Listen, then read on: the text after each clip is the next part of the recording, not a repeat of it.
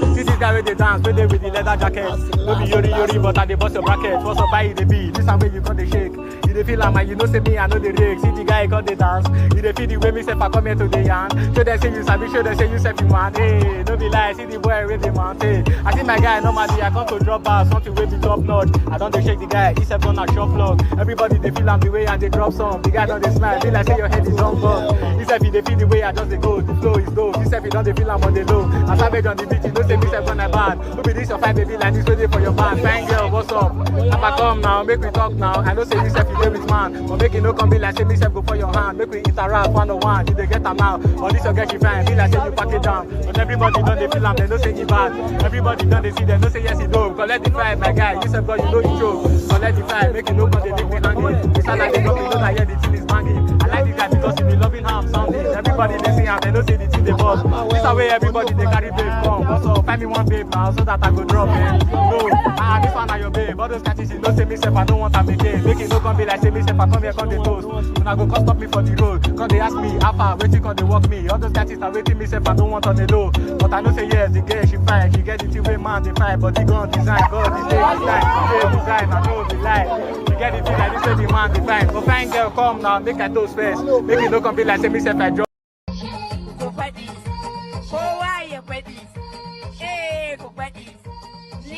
Na faɗi magana da malin za'o da ake shai a Kano ya ce mana kar mu sake Abdulaziz kaka a galakar ka muke political advisor na shi kake ka kula mu kwarai idan kar ka sake a gidan zagaba mai mana alfarma ke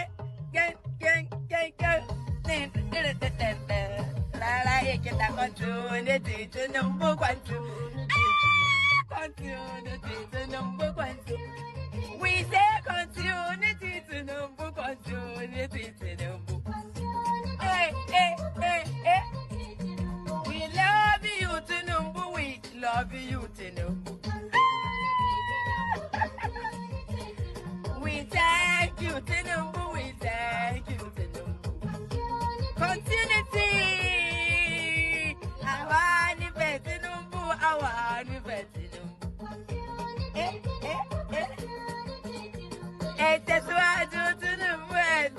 Akwala Jimo no Ramadan, Aluwo dájú ti parọ́ pẹ́já. Wọ́n yà bá bíkà yá Ramadan láfikún president tó kújà kìbán. Akwala àwẹ̀, Aku Ramadan, àròwó dájọ́ ṣùgbọ́n arọ́ pẹ́dá. Mọ́rí àbábíkà yá Ramadan, gbogbo ẹnu ló máa gbẹ bí àsìkò Harmattan. Olúwa dákun jọ gbẹ́bẹ̀ mi, benefit mo fẹ́ jẹ mi ò fẹ́ jẹ̀bi. Ẹni tó wà nǹkan àwẹ̀ kó má rí mi ní kọ́nà. Bíbẹ̀ kọ́ agbalámbà bí Olúwa bọ́nà. Báríkà yá Rasulullah, mákìmí, pàdé lọ kí Jùmọ̀tì.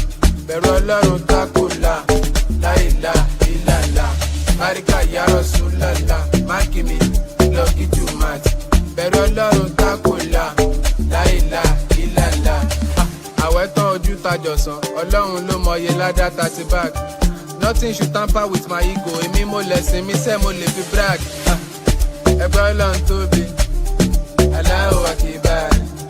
Ẹyọ̀ ń bá nábì, sallallahu alayhi wa sallam. Olúwa ló ń ṣọ́ wa, àwa ò ní ìdí ajá. Tí Fọlárìn bá mú bí ìtàyà bí ti ajá. Torí ìdí gan lébè wọ́n fẹ́yìn bíìtì àwa. Fùrọ̀ tí ò bá ti tóbi tó fùrọ̀ ìfánà, kò lè fíríkì àwa.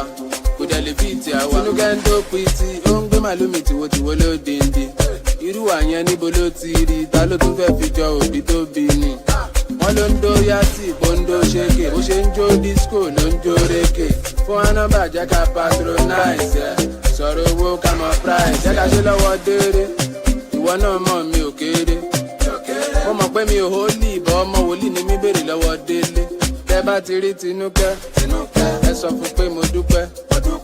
Gbogbo kìsìn gbogbo missionary gbogbo. Tẹ́ bá ti rí Tinúkẹ́, ẹ sọ fún pé mo dúpẹ́.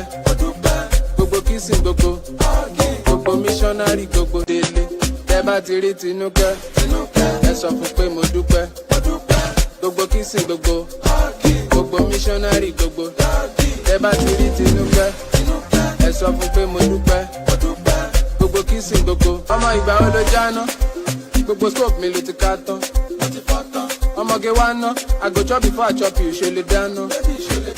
Ó mọ̀ pé mo kó ẹ̀jẹ̀ bíi ti sushi, pọ́n ẹ̀ mo bíi ti squishy. Well, here's the video of Bola Ahmed Tinubu motoring.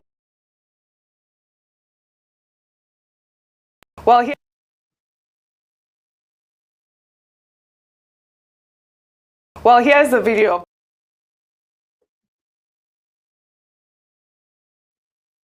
Well, here's the video of Bola Ahmed Tinubu muttering those unintelligible words which have since gone viral. Let's take a look.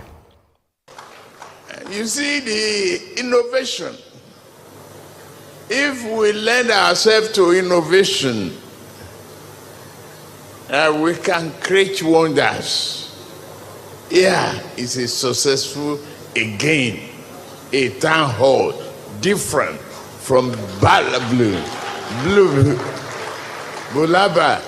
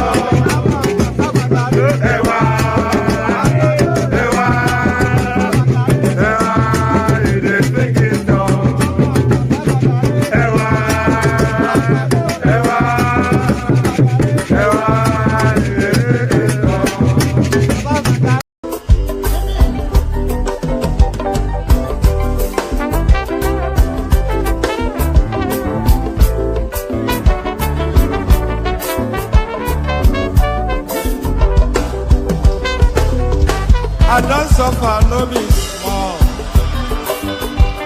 But say I get sense. Poverty no good at all. Now it make I join this business. For one night, don't it's once again. Everybody be there. If anybody follow Mugu, my brother. National Airport, National Stadium,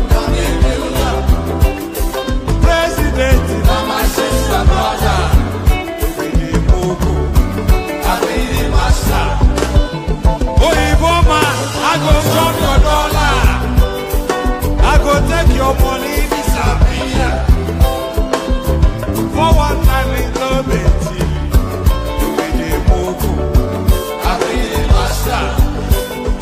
The refinery, the contract, but you won't pay me some more money, they can't bring down.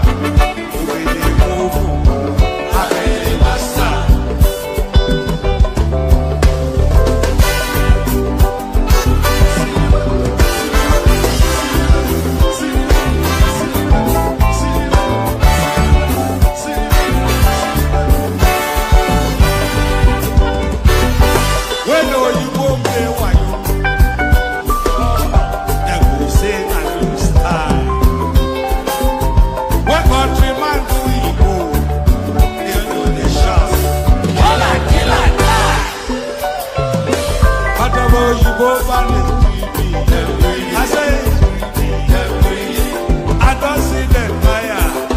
That's why when they run enter my telephone, I will show them fire. National Airport, National Stadium, President, my sister.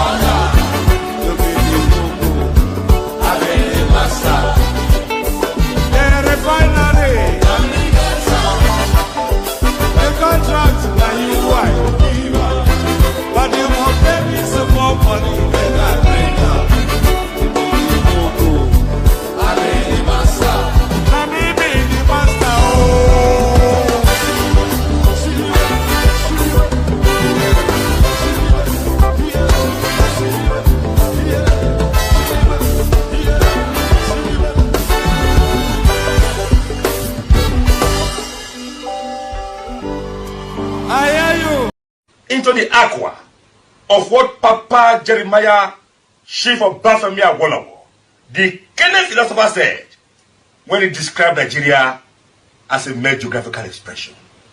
50 years after independence, we're still talking about zoning.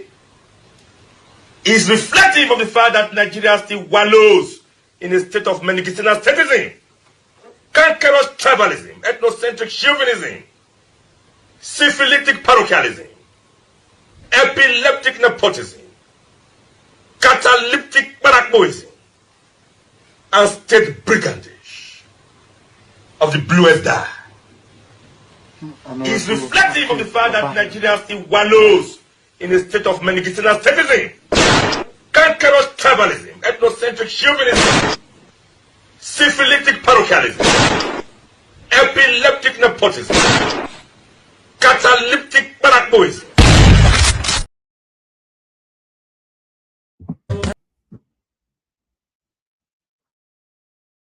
Ẹ̀jẹ̀ mi ni ẹ kí n gbọ́, àkọ́bí ewé ayò, ewé tún èyẹ, ìtún ló ní ọ̀tún ẹ̀ ṣe, ìfà ló ní kan fà ẹ̀ mọ́ra, àìbínú gbogbo àtàrẹ, gbogbo méjì ọkà bàbà, gbogbo mẹ́ta ọkà wáṣẹ́, orí ló túmọ̀ ẹ̀dùn, gbogbo ọ̀nà ní túmọ̀ ẹsẹ̀.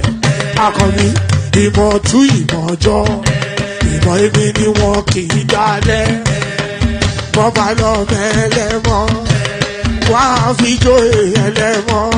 Akọni wọ́n bá lọ gbé fèrè, wọ́n á fi jó ẹrùkù. Bọ́wọ́ wọn bá tẹ̀ mí, wọ́n á fi jó aláré. Àwọn mẹ́tẹ̀ẹ̀ta parapọ̀, wọ́n wá jọ ń pẹ́ mọ́, ẹ̀ẹ́mọ́ olóko jẹ. Wọ́n ń pa Akíntọ́lá, Akíntọ́lá ọmọ Ògún. Wọ́n ń pàdé Ìyọ̀dà, ọmọ Àtàràbọ̀bà. Àkọ́bí wọ́n ń pàdé Ṣàtàdàdẹ, ọmọ ọba Ìjẹ̀bú Mèrè.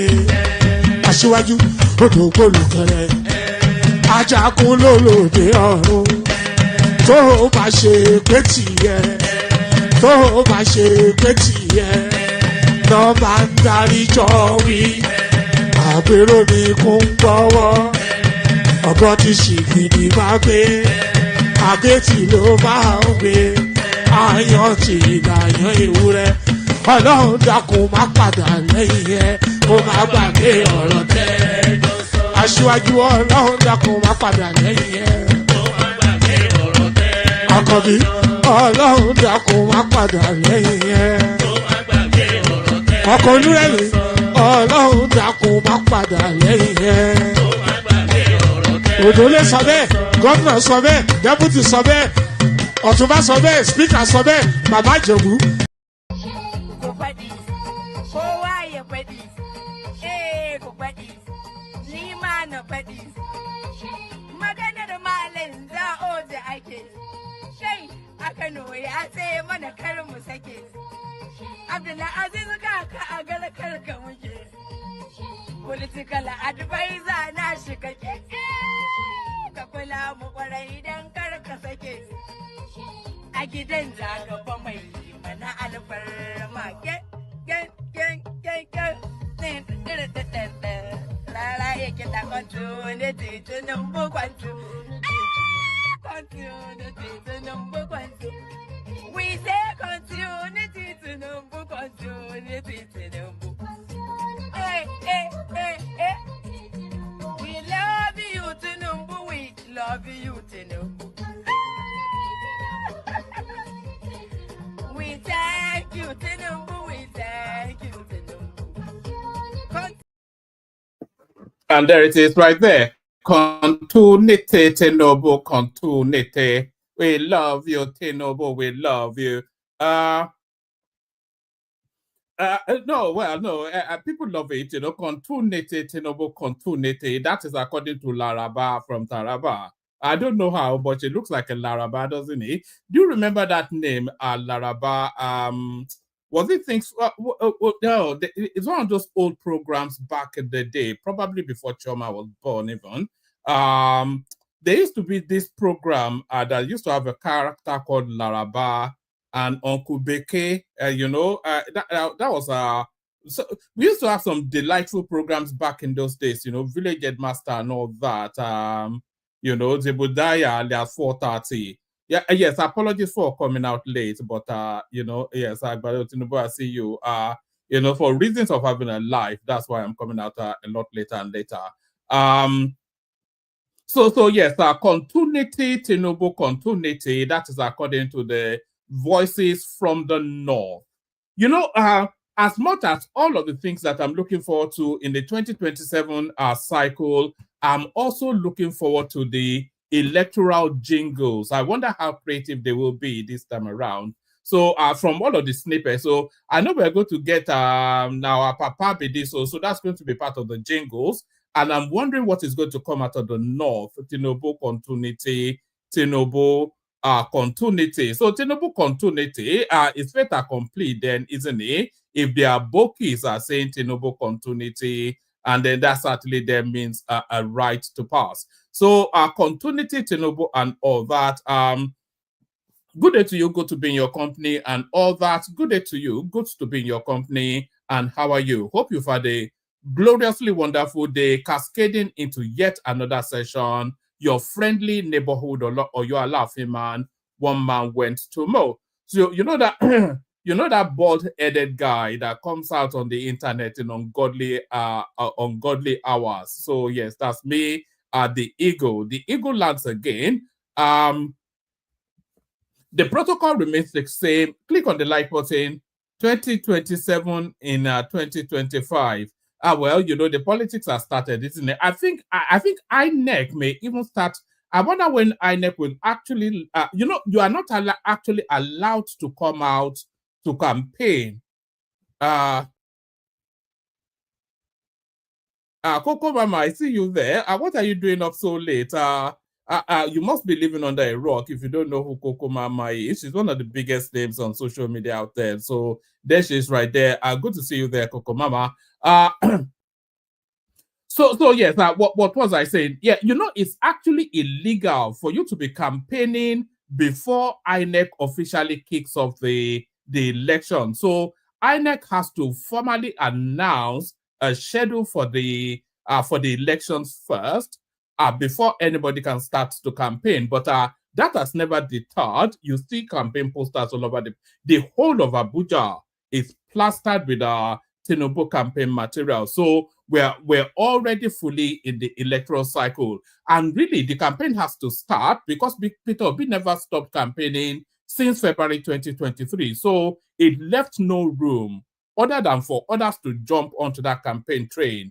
Even Atiku, who wanted to go and take a rest, they didn't really facilitate for him to go take that rest because Peter Obi has been campaigning pretty much since February 2023 as aggressively as he did, even more so. Is that it's campaigning more aggressively post the election than he did during the elections. And you can understand why somebody is campaigning that aggressively, because of course his thinking is if he had 6 months build up to achieve what is achieved in 2023, if he has a 4-year rather build up, then his calculations are that will probably hold on.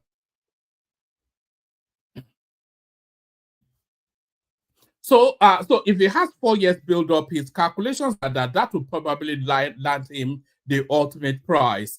And really, he has to give it all of the push that he can. As much as we mock Peter Obi all the time, he has no choice really other than to do as he is doing.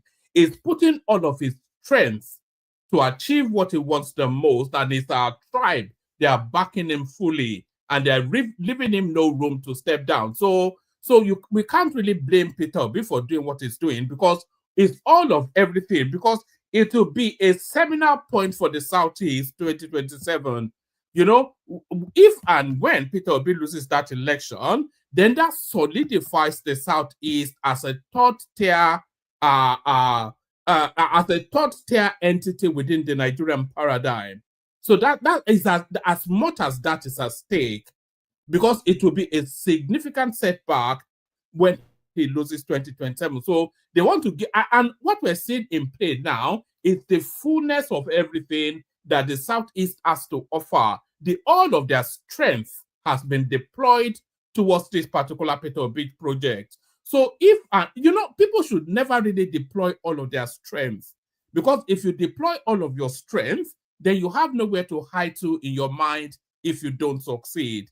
Do you understand? So, but this is the strategy being so they're deploying all of their strength to back the Obi narrative, and ultimately then, if and when it does fail in 2027, that caps them off right there. So that plateaus them.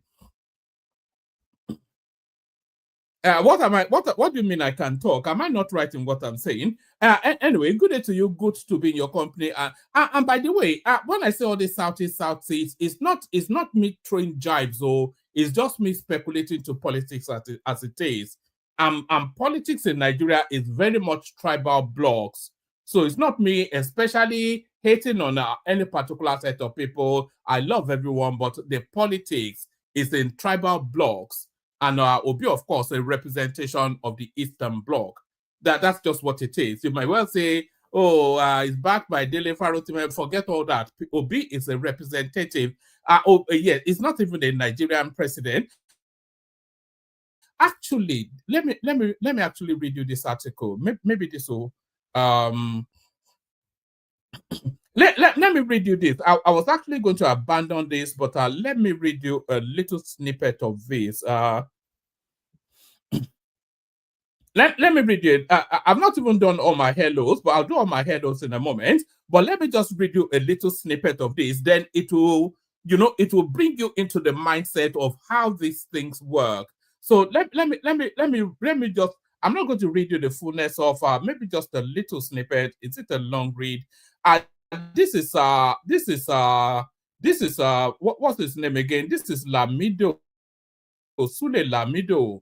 He's now just published a book, an excerpt from that book now coming out in the news cycle. And in this particular excerpt, it's telling us then why the Northerners chose Obasanjo over and above other candidates being presented by the Southeast, by the Southwest. This is the 1999 cycle, the beginnings of the Fourth Republic.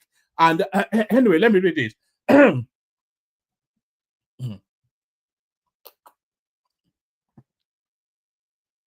Why we backed Obasanjo over Ige Falaye in 1999. So this is Lamido now, who has just recently published a book.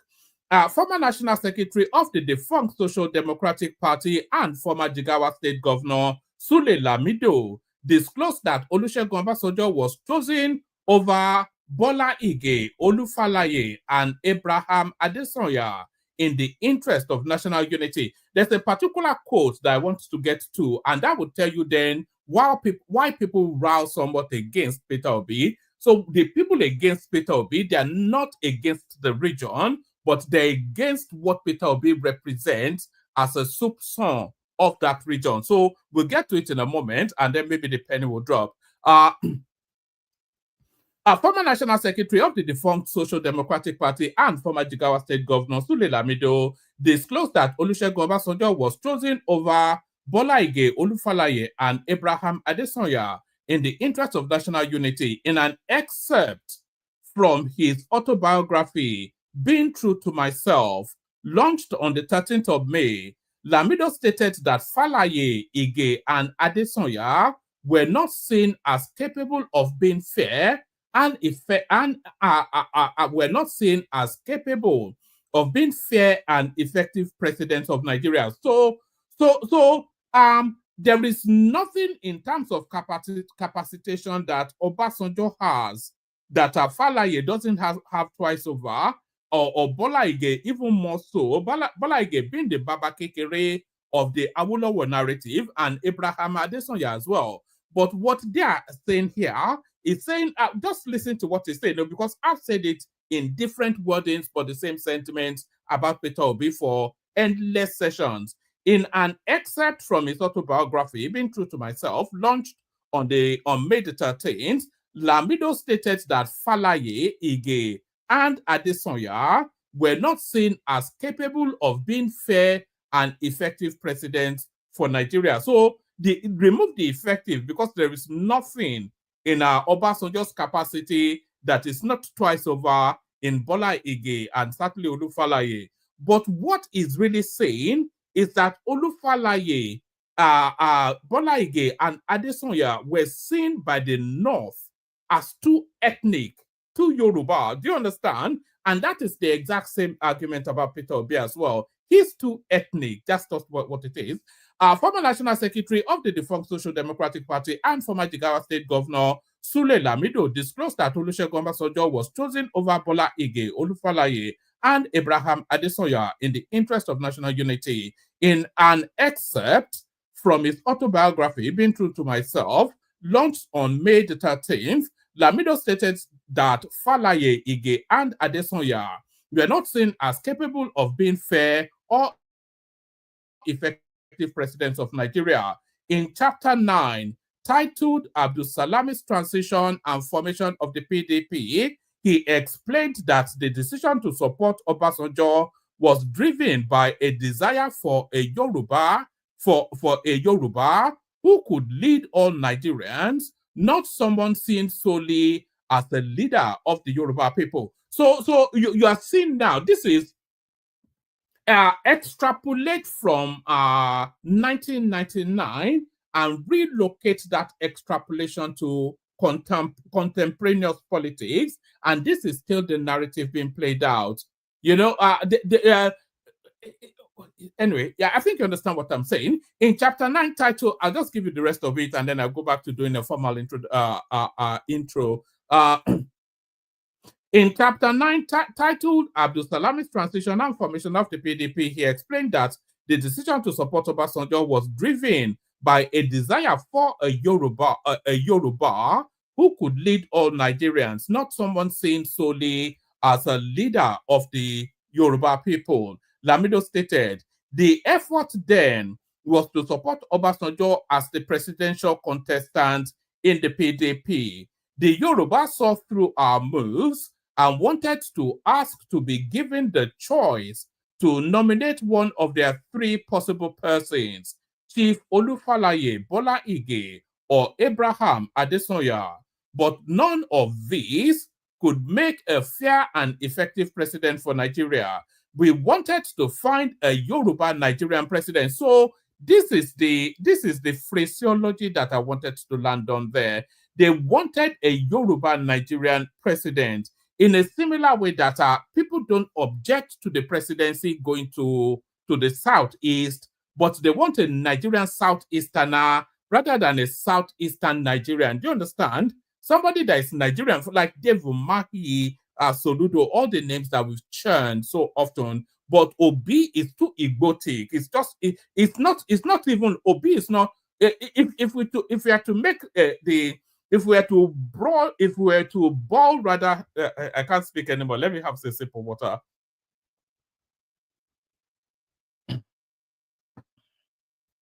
If we were to boil the concept down to its crudest form, if we were to place it down in everyday street language in its most rudimentary form, Peter Obi is an Okoro, and Nigerians will if they want if Nigeria is not to have a southeastern president, they will have an Igbo man. But it's more of an Okoro, like an Okonkwo sort of Unzobu sort of a person, and we don't need that.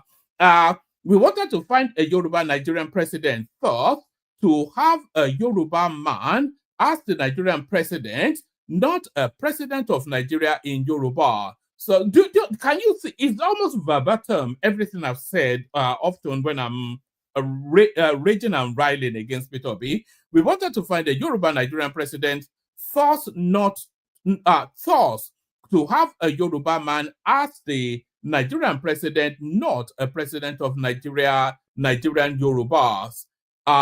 Some people may today find this funny, but for us, the distinction was quite important at that time. However, we thought that Obasanjo could effectively function as a Yoruba Nigerian president and not president of the Nigerian Yoruba. So do you see? I'm going to save this article. Actually, let me bookmark it because it's just so it's so central and germane to how I see it as well with regards to characters like Peter B.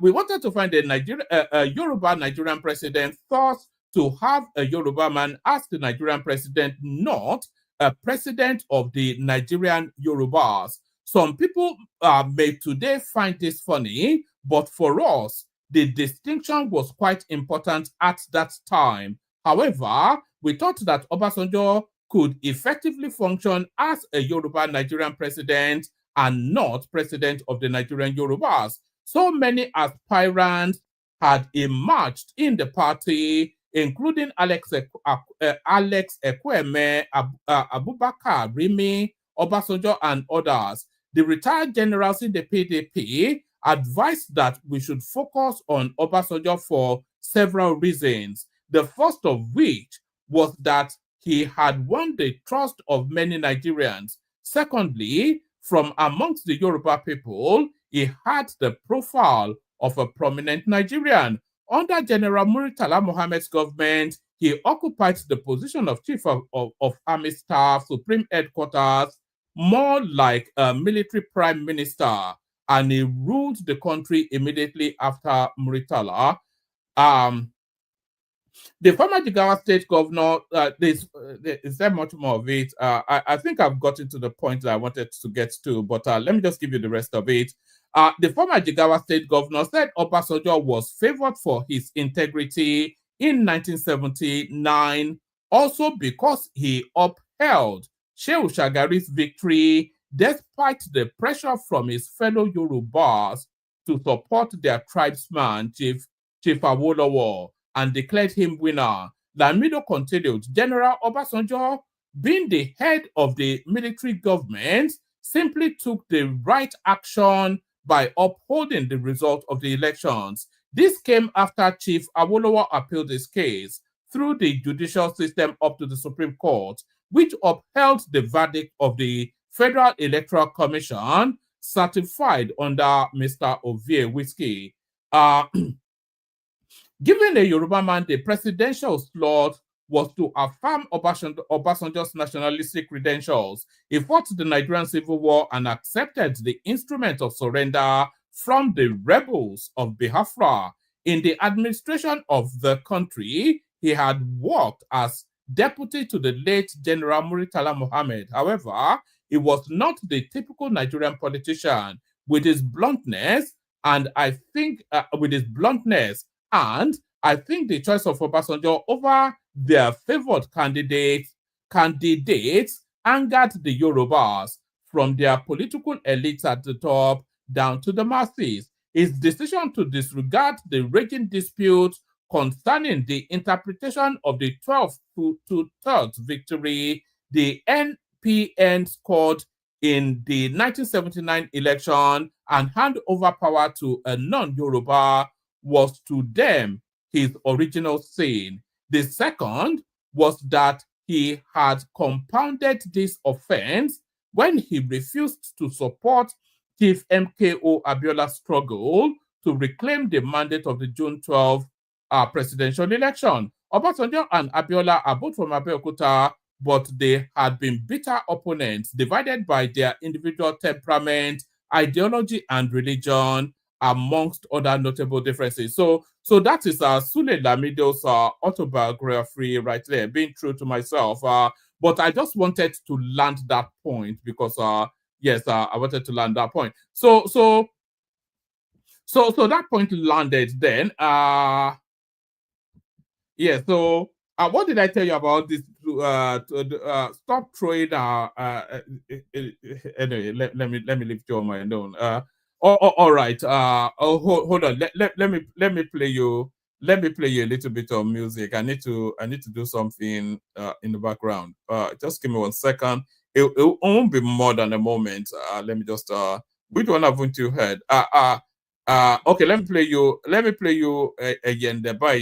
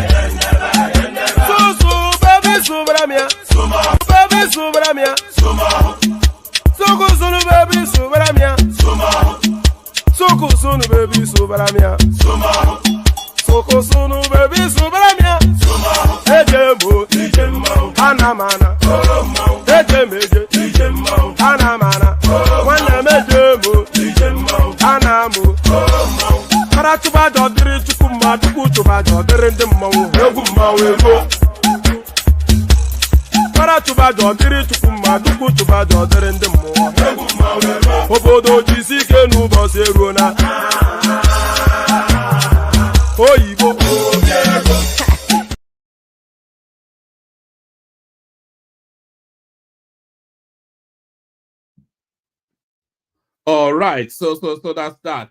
So do you remember that song? That used to be our go-to intro music back in the day, a few months ago actually. That used to be our regular go-to intro music, Yendeba.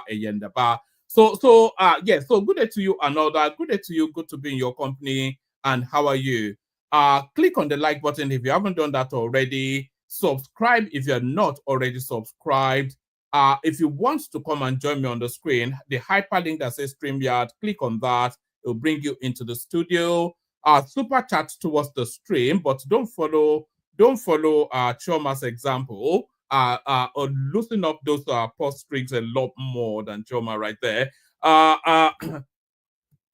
So super chat towards the stream, share the links just as widely as you can. So like, share, subscribe, click on the hyperlink that says StreamYard, super chat towards the stream. So those are go-to spaces, and come join if you want the conversation. Of course, like I said, I often say, it is a participatory sport, and there's not that much of a readout in this particular cycle. So you have to hop on fairly quickly if you want the conversation. That is, of course, it's not every time that the conversation is wanted, or it's possible. Even the conversation is always wanted, but it's not all the time that it's possible. All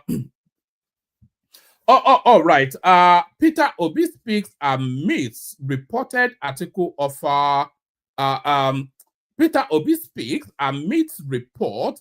Atiku offered him VP for 2027 election. So this is the headline piece, and of course, the permutations now coming together. Atiku cannot run without Peter Obi. There'll be no point because it's a certain defeat. The only thing.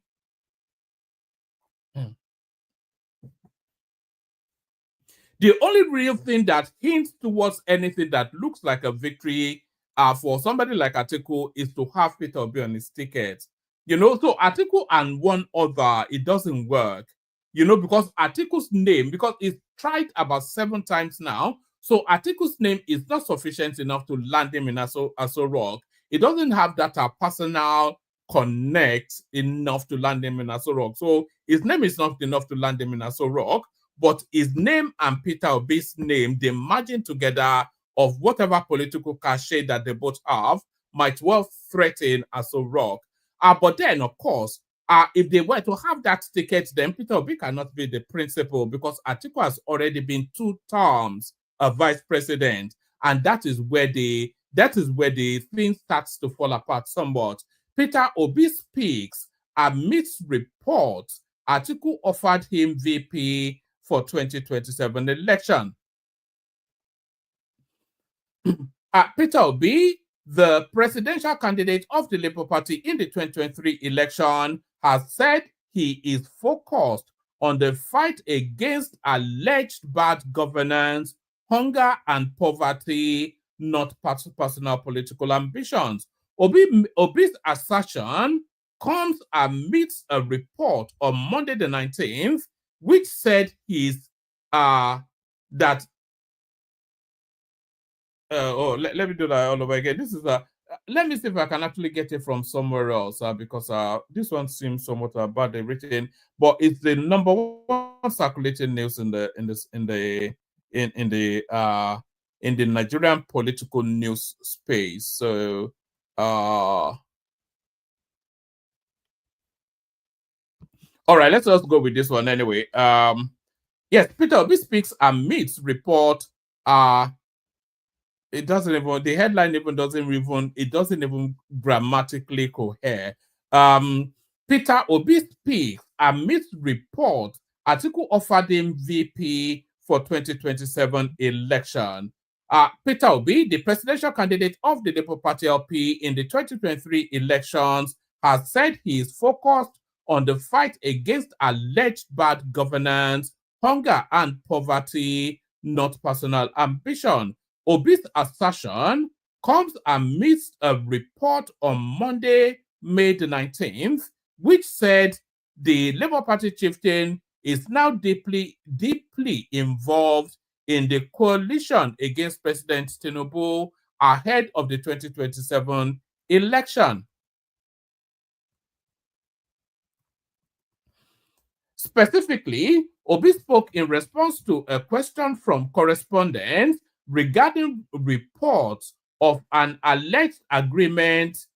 Where is it? This thing is jumping up and down. Where is it? Specifically, Obi spoke in response to a question from correspondents of an alleged agreement with former Vice President Atiku Abubakar to serve as his vice president in the upcoming 2027 election. So, Atiku reportedly asked Obi to be his lieutenant or lieutenant, as we call it in Nigeria, in a joint single-term ticket. So this is the. We know, of course, that Atiku would never ever serve just a single term. So we know that Atiku would never ever serve just a single term. But the only allure, the only carrot that he can offer somebody like Peter Obi is that's the only thing, the way that it works. Because of course, if Atiku serves 8 years, then Peter Obi is done. So that's the carrot that is dangling in the direction of Peter Obi. Specifically, Obi spoke in response to a question from correspondents regarding reports of an alleged agreement with former Vice President Atiku Abubakar to serve as his vice president in the upcoming 2027 election. Atiku reportedly asked Obi to be his lieutenant in a joint single-term ticket. The report cited multiple reliable sources allegedly involved in the coalition move. But speaking on Monday, May the 19th, at an event in Kubwa, Abuja, where he donated to a school and hospital project organized by the Anglican Church, Obi neither confirmed nor denied the existence of such an agreement. So that is to tell you then, if it doesn't deny it categorically, then that is to tell you then that it is in the permutations. So, but how does that permutate to his audience, though? That's a different thing, because of course the obedience are already riding against it. Did I? Let me see if I saw that somewhere that the obedience are already riding against it. Where is it? Where is it? Where is it?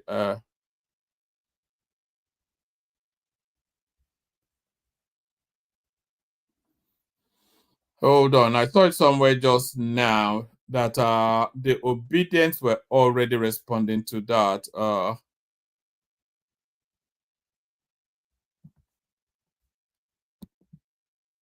Hold on. All right. I can't quite find where. If anybody has that, can you send it in to me so that we can add it to what we're discussing? But speaking on Monday, May the 19th, at an event in Kubwa, Abuja, where he donated to a school and hospital project organized by the Anglican Church, Obi neither confirmed nor denied the existence of such an agreement. So that is to tell you then that there's some veracity to it. If it's not denied, if it's not true, because of course it will rankle against his base, So he would leave it hanging to sort of watch and observe how his audience responds to the possibility. And then he would then come back either in a couple of days or no longer than a week to tell you then that it's not going to run as vice president to Atiku. But speaking on Monday, May the 19th, at an event in Cuba, Abuja, where he donated to a school and hospital project organized by the Anglican Church, Obi neither confirmed nor denied the existence of such an agreement. Instead, he emphasized his commitment to the coalition's mission. Obi stated, you can make the report you can make of the report what you want, but I am in a coalition against bad governance, hunger, and poverty. Meanwhile, amidst the protracted crisis in both the People's Democratic Party, PDP, and Labour Party, another source revealed that Masas, Atiku, and Obi are considering joining African Democratic Congress, ADC. So it's just from the sublime to the ridiculous, isn't it? When contacted for comments, Atiku's media aide Paul Ibe said he could not speak on the specific agreement they have reached. For Ralph Nwosu, the ADC national chairman, he confirmed that discussions are ongoing with all stakeholders involved in the coalition effort. Nwosu said, currently, we're involved in coalition talks with all critical stakeholders, and we are meeting frequently. And by the grace of God, before the end of this week, we will announce some of the recent developments. So,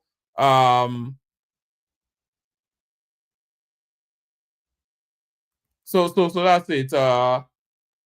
Correspondents reported that Nwosu insisted that President Tinubu can be defeated in the 2027 election. Nwosu pointed out that there is hunger in the land, adding that with the right strategy between the PDP, the Labour Party, the People's Redemption Party, the Social Democratic Party, and others, APC will become history in 2027. Draymond, Tanko Yakasa already told us that Tinubu is not going anywhere. So let's go from that to another one. Oh, all right. This is the one I was looking for. I wanted to read it from a different space, but let me send the link again. If anybody wants to call me, come in. If you don't want to call me, don't come in. I mean, what's all this? What's all this? Atiku reportedly offers Obi VP role in one-term deal. So I think we've just now gone through that. Have we not?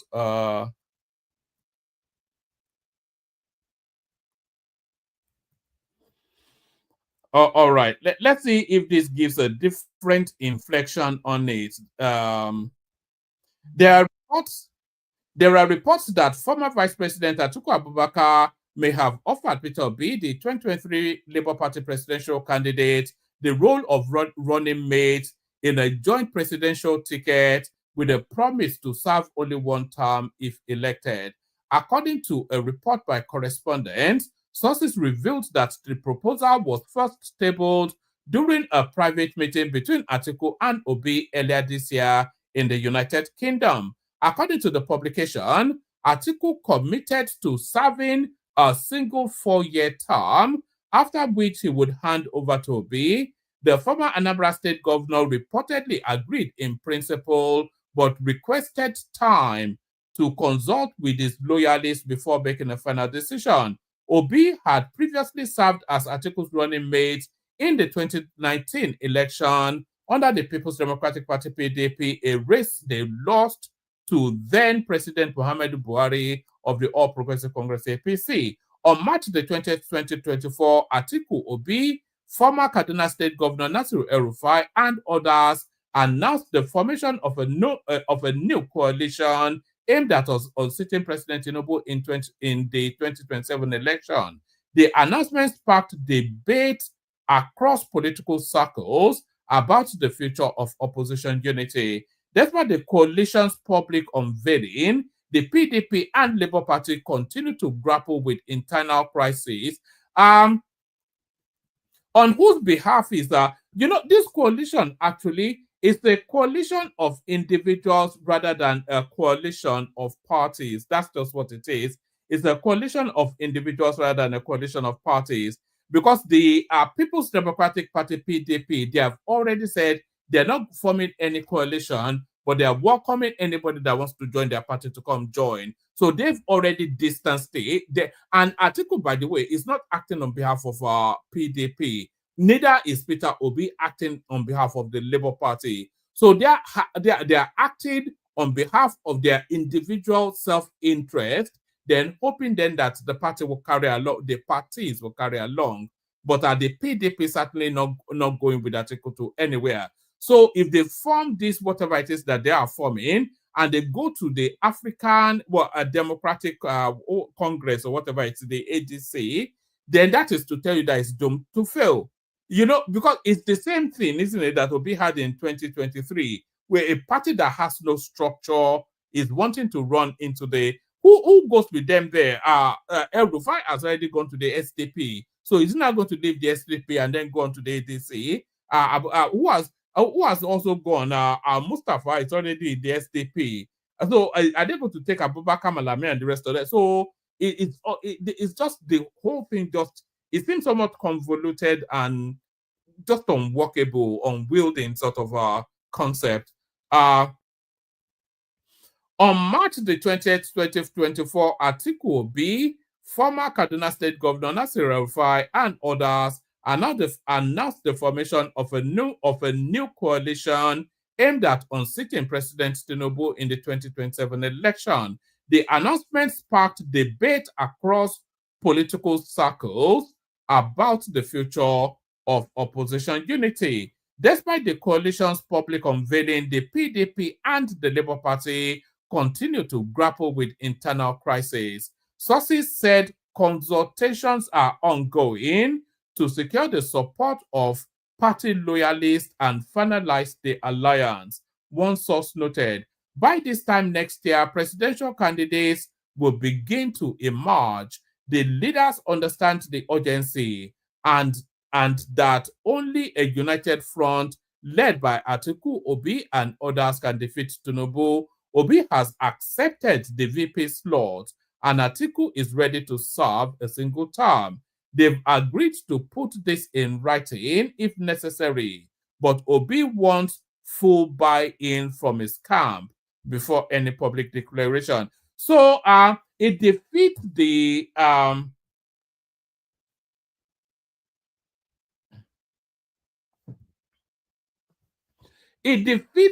sanctimonious moral high ground that Obi insists that he occupies. If he goes to, he says he wants to defeat the rot in the system, he wants to clean out corruption and all that, and then he goes and runs with Atiku, who is the poster boy of all of the things that Obi tells us that is against.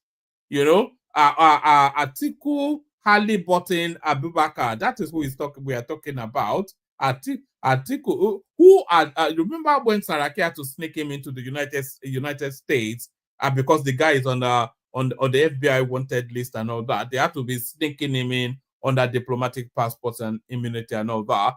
So if Obi goes with Atiku Abubakar, then it cannot continue to adopt a high moral ground to say that it's against bad governance and corruption and all that. So that's that.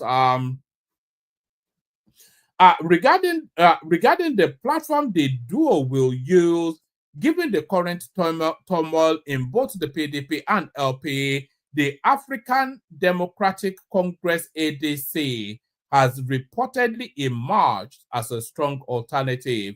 The Social Democratic Party, Democratic Party was considered initially, but there are concerns the APC may have infiltrated it. Now, the ADC is gaining traction.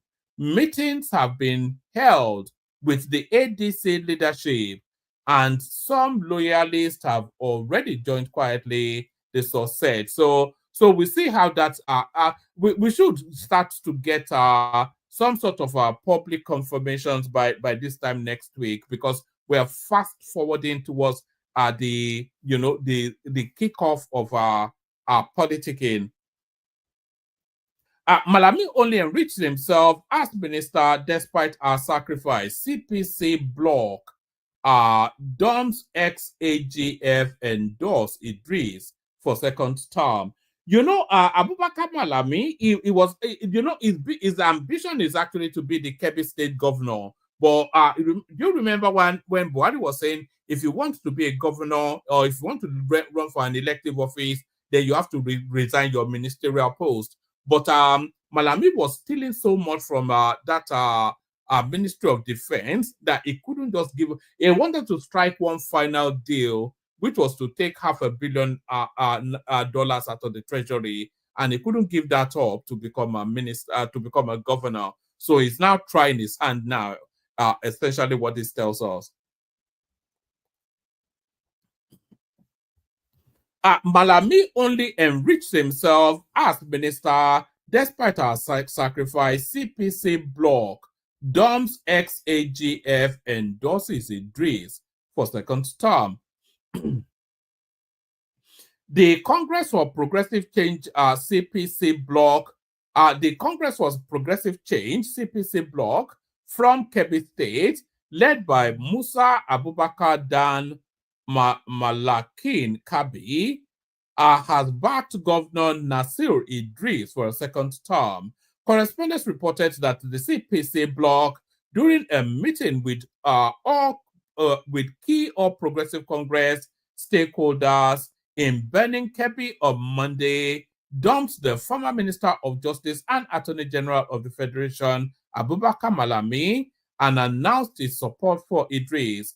Dan Malakin said the decision to dissolve the CPC structure into the ruling APC stemmed from the fact that the bloc had long been part of the APC since the party's formation through the 2013 merger under former President Muhammadu Buhari. He lamented that despite their tireless efforts and sacrifices in supporting Malami's rise under the Buhari administration, he dumped them after attaining power and only enriched himself and his family. He said, we are already members of the party and cannot be forced into joining the Social Democratic Party because of someone's personal interest, he declared in a veiled reference to Malami's rumored political moves. We toiled and sacrificed for him, but after becoming a minister, he forgot about us. He only enriched himself and his family, leaving us behind, Dan Malaki alleged. So he should have enriched you as well, all at the expense of the night. So his own gripe now is that he did not involve him in the stealing, not that he stole from Nigerians. Similarly, the former CPC chairman in the state, Atiku Bunu, said he risked his life despite his old age to ensure the party's victory during the Buhari era, but was neglected in return. Bunu said, with no money or political strength, we gave Buhari 12 million votes under CPC, yet we were neglected. No one can decide for us anymore. Welcoming the bloc, the APC chairman, Abubakar Kanazuru, urged the returning members to renew their party membership to enjoy the full benefits of the APC. He stated, "You are welcome back home. Though you never left, we urge you to remain committed and avoid hopping between political platforms."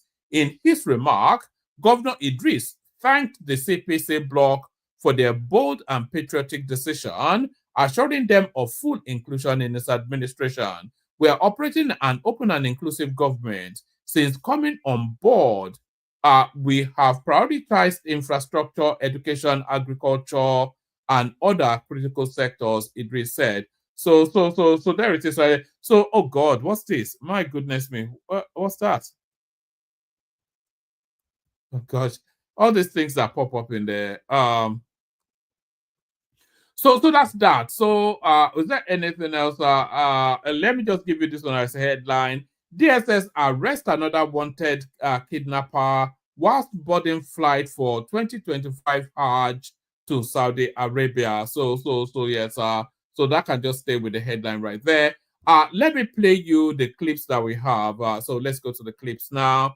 What have we got in the clips? What little goodies have we got in the clips? Right. So yes, let me kick it off with this one. With you remember when a lot of people were mocking Sheyi Tinubu that he was fenced off in Rome as Tinubu was going up to meet the new Pope. So people were mocking Sheyi Tinubu for this. So you could see him being moved aside then by security. Can you see? So as Tinubu steps forward to interface with the new Pope, Sheyi wasn't actually even going to step forward to the Pope as well, but the Swiss guards, they just fenced him off anyway. Can you see that? But how did Peter Obi fare in Rome? He couldn't even get in to be fenced off. Do you remember? Are you familiar with the phrase "Mugwamo branch, Mugwamo ya"? If you are not invited to a party, but you dress up in your best fineries and you turn up at the event anyway, thinking that you could blag your way in because you are booted and suited and you think maybe you look the part. So Obi boots and suits and he arrives in Rome, only to be left at the door with the security guards. Watch this.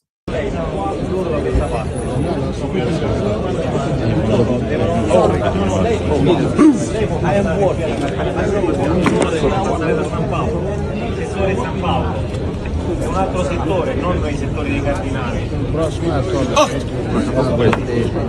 devono stare di qua. Paolo, prego da questa parte per favore. This way please. Yeah, this way please. This way please. Okay. This way please. Mister, this way please. Did you see that? How embarrassing! How embarrassing! So this will be this now next clip that I'm about to play you now. This will be a body blow to this coalition that Big Belly Atiku and Confused Obi think they are forming. So this coalition now, never mind coalitions and throwing Agbada all over the place and making just vacuous noise in the news media. This now, what I'm about to play you now is really how politics work. Watch this. Ways, we support to ensure that we have 12 ministers, the highest by any zone in Nigeria.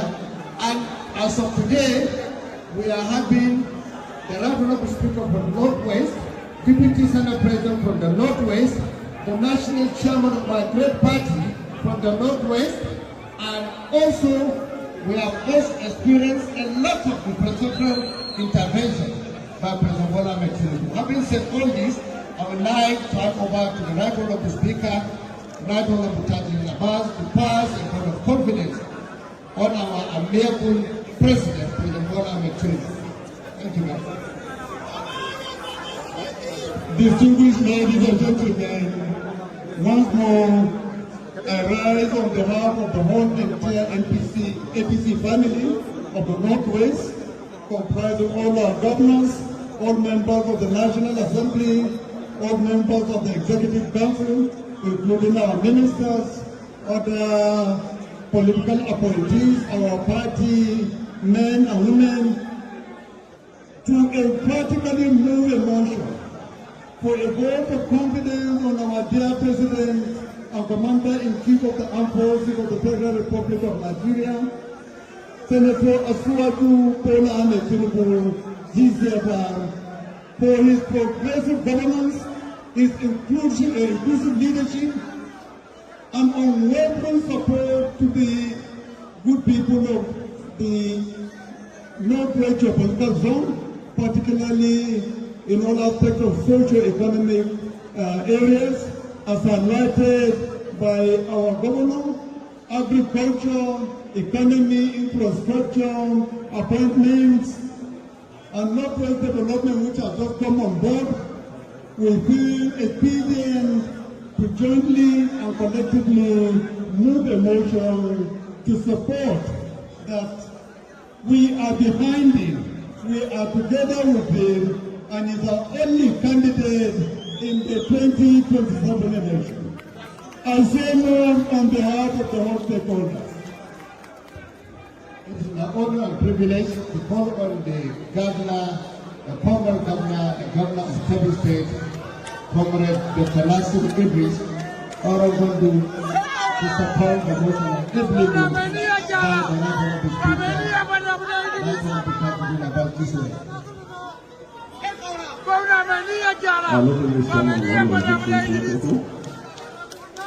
My name is Dr. Nasir Idris, Comrade Governor of Kebbi State. I stand here to support the motion moved by Right Honorable Speaker Patrick B. about PNG in support of Mr. President Bola Ahmed Tinubu for his prosperous leadership and supporting him for his second term in office, 2027 inshallah.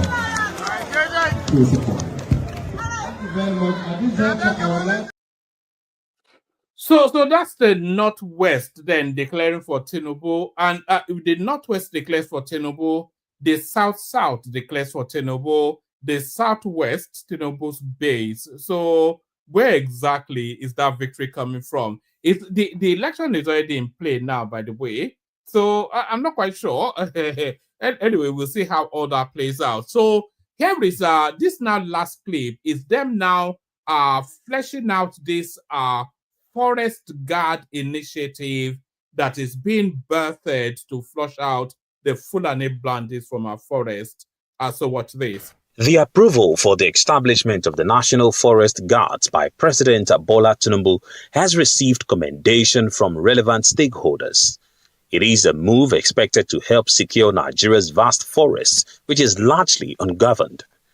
Briefing journalists at its national headquarters in Abuja, the Nigeria Forest Security Service says with over 48,000 trained personnel in its commands nationwide, it has the structure needed by the federal government to undertake the task.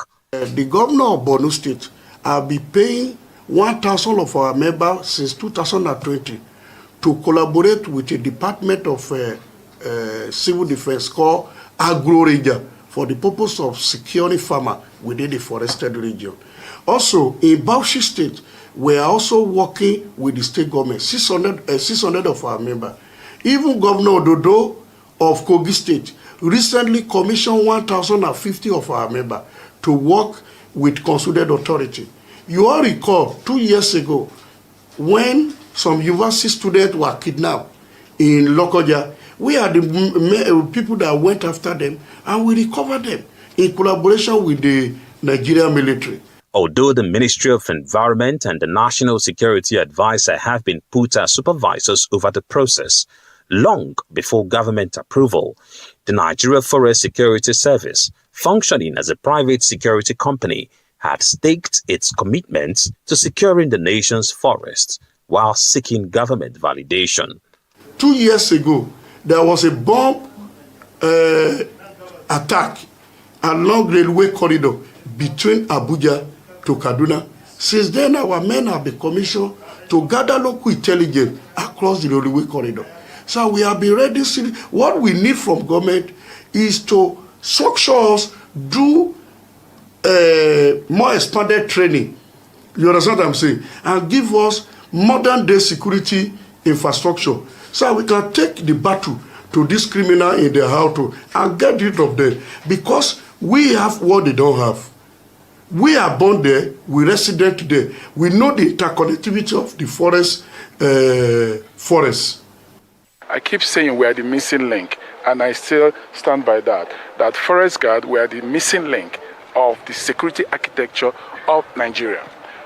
Before you ask me more questions, I want to also take this opportunity to thank Mr. President for his role in all this. The presidential approval, after rigorous legislative processes, is expected to rejig the nation's approach towards securing a vital area of its landmass. Ferdinand Duroha, Arise News.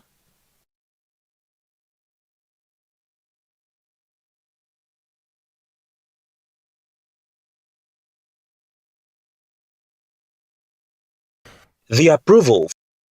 No, so pardon me. So that it is right there. So that's it. As that guy, the last speaker rightly said, the forest guards are the missing link in the Nigerian security architecture. So if we don't take the battle to these bandits in the forest, then we'll have to battle them in the city. So we do need those forest guards, and they should be rolled out ASAP. So they should be rolled out ASAP. So I'll play you one last clip, then I'll play you the Kegite music, see if anybody turns up for the conversation. So now there's this little thing that is going on now. It just packed out over the last couple of days ago that people are comparing, trying to draw parallels between Lagos and New York. So let's watch it from this guy's prism. So I've really tried to stay away from this Lagos is smelly discussion because this is not my state of origin. I'm not from Lagos, and there's really nothing the Lagos state government has done for me. So there is no need for me to actually come out here and defend them. However, as a matter of principle, there is some level of ignorance that I cannot just ignore. Now, can Lagos be compared to New York? Yes, it can, because they have some similarities. At the basic level, they are both mega cities. Now, I know at this point, some shallow brains have already shut down, but a mega city is simply a city that has more than 10 million people in it. Lagos State has a population of 20-something million people. New York State has a population of 20+ million people. However, the difference between New York State and Lagos State is that New York State, while it has a population of 20-something million people, it has a landmass of over 100,000 square kilometers, very large. Whereas Lagos has the same 20-something million people, but cramped into 3,000-something square kilometers, very small. Are you getting it? Now, if you go into that New York State, there's a city called New York City, just like you have Lekki inside Lagos. Now, that New York City has a population of 8 million people and a landmass of about 1,000 square kilometers. And anytime most people are talking about New York, it is New York City they are talking about. That's where you have one of the highest real estate prices in the world. And why is that so? Because you have 8 million people inside this small space, which also happens to be the financial capital of the world. So a lot of people want to own property there. You have properties there going for as high as $100 million. Whereas in Lagos, even though you have 20-something million people, inside that small space of 3,000 square kilometers, you can still see real estate of $30,000, $40,000, $50,000. Now, another thing you also notice about mega cities is waste management problem. Because when you have a lot of people in a small space, it will be those people are going to generate waste. And if care is not taken, those wastes can be mismanaged. New York has the same problem. New York City has the same problem. They have rat infestations. Their subways are dirty because you have so many people in a small space. And still, it's not as bad. They don't have it as bad as Lagos. Lagos State is housing 10% of the population of the entire Nigeria inside the smallest state in Nigeria. So while I'm not trying to absolve the Lagos State government of, all blames, right? They can do better. But it's good we understand this thing so that when we are criticizing them, we can do it with sense. Because if Lagos State government wants to solve this problem, it's simple. I told you the problem is you have so many people in this small space. So if you want to solve it, you either increase the space, which is almost impossible because you cannot increase the landmass, or you reduce the people inside that space. Now, if the Lagos State government decides to start reducing people inside the space, the same people now that are opening their smelly mouths saying that Lagos is dirty, they will be the same people that run on the road to protest for their right to remain inside the same dirty Lagos.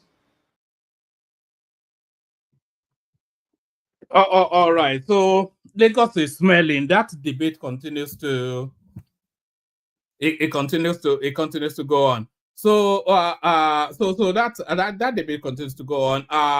Let's play the Kegite music, then we'll see what happens after that.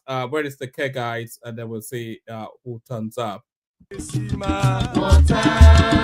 Only water, where they see ma.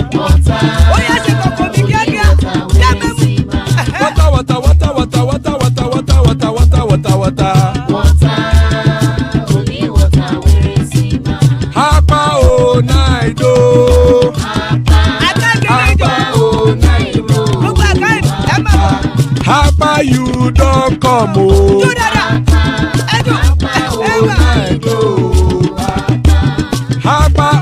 náìdó. ẹ kú ní náìdó ẹ jọ padà sílé kájọjọ. Oró kẹ̀kẹ́ ẹlẹ́mùrè o. Ilé sódìyà kẹ̀kẹ́ rẹ̀ ẹlẹ́mùrè o. Bọ́bí màsà kẹ̀kẹ́ rẹ̀ ẹlẹ́mùrè o. Chifu Fáìlà tí kẹ̀kẹ́ rẹ̀ ẹlẹ́mùrè o. Eruku lẹ̀lẹ̀ ẹlẹ́mùdé.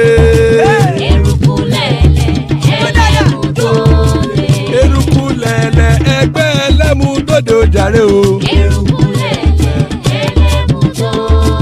Eruku lẹ̀lẹ̀ Ghana ti dé ẹgbẹ́ bọ́dì o.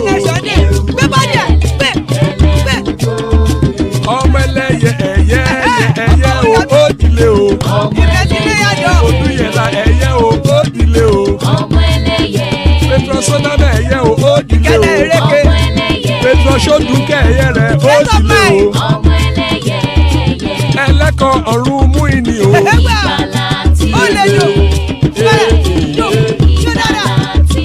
Àkùkọ ọ̀run mẹ́kọ̀.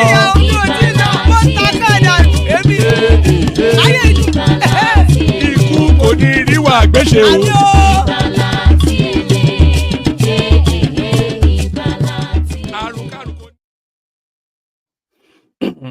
And there it is right there. Ikuko Neru Agwesheme, death have nothing to do with us. Amen to that on behalf of myself and you, my friends. So joining us are Ola. So it's Ola in the house. Ola, are you ready? Are you there? All right. I don't think Ola is there. So what do we do? Should we just wrap it up? Ola, are you there? I am here. All right. I'm here. All right. Good evening to you. So what are we looking at in the politics? What are you following? So we're talking about this proposal. Then Atiku offers a one-term presidency as the carrot to have Peter Obi join him as his vice presidential candidate. So how do you see that working out? So if I heard you right, so Atiku is promising a one term. So what happened after that one term? Then they will hand over to Obi. But okay, well, I know that when a politician is desperate, so they can always come up with a desperate solution. So what I don't know is, I don't know how desperate Atiku is in this race to grab that power to just have his foot in the Asher Rock that drive him up to this level. But we know this guy antecedent, right? His antecedent is this guy never keeps promises, because I'm not the one saying that. It's even those people that are his pals, those people that is allies. So that if Atiku promised you, you are just wasting your time. You are better off keeping some promises and covenant with the devil than to try with Atiku. There is no way Atiku will become president and only serve one term. Something he has been chasing since 1999, and then it will become president and serve one term. It's not going to not even 1999. Not even 1999. As far back as 1992. Don't forget that Abiola defeated him in the primary. You know, so he contested the primary in the 90s, and Abiola defeated him. So, and don't forget that this guy won he won the governorship election for his state for Obasanjo to pull him to become the vice president. And if my understanding, if I got it right, Obasanjo was looking for someone who will succeed, is his successor, just because he was bringing him from the camp of his then chief of staff supreme headquarters. That's the list, Senior Yaradua. Yaradua, yes. Yeah, but this guy could not even wait for Obasanjo to even finish his term. He was so desperate to even move his boss away. So when you look at people like that and he's giving you a promise that he is going to spend one time, ask a simple questions. Why is it so difficult for him to even allow the like of Wiki to even grab that ticket, knowing that that thing was coming to the south? And yet this guy would not even tolerate that. So he wanted it. He didn't care how that thing is going to look. You know, he didn't look. He didn't care about the narrative, how that thing will affect the politics. So it was the focus was always on me and me and me and me only. So a person like that, honestly, anybody, even a political naive person should know better that Atiku, once he grab that power, you never know what he can do. So I keep asking myself question. wọ́n lè When mú you balẹ̀ gan, wọ́n lè mú òbí balẹ̀ tó bá jọ ìbá tó bá ti because wọ́n lè mú òbí balẹ̀. But just as an academic exercise, if that ticket, if it takes formation and it takes shape, do you think it can unseat Tinubu or Atiku Obi ticket? Do you think it can unseat Tinubu? Because it couldn't unseat Buhari, so I mean, it's not we've seen the rodeo before. We've been to that rodeo before. you know, Tinubu and Atiku came from the same political ideology. What I mean that from the same political master. The only thing that Tinubu has added to his own is that he didn't only learn from the Yadra camp, he also learned some little from the extension of Awolowo's camp. So basically, he is adding two together. So in terms of a ruthless politicking, even though Tinubu may look gentle on the surface, he learned that We ruthless. saw that he wasn't gentle during the campaign. No, when he, Yes. especially in that Isabel Kuta infamous now speech or famous speech, he was ready to go all out. So we know that it's not gentle when it comes to grab it and run away with it. Was that not his ideology? Yes, when I say it's gentle, okay, for someone to hibernate, you know, this man hibernated from the time he left office in 2007. He was waiting patiently for the right time to come. He was not creating scene even when he was supposed to even be the deputy to the vice president to Buhari. He still managed to even accept uh, the uh the decision of his party. So he was not creating sense. He didn't do anything to destroy his party. But unlike this guy, unlike this man, that he doesn't care if all the political parties in Nigeria, if all of them are destroyed just for him to realize his ambition. So a desperate person like that, you must always distance yourself from him. And at that stage, when you've even tried and tried and tried and tried, you are not going to become Buhari in this situation. So I'm not God, but How sellable do you think that ticket is to the obedience? You know, because the obedience, because Atiku is part of the things that disobedience tell us that they are riding against. They say they are against the old guards and the corrupt cesspool, and there's nobody more enmeshed within that than Atiku. So how does that then sell? With that, their righteous indignant thing that they do online all day, how are they able to sell Atiku as their candidate, the obedience? How does Peter Obi even sell Atiku to them even? no, I think Atiku to some people that does not just don't want Asiwaju there. You know, those people that don't want Tinubu there, they don't really have any fundamental thinking towards that. It's just because they don't just want him. Because how do you explain this thing now? Okay, if you are if you are a Baptist, you are coming from a debate camp, Tinubu's camp, they will call you a racist, right? I'm sorry, a tribalist, a tribal bigot. But obedient, we want to tell you that, oh, I'm not a tribal bigot. But we were in that country when someone sent 3,000 civil servants away from the state, claiming that, oh, that he wanted to employ only people from Anambra alone. I don't know how are people forgetting so easily. Now, this guy even went to ruthless to the point of not even recognizing other eastern states.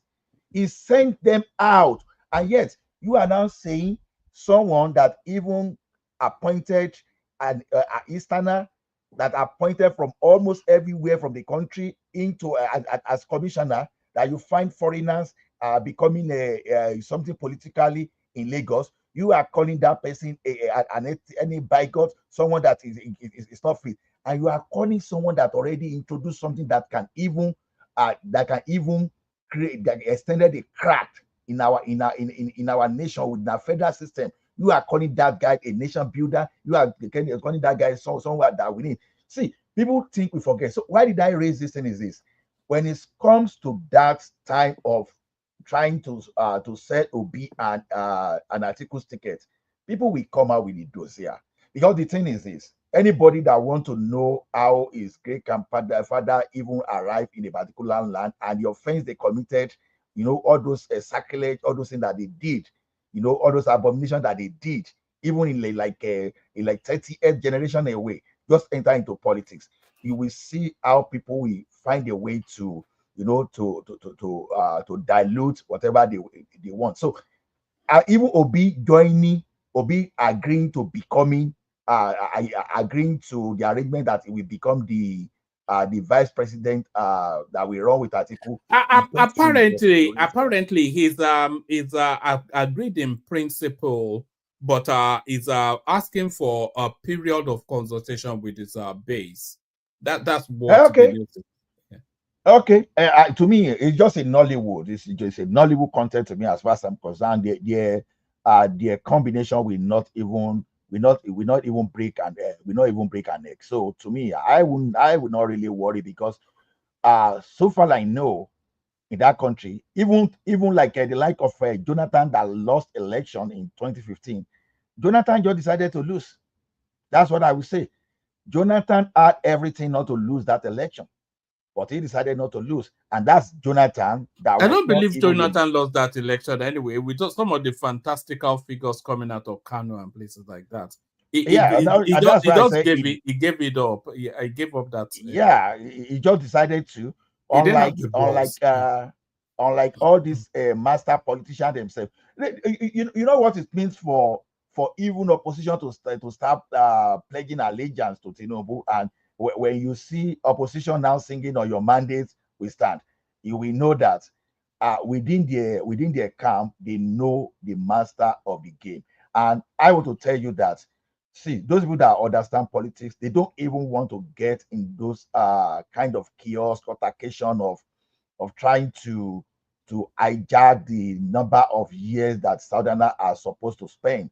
And so based on that, some guys that have ambition, because as Atiku if Obi agrees to that, of course, then he betrays that power transiting to the south as well, because of course he will not be the lead, so he will transit it back to the north again, just to fulfill his own personal ambition. So and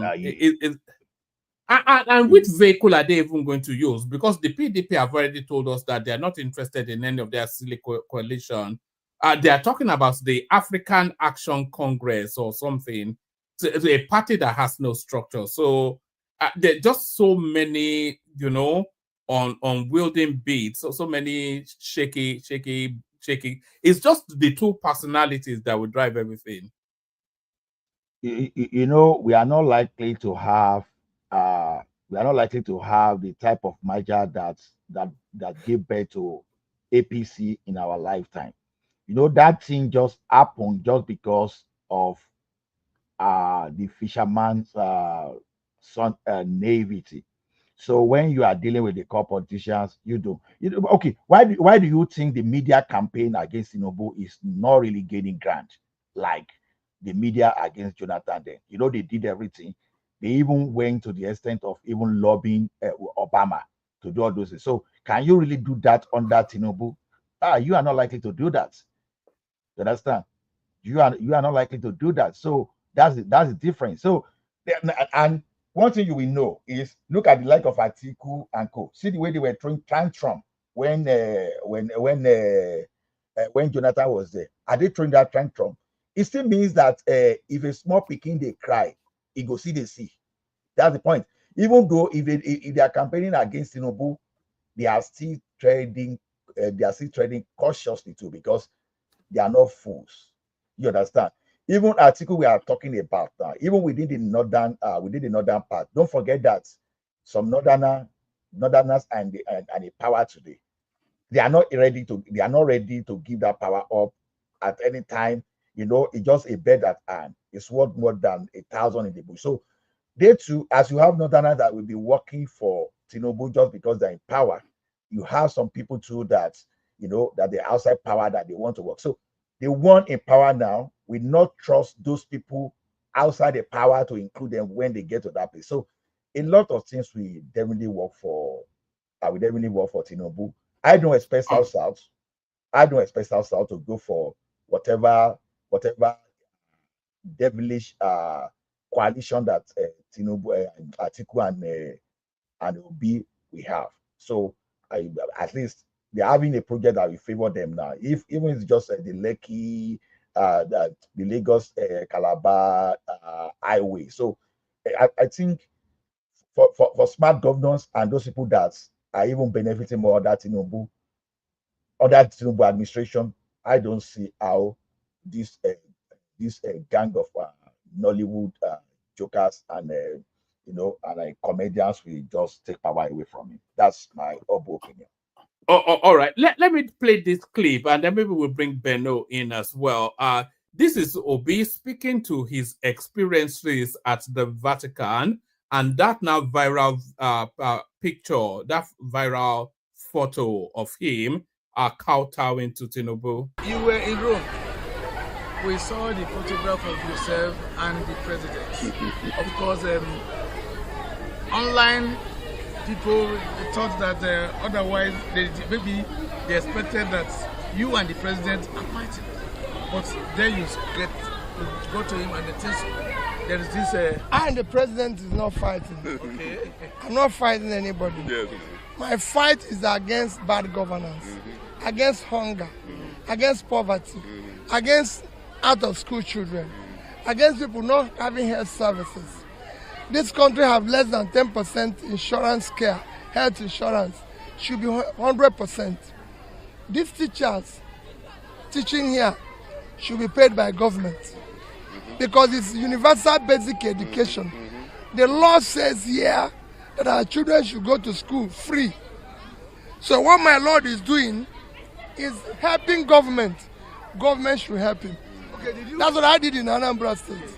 I'm in coalition against hunger, in coalition against poverty, in coalition against good health. Politics for me is not about position. It is about doing the right thing. But is that a report true, sir?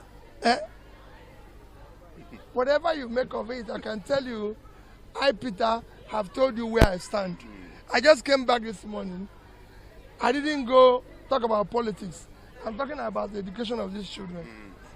You don't deal with politicians. I don't fight. I'm not talking about position.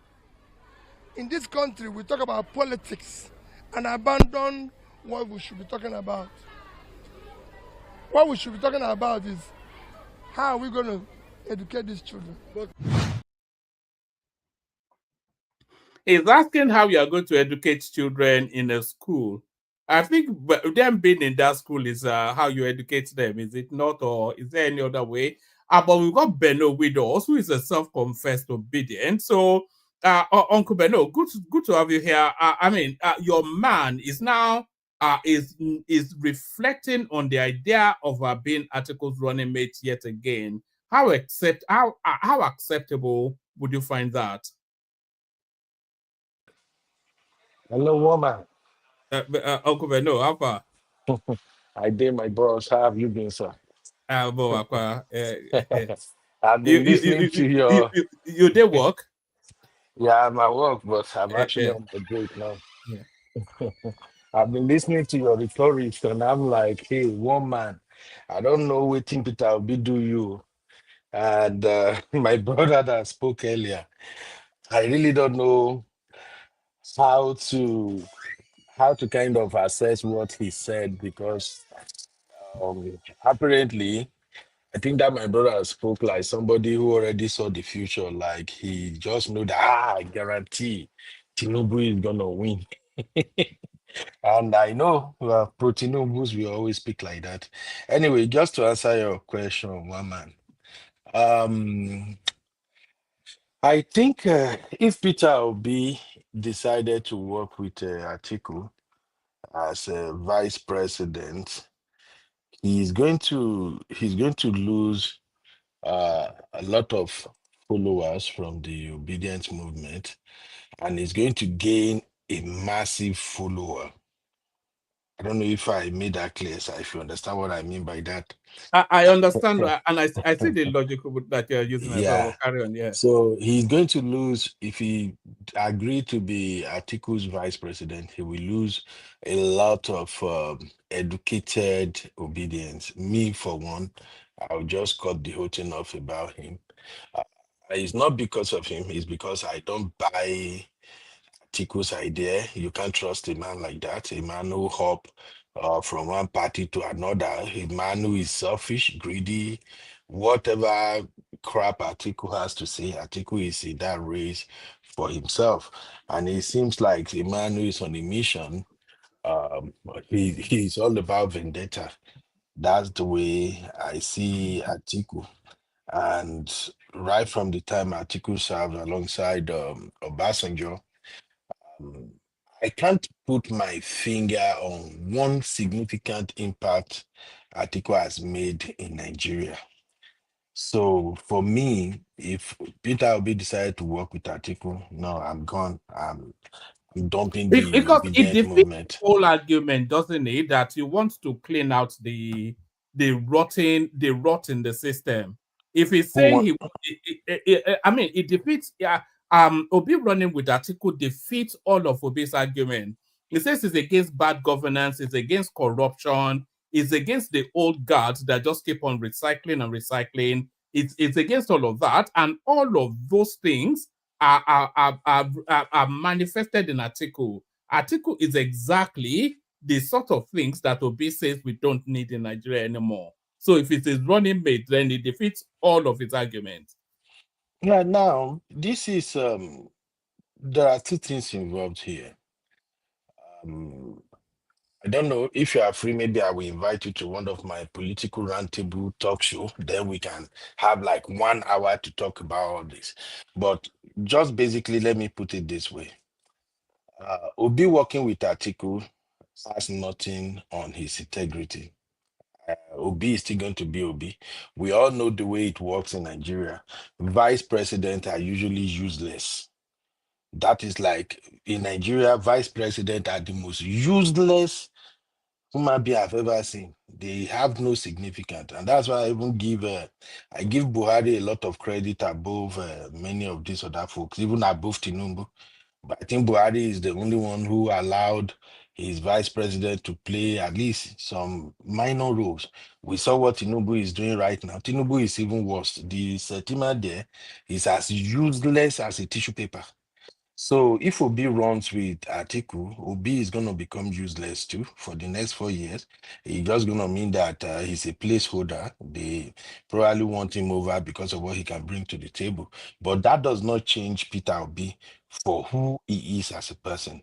Now, the clamor for an Igbo presidency, if they want to walk along that line, that can be reasonable that okay, maybe finally if the North support Atiku and Atiku unseat Tinubu and Atiku keep to his words, which I doubt that he's gonna do just one time, and then now after him, the North they're gonna put all their support behind Peter Obi in order for him to become the president. Then that is like the calculation on the one hand, but I don't see all that materializing. So, but to come to what you were asking, I think if Peter Obi end up agreeing to this stupid arrangement, he will lose a lot of intellectuals in the obedient movement, but he will gain massive support from the North. And that is why I was saying I don't get the kind of permutation my brother that spoke earlier was putting together. Let's call it what it is. Tinubu, I think Tinubu had a lot of support when he was running for the presidency than now that he had become the president. Let's call a spade a spade.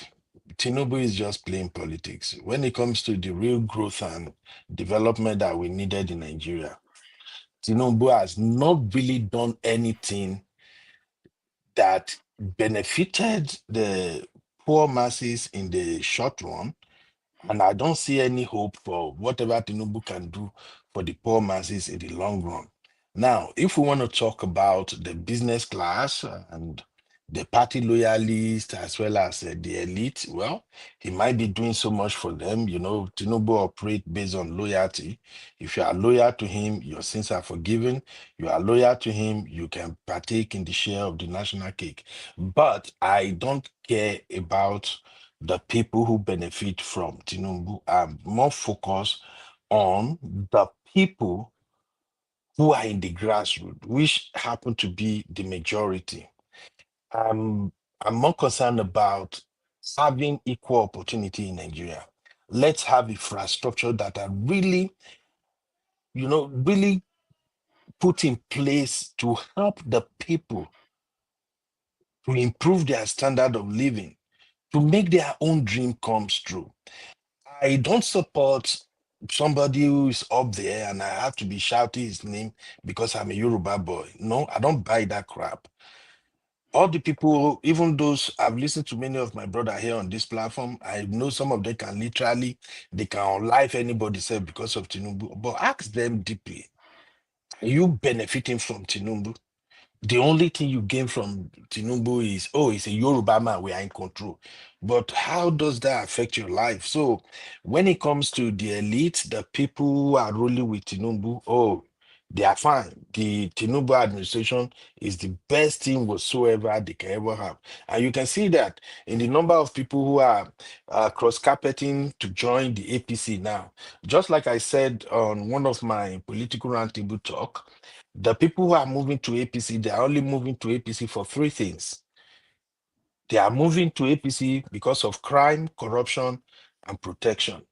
That's all they need. And Oshomole, thank God that man runs his mouth very well. He has already told us that you want your sin forgiven, come over to APC. And we are seeing it every day. That is why our EFCC is as useless as tissue paper. Because you can't do no jack. Anybody can just steal or anything. All you have to do is go kiss the ring, cross over to APC, and continue whatever crime you want to commit. So my take is this. I don't want to take your time, my brother. I don't even know how much time I have.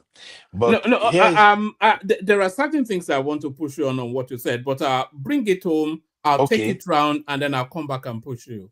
Okay, so here is my take. If Atiku, if Obi decided to work with Atiku, I'm sorry to say this to my Yoruba brothers and sisters. Tinubu 2027 is gone. The Northerners don't buy Tinubu. They don't like him one bit. In the south, southeast, southwest, half of the people we vote, they don't like Tinubu. I just don't like it when we choose to close our eyes and believing that maybe one miracle will happen. Yes, Tinubu, maybe 4, 5, 10 years ago, he might have everything in place when he has not become president. But we know how it works. Once you are a president and the masses are not feeling you, the only way you can win the election is by ringing. You have to steal it. And he stole the last election, I'm sorry, allegedly, because you have a Peter Obi that have the massive supporters behind him who is so weak that he doesn't want violence. And Peter Obi is on record.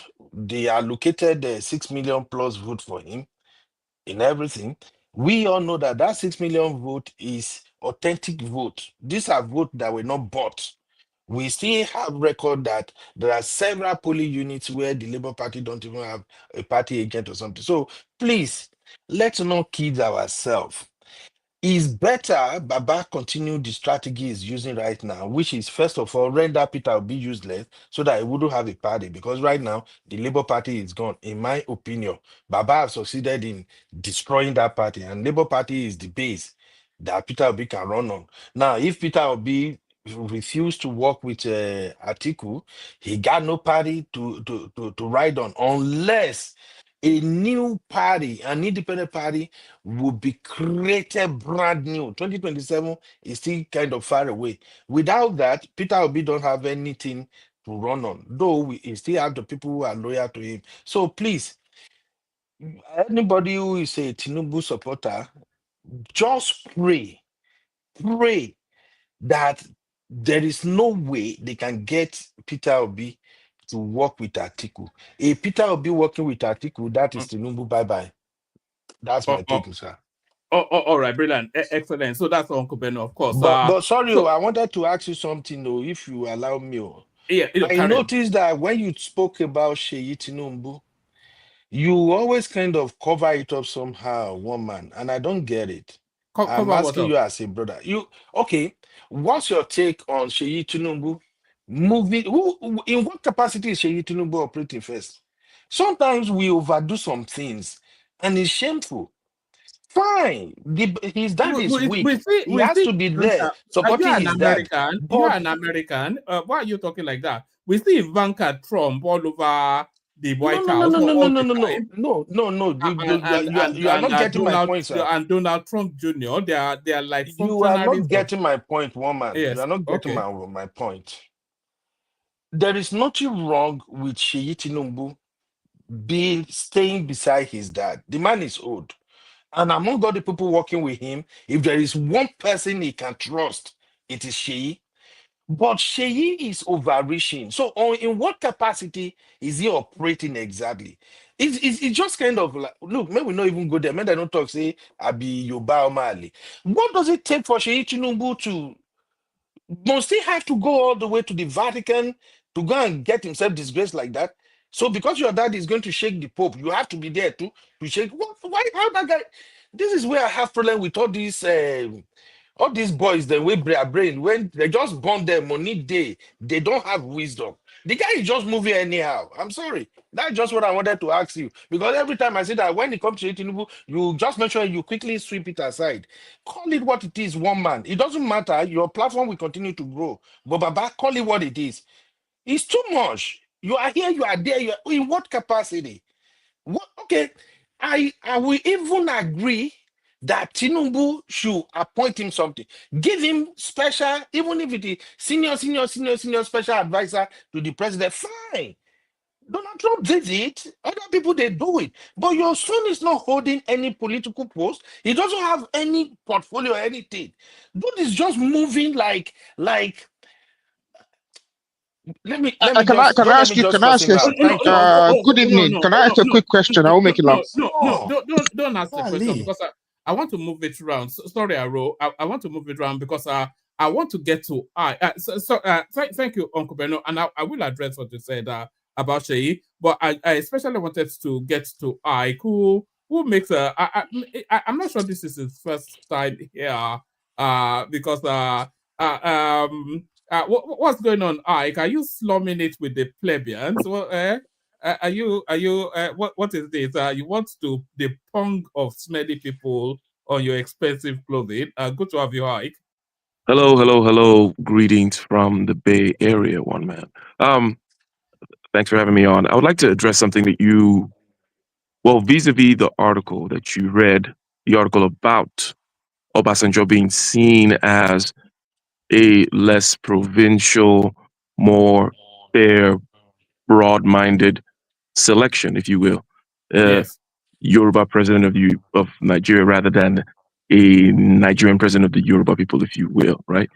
Yes. My question is, and you made a link between that and Peter Obi, for example. There are two parts to this. Number one, what exactly do you think is meant by a more broad-minded, less ethnocentric, perhaps? Is it just a question of glad handing towards the north, or is it a question of the deals that have been made in the back? And if we leave the OB aspect out of this, what do you think this is meant by this aspect? Because it goes to this idea of the sectarianism that goes on in Nigeria, and North versus South, and the sharing of power and all these other kinds of things. What exactly made those other Yoruba possible candidates, if you will, what made them specifically to Yoruba to be the president? Right. Maybe I think it's more the case of Obasanjo being more Nigerian than them being too Yoruba. Although Falaye will probably say it's too Yoruba. The one dividing factor that's always the one thing that the one fear that everybody carries within the Nigerian ethnic blocks is the fear of being heavily disadvantaged if an ethnic bloc was in charge. And we saw that play out under Buhari, who just went full Fulani and was just killing and ravaging and pillaging all the way. So that sort of that solidifies that mindset. So with somebody like Obasanjo, for instance, is already tried and tested within the system. He's been a president, it's been this and that and the other, and he has never in any instance showed a leaning towards ethnicity. So they are more, and he grew up with them as well. If you look at all the old photos coming out of the cantonment, so they are more comfortable in his nationalistic outlook than they would be in somebody like Bola Ige or Abraham Adesanya or even Peter Obi, who is just an Okoro, Well, now that's fair enough. That's fair enough. Am I broadly where you are in what you're asking? Yeah, yes. You're addressing the question rather directly, and I think that's fair enough. More comfortable with him and things of that nature. One more aspect there that I would like to get from you is because now, granted, you don't want someone to be particularly provincial in their outlook, and up to the point of perhaps having a huge bias ethnic wise. However, is there not something to be said about actually being a real representative of wherever you might be coming from, right? And letting that come through. And obviously we're now inching towards Peter Obi, right? And letting that come through. And after all, what's wrong with that? What's wrong with a New Yorker from Queens? Donald Trump, for example, being a real New Yorker from Queens and going out there and doing New Yorker from Queens type shit, if you will, right? And why does he have to pretend not to be that? You've adequately addressed the aspect of pride tested, more comfortable with, and all these other kinds of aspects. But when it comes to Mr. Obi being Okoro or whatever, Okonkwo. And think of that. What's wrong with that? If you get my drift. I do get your drift, and if you want to politic on the national stage, then you have to straddle two horses both at the same time. You have to straddle your ethnicity for reasons of holding on to your base, because your base is your weight that you're bringing to the central space. But you cannot be too off that base, because the dividing line in Nigeria, two dividing lines in Nigeria, ethnicity and religion. And if people feel that you are too ethnic, then they feel that if you have the capacity to wield over them, you will wield quite aggressively. And we all have sort of lazy stereotypes about the ethnic blockings within the Nigerian space. And in terms of the Southeasterners, for instance, even as far back as Tafawa Balewa, Ahmedu Bello, and all of that, they've always said that these people, they're too aggressive, they want to override and all of that.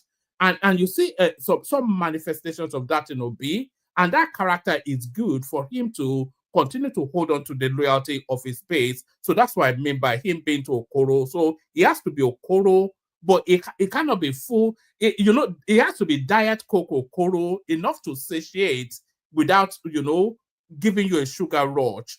but Obi is full fat Coke Okoro, which the Nigerian space recalls against. Is not nationalistic enough, both in his politicking and his outlook. It's just too ethnic. That's just well understood. And I'll just say one more thing, and now you have my time. And I'll to the other obedient Chioma to lay down the law over here. Now, I understand what you're saying regarding, for example, the fact that if you're running for president in the United States, when you're running the primaries, as a Democrat, for example, you lean to the left, right? And then afterwards, when you're running for the general election, you lean towards the middle, at least, right? So, yes, maybe Diet Coke, as you mentioned, yes. But however, you could be full Coca-Cola and then water it down when you, depending on your audience, depending on the stage of the election and whatnot. I'm not quite sure exactly if they do the primary, you get my point, and I get your point as well. But let me ask you something just more directly. What do you have against the Igbos, one man? And not against the Igbos.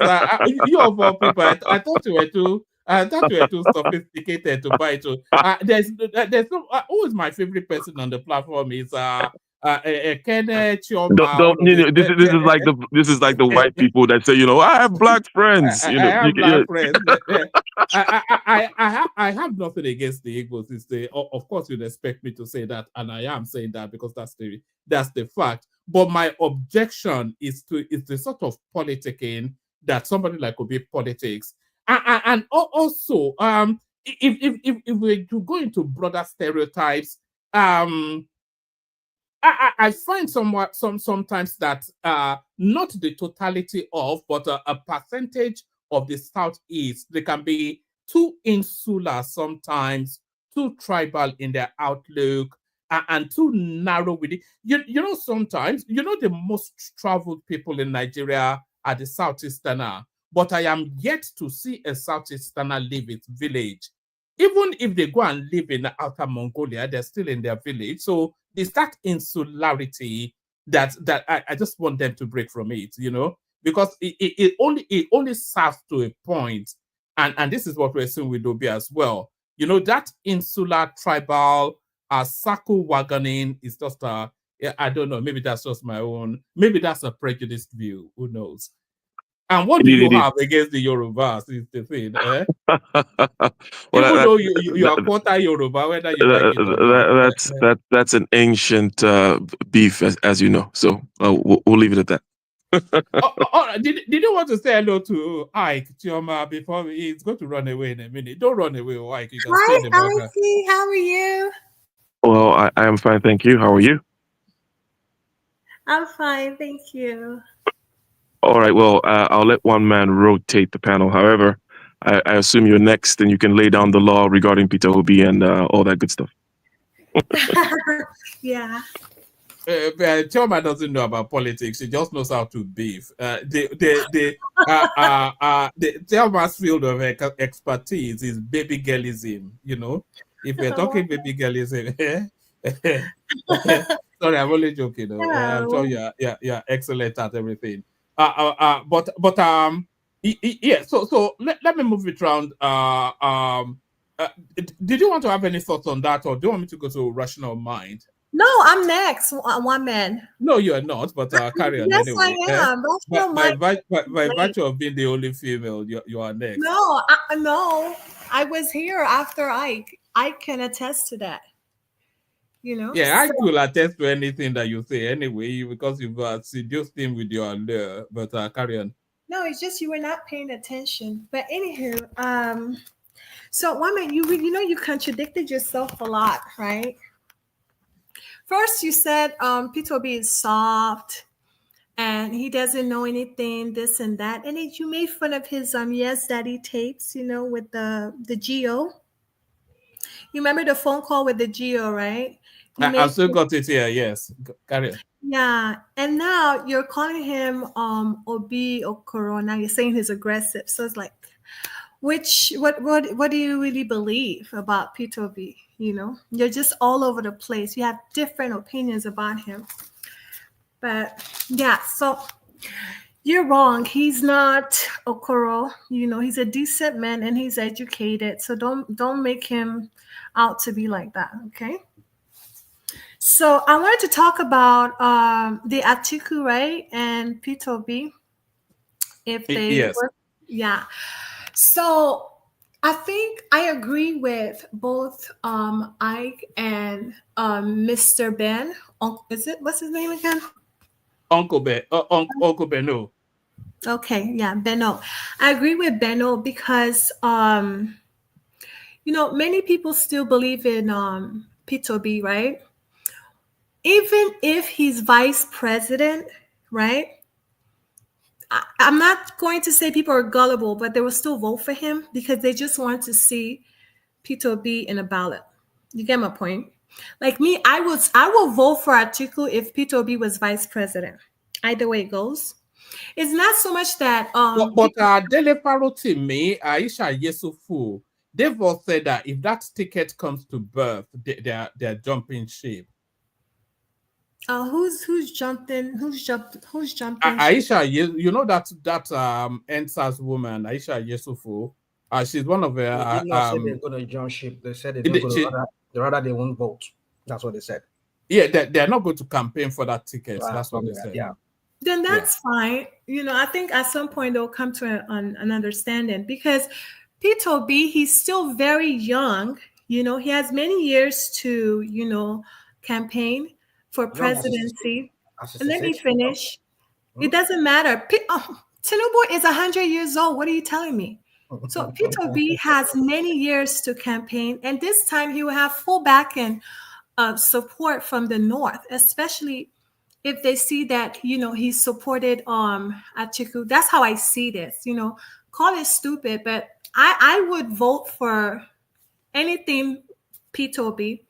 You know, even if Atiku is president, if P2B is the vice, I will vote for him.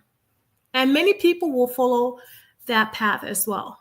You know that, right, one man? Like even Ekene came here and he said it because you have to understand it's not even about politics. It's about people just don't want to see Tinubu run the country again. They're not impressed the first or second Thank term. you, my sister. Thank you, my sister. Yeah, like the first year of his administration, then this second year, they're not impressed. So it's like they just want to get rid of Tinubu. And you know, for all the APC and Yoruba people, like I love Tinubu. I think Tinubu is cute and adorable, right? But he's too old to be running the country, you know. And I mean, I don't think he even wanted. He's younger than Trump. And He's younger than Trump. He's You younger know, than I Trump. mean, honestly, if he survives till 2027, you know, I mean, good for him. But I don't think he'll be president. You know, I don't think, you know, if he makes it, I don't think he'll be president. If Atiku and Obi decide to work together, I mean, he's out. I'm sorry, on one man. And I'm gonna tell you, I told you so. So sure, man. Atiku is so young and he's so agile that can lead the country. See, the thing is this: the more some voters from a particular region in that country tends to justify and sound as if they are being logical in their presentation, the more you are exposing yourself the actual thing you have against Tinubu. So this is not about governance. This is not about moving the country forward. It's just a pure dislike, you know, No, for a it's about personality. you rigged the election. No one voted for you. Okay. Stop trying The to make question it sound political correct. There's nothing correct about Tinubu's administration. The election Okay. was rigged, so stop trying to Let- make it sound nice. There's Let me nothing ask nice you about a it. simple question. What did Atiku achieve as the vice president of the country? You understand? Or let me say outside politics. A lot When he than left your office. Tinubu, a lot than your Tinubu ever achieved. Ola, After- I A wasn't. lot than your Tinubu ever achieved when he was a vice president. Wait, I no, wasn't. I wasn't You asked the following. question now, and I'm answering your question. I wasn't. what did he? I wasn't You've not following. let me. You've You not were let me not landed. even quarter of it. What you've not let me landed. What did he achieve as the vice president? And since he left the office, what has he achieved? You understand? In comparison, because Tinubu A lot achieved too, a while lot in too. the Yeah, a office, lot, and a he lot. achieved outside the office. So I'm putting the same Come question on, to you. you What see, exactly you has yourself, this you've guy? lost the argument when you've gone this route of the way you're arguing. You've lost the argument. You are That's a criticizing what he stupid was saying. statement. How did I lose the argument? Yeah. How? So this is how you want me to interject you, because I know you interject somebody. Yeah. So Yeah, now go you're ahead. saying that hold on. This is a guy, after he left, we know his political history, how he tried many times to become president. He jumped from one ship to another ship. But your Tinubu was consistently holding Lagos State by the jugular. He was milking that state. If Atiku has Adamawa in his power like that, or he controls some kind of political area like that, where people submit money to him, no, the guy rather went back into his business. He went back into his business. But your Tinubu was just sitting down. You've made your point. You've made your point. No, I've made my point. Yes. Since So the you way know you that short, yes, this is the way you short your argument down. Okay, you were the former president. You were the former VP. While leaving that office, you didn't put anything in place to sustain your soever legacy in quotes. Because if you are so good, as the vice president of the country should not find herself in this kind of chaos that we have today. Hold it there. You have someone that led Lagos. You say he hold Lagos at whatever you want to say, but that you and I know that is not true. Lagos actually keep improving. You understand? His successor improved Lagos. The one that followed improved Lagos, took Lagos further. As of today, Lagos keep improving. And he didn't do only that, he helped the southern state to find their feet. To the extent that other states, name one. Hold it there. Name one. You know that other states name one started southern state copying Lagos. Hold it. Other states started... Sorry, does Chioma still have the floor? Have you yielded, Chioma? No, I have not yielded. So I wanted to speak on Shady Tinubu, right? Yes. I think it's good that he's following his dad around, because of course his dad trusts him and all that stuff. He can help his dad. That's his father, and also he's Tinubu's protege, and he has political ambition for the future. So yeah, he needs to follow his dad and look up to his dad, and watch what he's doing. And there's nothing wrong with that.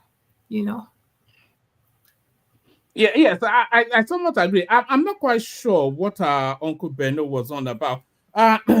Sheikh Tinubu, he travels on the presidential jet, as do all of. Do you remember when Buhari's daughter actually used the presidential jet to go and do a school assignment somewhere? So we all see how the American first family use their presidential fleet. So of course they will travel along the presidential jet, so that's fine.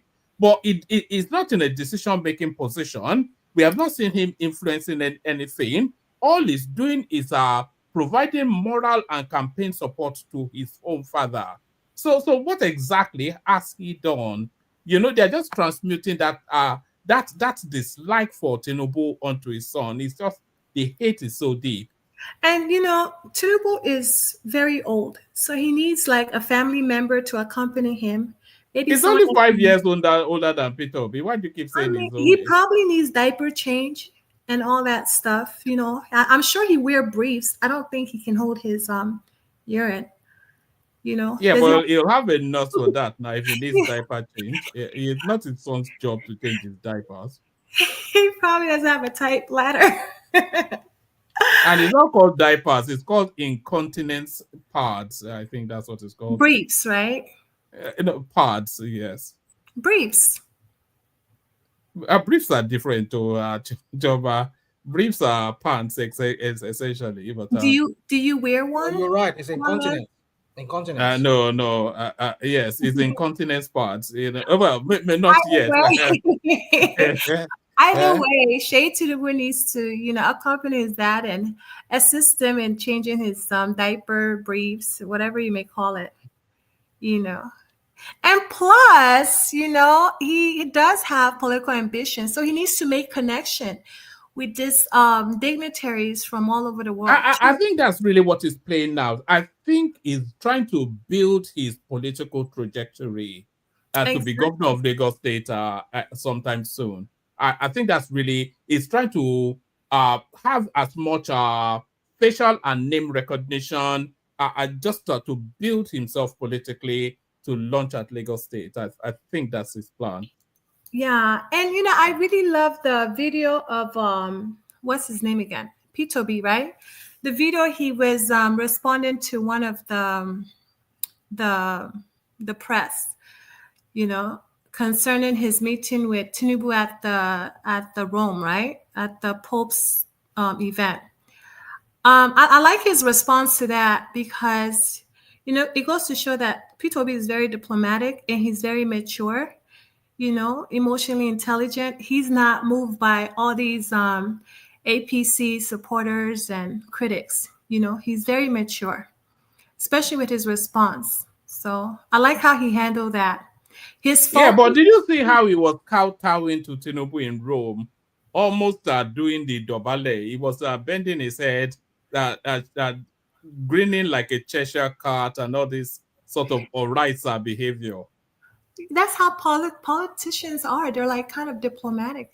I mean, and not only that, Tinubu is his elder. He has to show some manner of respect, So and his leader as well as Tinubu is his president. Exactly. My sister, can I add something for you real quick, Sister Choma? Yes, go ahead, sir. I think the people in the camp of Tinubu, they are probably expecting Peter Obi to behave somehow negatively towards Tinubu. Maybe he should just do something to put him in a bad light. They don't like the fact that Peter Obi is respecting Tinubu, and I think that's just what I'm sensing from what one man is saying. So Peter Obi greeting Tinubu respectfully is now another crime, right? Is that what we're saying here? That's what they're saying. But I just loved how P2B, he narrowed his focus and told him that, his politics is he's trying to fix the country, fix the economy, provide good education for the students. Obviously, in that school where he was, So I love how he changed the dynamic of the conversation. So that was good. All right, brilliant. Okay, shall we move it around a bit, Choma? Is there something else on the news that I'm forgetting? We were talking about Abubakar Malami trying to get the Kebbi State ticket, but the CPC arm of the APC in Kebbi State, they are pushing against that. The hub of the conversation is really this coalition that and then we were also talking about Lamido, Sule Lamido, the former governor of Jigawa State, who's just come out then to explain why the North backed Obasanjo over Bola Ige and Falaye in 1999. So that's a nostalgic sort of piece. Yeah, I really love Obasanjo. I think Obasanjo was a good president, and he did well. He served the country and he did what he was supposed to do. So, and I love that, he was not biased, he was not partial. He loved everyone equally. It wasn't a Yoruba or Igbo presidency. He's all about fairness and equality. So, yay to, Obasanjo, right? And by the way, I've met President Obasanjo before. So, yeah, he's nice. What do you mean you met him? You passed him at the airport. That's not meeting. No, I was at the same event with him twice. Were you serving drinks? I was at. If you were serving drinks, that's not a meeting. I was at a house party and I was at a 40th birthday party.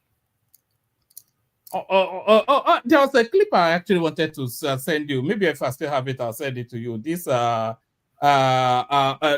Okoyas having dinner together. I know you are very in with those. Yeah. I think that was in the UK, in London, right? Yes, some Chinese restaurant. Yeah, it just looks so off. A man of that age married to a girl, it's money, isn't it? Anyway, We all know what's going on there. You know, a man of that, he must be in his 80s, and that girl would be what, barely 40? No, she just turned 50. Remember? Oh, did she? Oh, how will I remember? I'm not on that scene now. No, she hasn't turned 50. Sorry, she's like 49. Yeah, no, I don't think she's even up to 49 by my estimation. No, she's about that age. She just turned 49. Yeah, but he's 80 something, isn't he? Yeah, but he's I'm not even sure that Viagra will be able to Over young blood. Look at, is that his fourth or fifth wife or something? But Rasak, right? Rasak Okoye. I don't want to call him Rasak like that. He's very alert, and he's very articulate. Did you hear his speech at the birthday party of that man? I forgot his name. Dele something. The guy that just celebrated his 60th birthday. I mean, he gave a nice speech, and he sounded very nice and articulate. He wasn't doing no blah blah blue and bulaba. He sounded very nice. Choma, let me ask you a question, Choma. This is why you are always in the know of the latest Owambe worldwide. Is it because you're married to a Yoruba man and a Yoruba man from Owambe? I'm 100% single, so. Really? Yeah, but I have so many. What are you saying? Come on. What next personal question? I just revealed the important. You just said to her. I mean, Rational mind. Don't ask any more questions. I'm not asking you a question. You don't have to answer. Listen, you don't have to answer. But I remember here on this platform, you said you are married to she's not 100% single from Ogun State. From Ogun State. That's what you said. You said your fiance or your husband is from Ogun State. That's what you said. Really? I said, I say a lot of stuff. Right. Okay. You have to listen to my tone when I speak. No, I can tell. I mean, even if you don't need to tell me, I can tell if you're single or not. Then you're able to differentiate between the truth and the white lie. Did you want to submit your application? Why you Is Rational Mind young enough? Because people keep telling me he's 60 something. But Rational Mind sounds like he's 30. Rational Mind is asking. It's not his age. It's not his age. Really, it's his budget. Is your budget? Do you have your budget? Rational Mind keeps telling us he's a grandfather, but he sounds like a 30-year-old.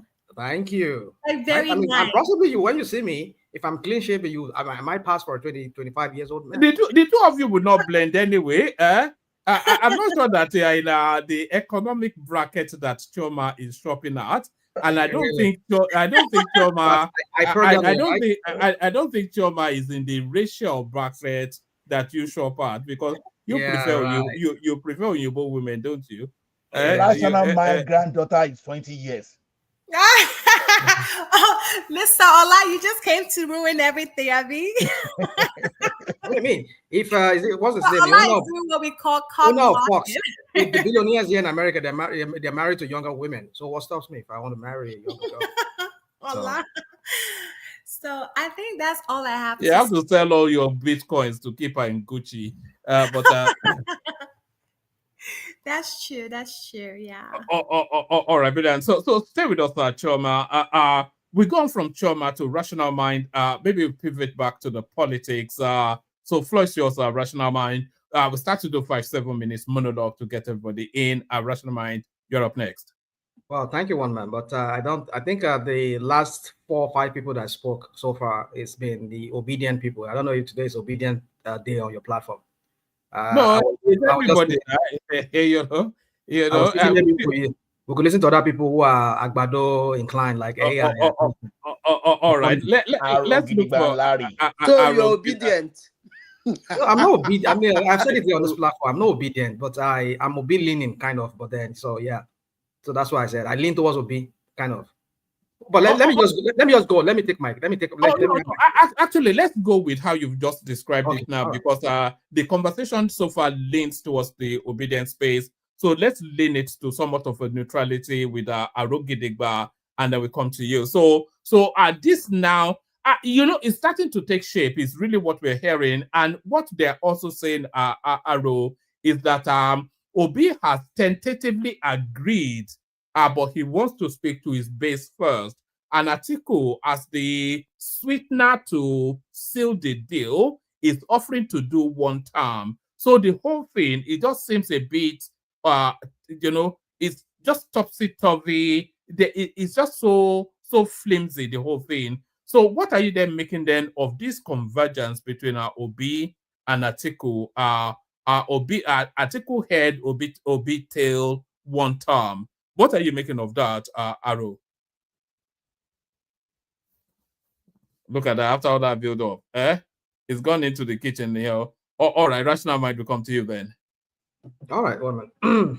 So for me, I there's so many things when you were having this conversation with back and forth with everybody here, I was speaking on certain things I say I was going to address. Let me first of all address that of Trump. See, this whataboutism that people do a lot, even you yourself, one man, especially these Agbado people. They always look for a parallel. They always look for an equal in whatever the crap that Tinubu or Bubu did. And they say, how about a U.S. president? How about this? You see, for the fact that somebody did something, or how about Obasanjo did this, for that they did something does not make it right. I can understand if you people are making the saying that the guy has to be there for moral support to his dad, help his dad. I mean, like, come on, I can understand that, but that's for me. For you to understand that this guy, they've turned. They want to turn Nigeria, even though they already turned Nigeria to a personal fiefdom, like they did in Lagos. Year of Yaloja of General of Nigeria. I mean, when did Shade become? When was that? The same thing where they hijacked the whole thing to themselves in Lagos. That's what they want to replicate. And I mean, like, force themselves into the consciousness of every Lagosians, like they did in Lagos. They want to do that. Is that a Yaloja role? Is it not an elective post? Was she not? It's not. If it's not, if it is, why is the so-called mom or whatever person that they call Yaloja of General of Lagos and Nigeria the mom? It should be rotational, but I don't know. You see, I don't want to talk about those things I don't really know for a fact, but I know Shadi has always held that position, even in Lagos.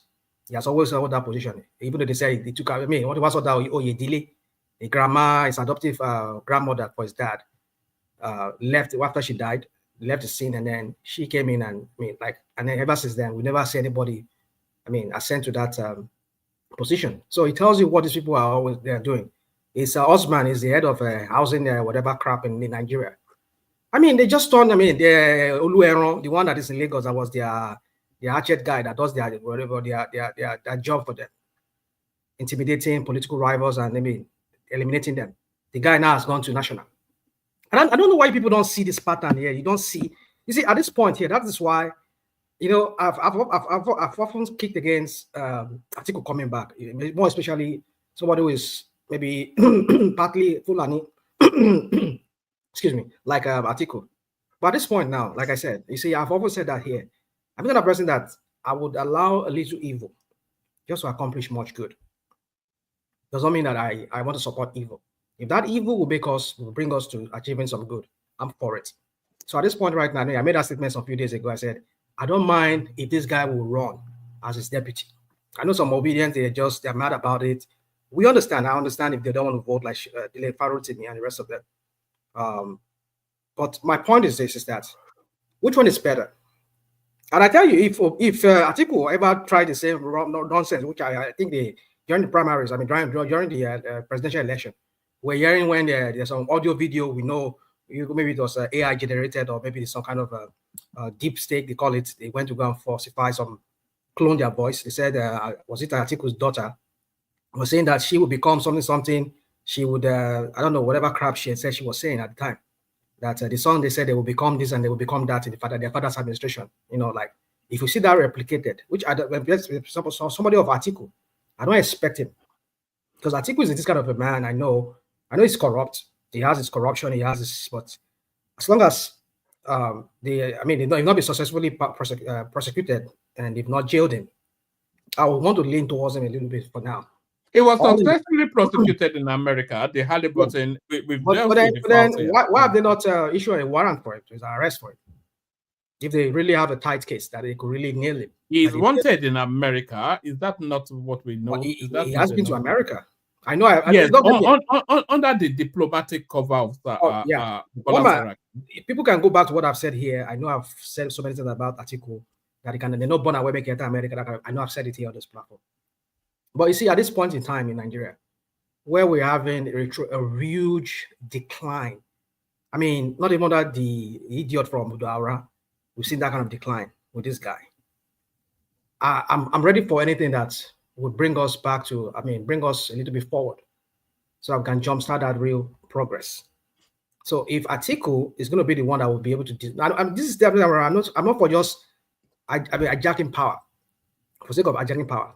If this guy comes in there too, maybe if they win the election, if they run together, they win the election, and if they start their same rubbish that this guy does, I'll be one of the first ones that will come on this platform here to criticize them. So my only point here I'm trying to make here is this: and for anything that would dislodge Tinubu, because this guy is a cancer. He has brought a lot of moral decline to our politics and to the social life of that country. If the brand of Tinubu is a stain to Nigeria, the brand is brand, it's kind of brand, like it's antecedent, it's history and whatever. I mean, people, that is why we don't have real investors coming to that country to come and invest. I mean, come on. Why would we have somebody who has kind of a dent on his personality to come and make a nonsense of our economy and make us a nonsense of our lives? You know, so but at this point, like I said, I was arguing with Kinyufufu. That's all. I was arguing with him. I said, listen, this guy, after he left the presidency, he didn't hijack a state to himself. Mind you, this was a guy, that's why he was a vice president. He was a governor. He won an election even before Obasanjo asked him to come and become his deputy. He could easily have maybe while as a vice president continue having a control. Maybe miscalculate, I don't know what. But the point I'm trying to make here is that he went back to his normal business. He went back to doing his whatever business he does with federal government. As did Tinubu. Tinubu went back to his normal business. Tinubu did never go back to his side. He never go back to. He continued holding on to Lagos. As you saw that in Ambode now. If Tinubu was not relevant, why would we be telling him? Yeah, the people are spoken. Who are the people that will spoke when Tinubu did? When the Ambode, if he wants Ambode to remain as a governor? I mean, what are you people talking about? But Atiku was also active in politics all the way through. He was active, but my point is this: he has always been active in politics. The only difference here is that I don't want somebody, when you've done your own part, just leave the scene. Do not control anything. Let people live. Let people just be. Do not control the leader of anybody. Atiku never does that. He did not do that. Same thing with Obi. So these are some of the things I'm looking at. For me to say, okay, yeah, I might, if I have to go to Nigeria and vote. I mean, I've never voted in Nigerian election, even though I have, I've been voting a long time, since the 90s. So for me, my point I'm trying to make here is this: is that I'm not gonna say, yeah, they can, yeah, they should.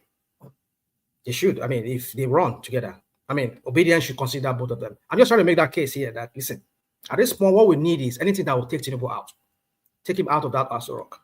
Not because of anything. I disagree with that's that. That's what I was telling one man. That I disagree with that. No problem. We can disagree, my brother. No problem. Everybody have the right to their opinion or views. But my point is this: is that I'm appealing to those so-called obedience who might probably say, "Oh, because of Atiku." I'm like that too. I've said it before that Atiku like never. But the way I'm seeing Tinubu running that country, no, it's just no. It's a no for me. It's a no for me. I mean, like, I've said it here many times that if this guy really worked for the poor, if Tinubu really worked for the poor people, not just this crap that he's doing, throw crumbs to them at one time, like send his son to go and be giving them salah food, and they will go and do this that social crap that they say they do. They give out money to people. We don't even see who are the people collecting this money. The same pattern with Bubu.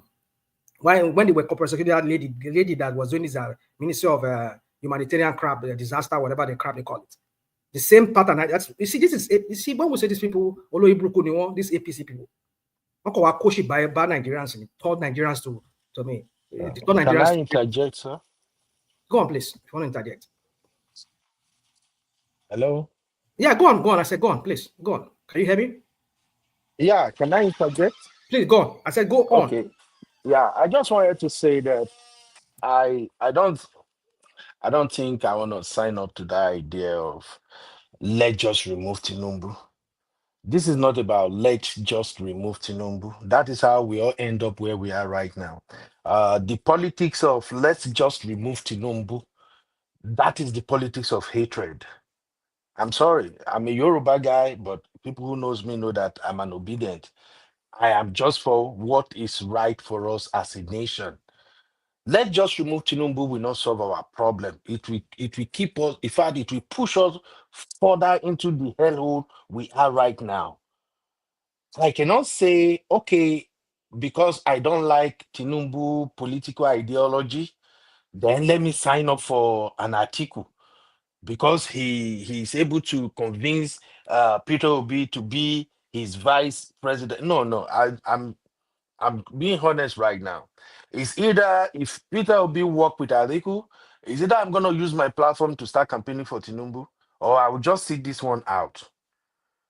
we we It's okay, my we friend. shouldn't, yeah, we shouldn't go, we have to, people will watch these clips, people will watch stuff like this, and I think people like us are in a better position to at least use our voice to educate those who actually reside in Nigeria. Whenever I hear people say, oh, let's just see how we can get Tinubu out of office, that means even if you, let me say, who is a terrible person in Nigeria that can even come now? Let's say we get somebody like a Boko Haram leader to contest. So you will say, let's vote for that person because we want to get rid of Tinubu. No. Uncle Beno, have you ever contended a girl with Tinubu? Have you ever contended a girl with Tinubu? Contended what with Tinubu? A girl. No, why? Rational Mind contended a girl with Tinubu and he lost out. Olórí burúkú ni yàrá ìyá ẹ̀ Rational Mind. No. What's all that? Ganiyu, how did you come in here? Anything I got the budget. Don't do that. It's okay. Let him come in. Let him come and speak with oh, you are learning, sir. Ganiu, you have to cut on our rail. It makes your platform more interesting where people more fun. Yes. No, but language. It doesn't báwo ló ṣe máa pe Tinubu lórí burúkú? Olórí burúkú ni yàrá ìyá ẹ̀ Rational Mind. No. We know one man. We know that. Fi wèrè ẹlẹ bó ṣe máa ṣe náà nìyẹn. Wọ́n ṣòro mọ́. So let me go back to what I was saying.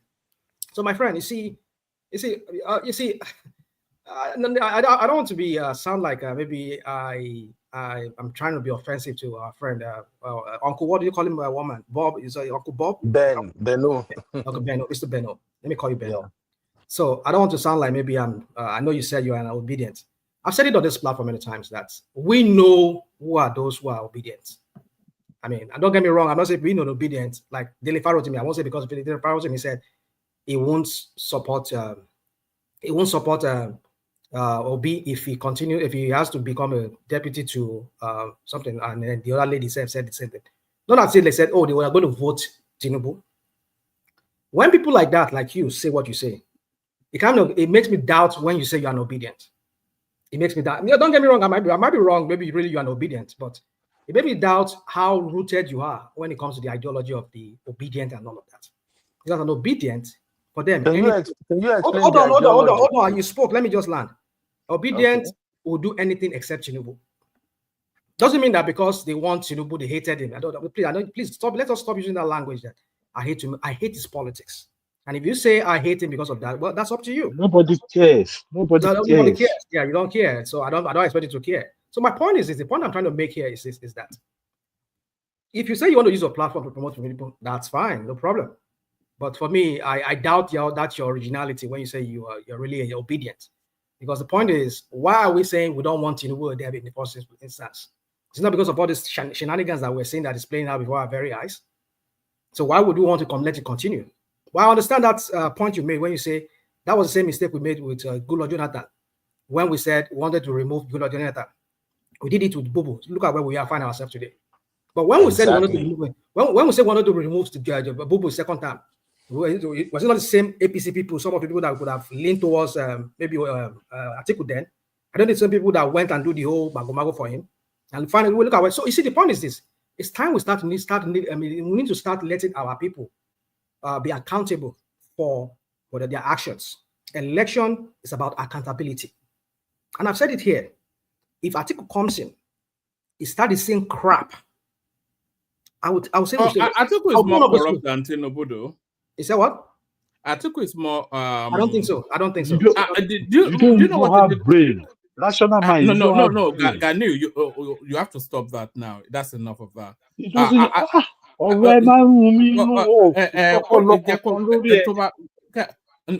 Did you hear what I said? I said you have to stop that. Please. I've even lost my thought now. Carry on, rational mind. So my point is this: what I'm trying to make here is that maybe you get your point back. So my point I'm trying to make here is this: he was saying that Atiku is more corrupt than. Yes, he was in charge of the public bureau enterprises or something like that. And he sold all of the national assets to himself at extremely knocked down prices. All of them now just completely rotten away. You know, there was nothing he touched that he didn't ruin. You know, when he was in charge of... He wasn't deceptive about it. Well, during the campaign, he said, well, lie, I'm going to sell them. I will sell it to all my friends. He said, what is there if I enrich my friends? He said it, right? So there it is. Hold on. I understand the point you people are trying to make. I mean, make the counterpoint of, is it not also corrupt as Tinubu? Yeah, if we say, okay, because it's corrupt as Tinubu, you see, the thing is... There are about 5 corruption conviction against Atiku in America. Well, and his American wife. So I think it's his American wife not in jail for Atiku's corruption. I don't know of that, but I don't think so. But the white woman that he was married to, she's in jail now. One of the things that I would have proposed that we do in Nigeria is that these senators and maybe House of Rep, we should have a midterm election whereby we can always vote them in, not let them stay 4 years like the crap that they're doing right now. That way we can start holding people accountable. If Tinubu is held accountable, is not voted in 2027, at least probably wherever he goes or any people in his camp, they will realize that Nigeria now is like everybody. You have to be. What is it being held accountable for? That is the reason why we vote. People vote in elections to vote people in and vote people out. So if Tinubu is voted out, that will show how Nigerians feel towards him. That they were not, they didn't buy into his policies and whatever things they did when he was in office.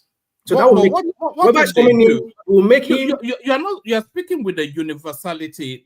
You can't say Nigerians don't buy into his policies now. A lot of Nigerians buy into his policies. Okay, no problem. So let us try that without his mago. Let us go to election. We're going to the election. So we go. So let's not. So let us leave that decision to Nigerians to make. Like, okay, we're going to vote Tinubu, continue voting Tinubu in, or we're going to vote him out. So my point is this. So people should not counter people like myself. When I say suddenly I want Tinubu out, and if somebody that can get him out, because I know the calculus there, looking at by the last election, by the calculus, I mean by the tabulation, the election, the result we saw, if the two of them combine, they can defeat Tinubu by a wide margin. But if any of them go alone by themselves, they'll give Tinubu. But the two of them could not defeat Buhari now. So how would they be able to defeat Tinubu? So that's a different election, because during then there was no beavers like they had today. They never had it that time. There was, maybe IREF or whatever crap they never had. Yeah, but there was beavers in the last election, and they did not. Let me know. I can't be speaking right now because you just asked that question, and I can't remember what actually transpired. But I know that election there was mago in that election. But let's leave that on. So this one will not be mago. If the match hold on. By the let it be mago. But my point is, going by the last election result we saw, and going by the present situation in Nigeria, Nigerians, they would decide at the election in 2027. So my point is this, is that anything that will take Tinubu out, not because I hate him, I've said it here, I've just enumerated some of his sins. So if you call it sins, or some of his errors here, that he want to turn Nigeria to a personal fiefdom like he does to Lagos. For me, that is a no for me. That your policies that you are doing, you just do this mediocre kind of policies. Now, which recently, policy is mediocre?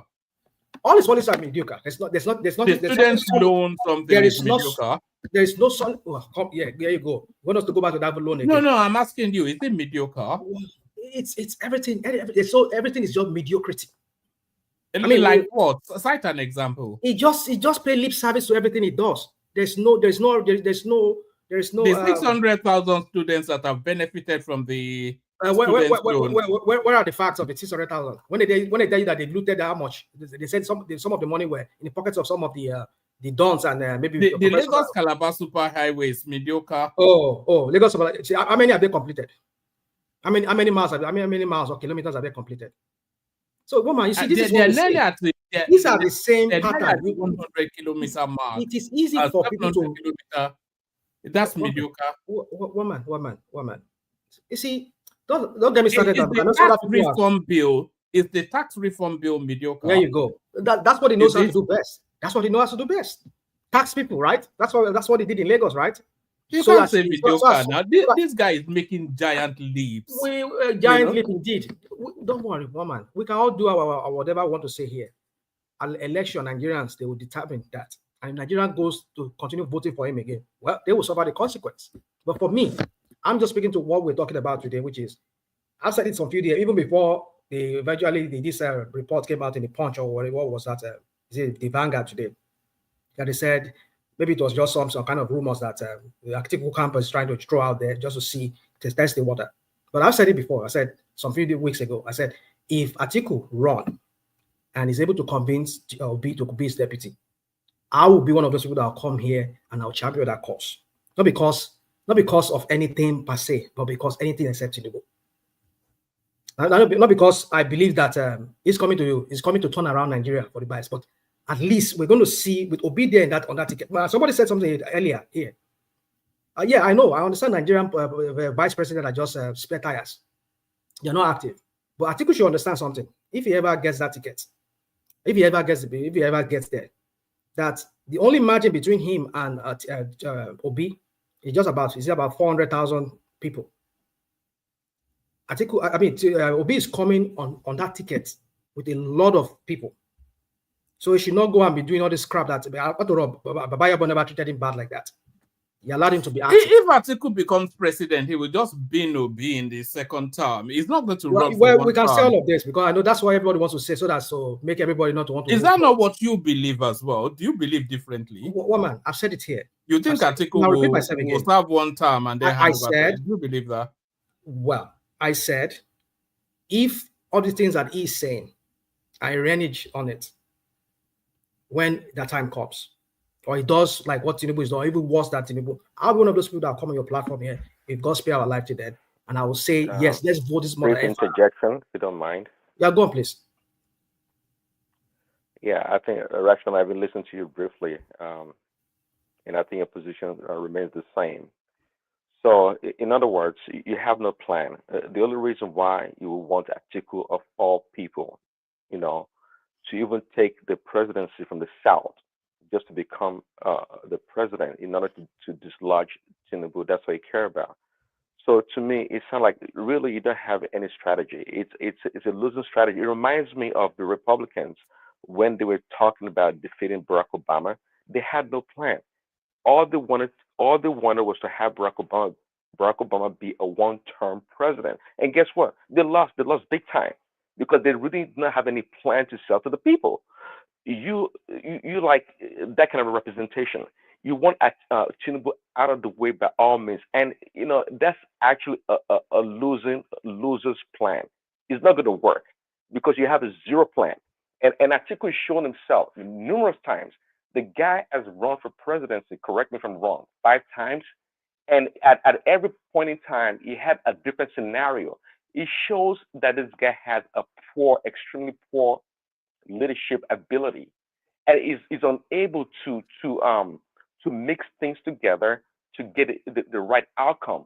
Atiku, I said it before one minute, a couple of days, maybe a week or so ago. Atiku, in my books, is like 10 times, well, statistically, 5 times worse than Peter Obi. You know why? Because it's run 5 times and Obi 1 time. Okay, so Obi is, to me, is a much better candidate as a politician than Atiku, that has money, that has the influence, he has wealth, he has everything in the context of Nigeria. As a politician running for presidency, Atiku is like the cream of the crop, like Hillary Clinton. He has everything going for him, but he can't just cross that line. It just shows how terrible that guy is. And the word to describe it, rational mind, is Schadenfreude. I know you know what that word means. All you have is just hatred and just deep hatred and maybe jealousy also for Tinubu for whatever reason. He just want the man out of the way, regardless of all the plan he has in place. You don't have any real plan. So you like Atiku and the rest of the people, you're not going to succeed. It's a natural phenomenon. You're not going to succeed. It's okay. When people like us talk like this. I thought I saw Larry here just now. Say Larry to drop me. One man. Yes. One man, I noticed that of recent, whenever you put on your channel, you have a long conversation with rational mind. I've been noticing that. Oh, and you don't have a long conversation with me? Man, I say you just woke up. They don't have long conversation with you. No. I have been on this.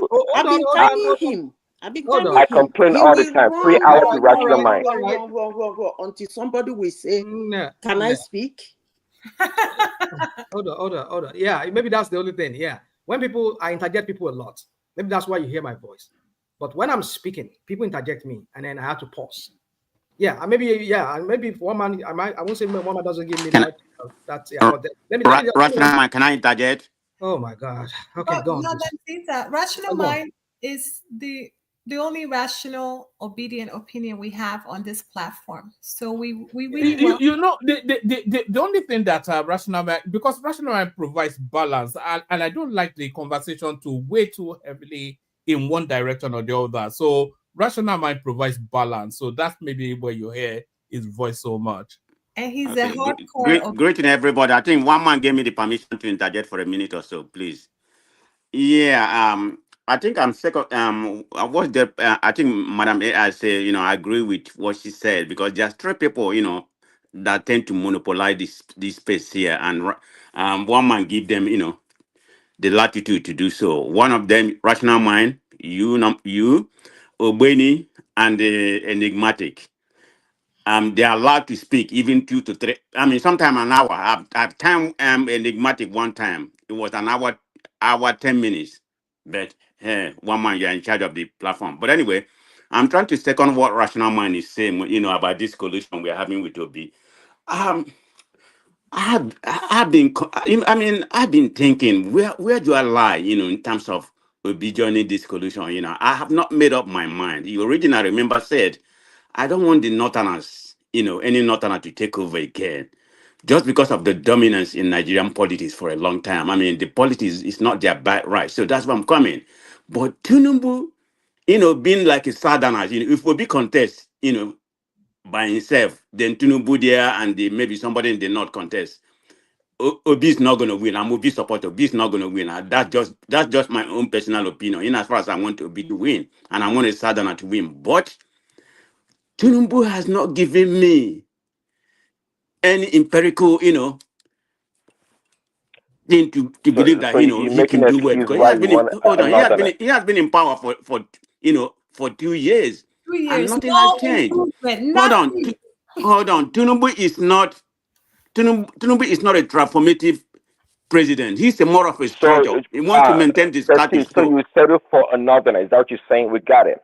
I'm still thinking. I'm gonna make up my mind. I don't know if I want to join Atiku right now. So that's where I'm coming from. If I made up my mind, I don't have no issue telling you I'm for it. So I'm still thinking about it. But Obi has to be political savvy in this landscape, coalition they are having right now. That's where I'm coming from. Because Tinubu has disappointed me, and I don't see anything. The next 2 years is going to be about politics. If you haven't done anything for 2 years, what do you expect for the next 2 years?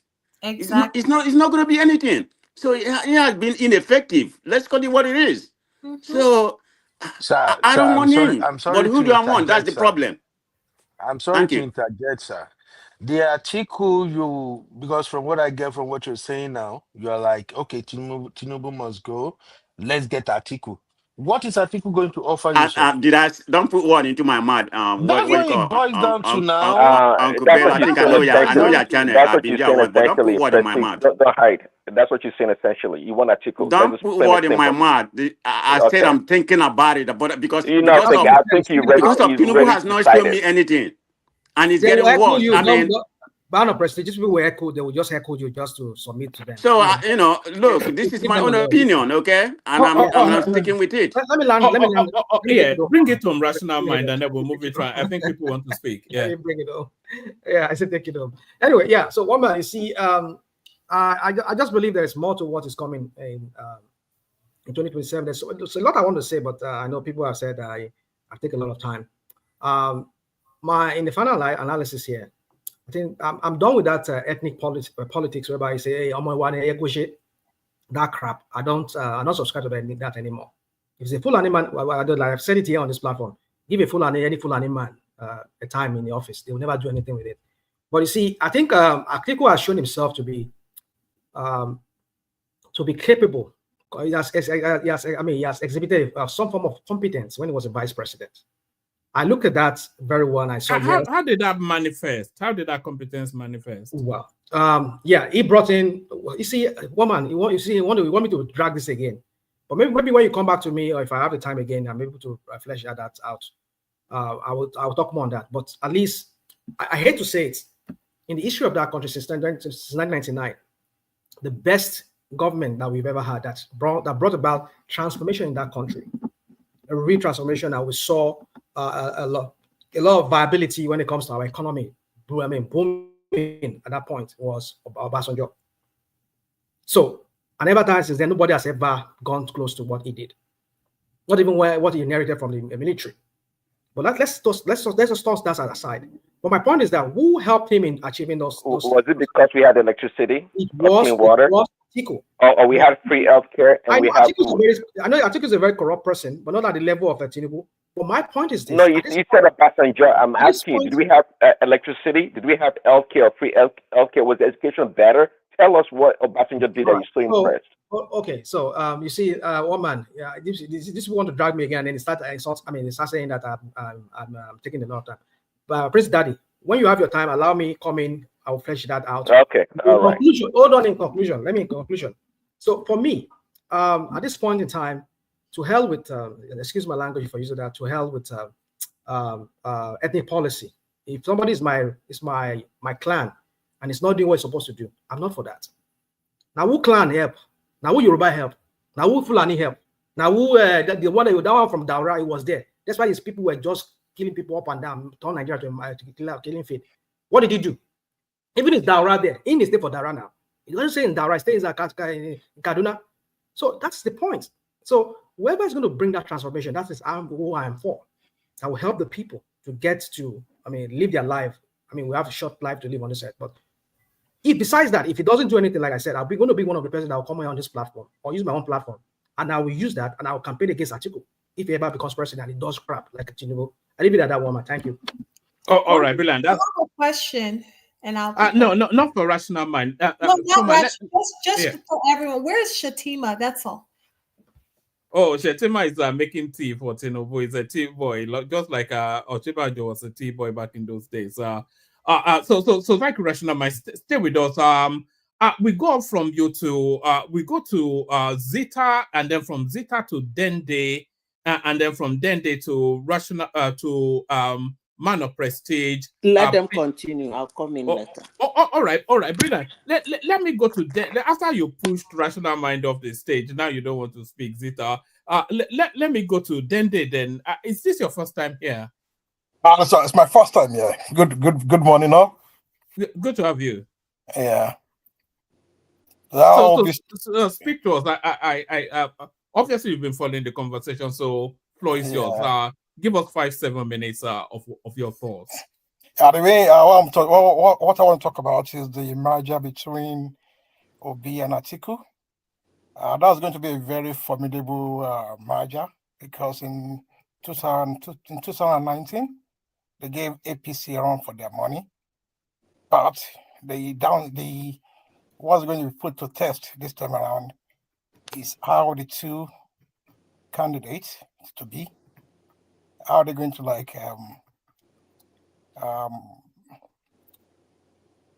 pull it through like Buhari and Tinubu did in 2015, because it takes a lot. It takes someone that is more grassroots. It takes someone that is dogged to come out with something like that merger and acquisition that happened in 2015. And I think Obi and Atiku, they don't have the antecedent to pull it through. Because what really happened in 2014 to 2015, when Atiku, when APC was formed, I don't think Obi has the capacity to do so. And also, that's going to have sort of the new party. I don't know the party they are running after. They are running. Is it ADC? What's the name of the party? The party that they're going to form. There's no nothing said about that for now. Yeah, it's going to be very, very difficult for them to pull that through. What happened in 2015, because Obi hasn't got the antecedent. They are used to running on a special on an already made party, and they don't really have that antecedent compared to Tinubu, who's been under a lot, especially especially in the build up to especially in the 90s.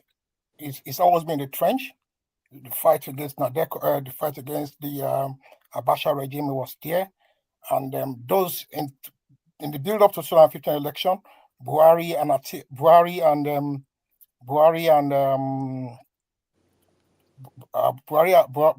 Tinubu were really, really formidable. They were the face of opposition.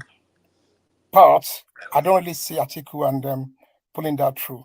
And the second factor that's going to run against them is the ethnic bias that's going to come through in the next election, 2027. Atiku is going to lose a huge swath of vote in the South, because most of those votes in the South that used to be the enclave of Obi is going to be shared by Tinubu, by APC, and in North Central is I think North Central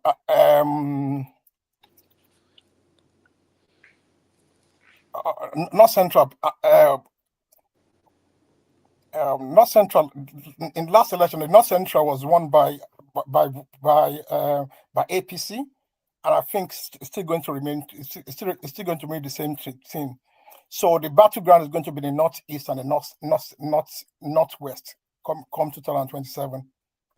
I think it's still going to be a win-win solution, win-win situation. Speaker, point of correction. The whole North Central wasn't won by Tinubu. Obi won Benue. I mean, at Plateau and Nasarawa. So he only won two. He only won two. APC won 4. He won in Kogi. He won in Niger. Right. But you make it sound like he won all the whole North Central. So I'm trying to correct your point. On an aggregate basis, he won. If you add everything together, he won the whole North Central. He won majority, but he didn't win the whole North Central. Okay, you need to keep your statement back. If out of 6 states, he won 4 states. That's emphatic. And in Northwest, he won as well. There's nothing emphatic about that. He just said to you majority. He won a majority state. He didn't win the whole state. He won the majority state. He won in Niger. It's just semantic, my friend. It's just we're talking about semantic here. It's just the use of words. But he won North Central. Okay, all right. Well, I agree I'm with not you. sure you The start one in is the city, one in not central. And then the battleground, if you look at that permutation, that that position that Atiku and Obi is going to offer, the battleground will be shifted to the northeast and northwest and northeast. So it's still going to be like it's going to be it's still going to be a close score. I'll still give it to APC to win the next election. Another factor that is going to come into play is going to be performance.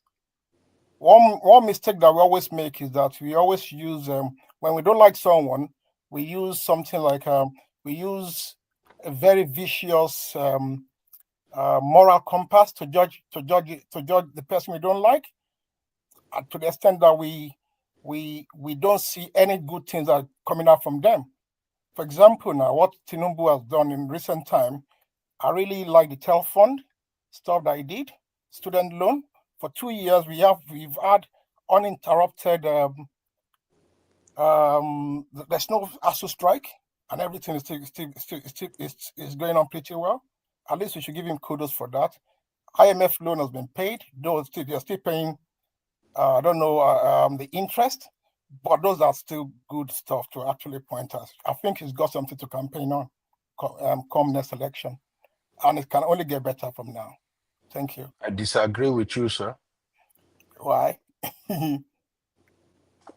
So you're giving Tinubu credit. You say no strike, nothing.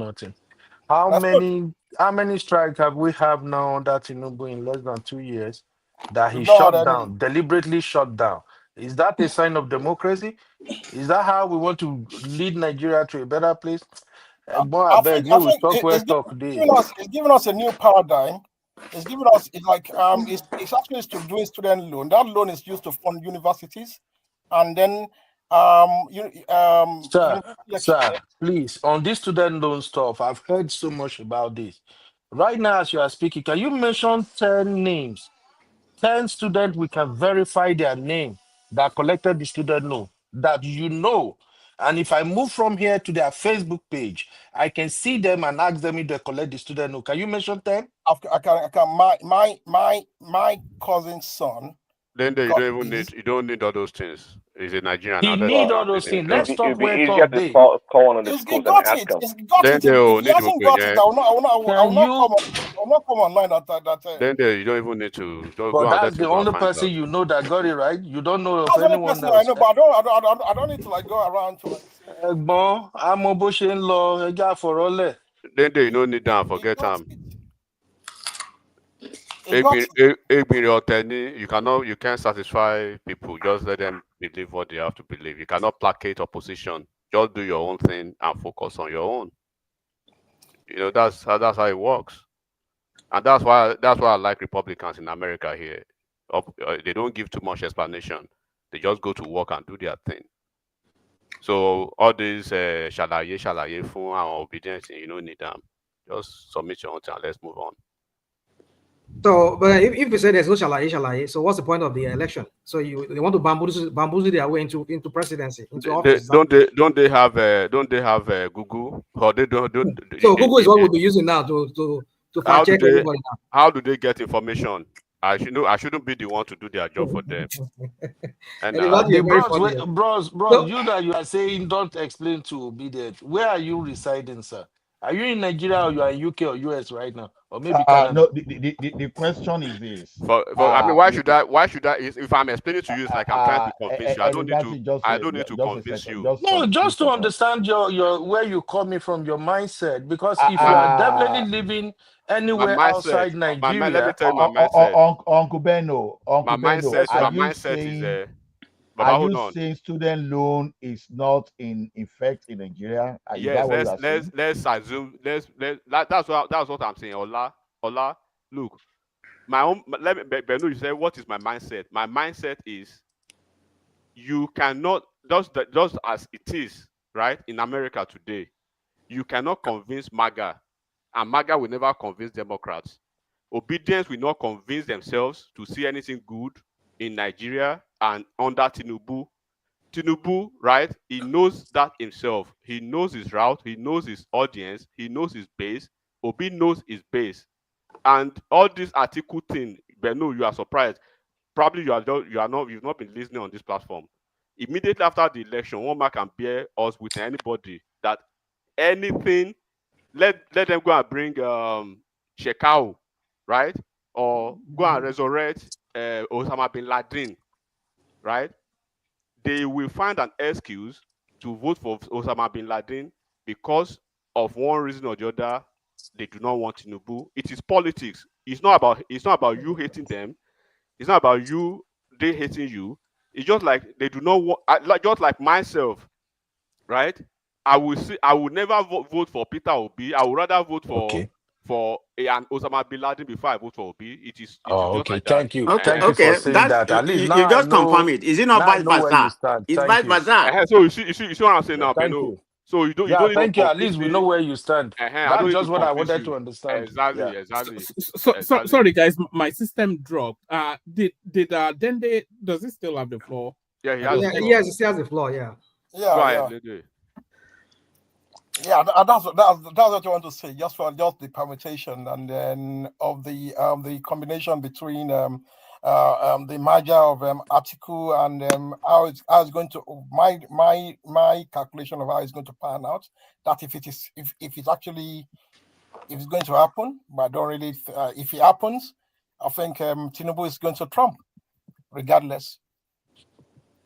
So are you a Tinubu I like man? that. Tinubu's going to trump. I like that. Look at that. They Oh, are very you didn't like that. You didn't like that.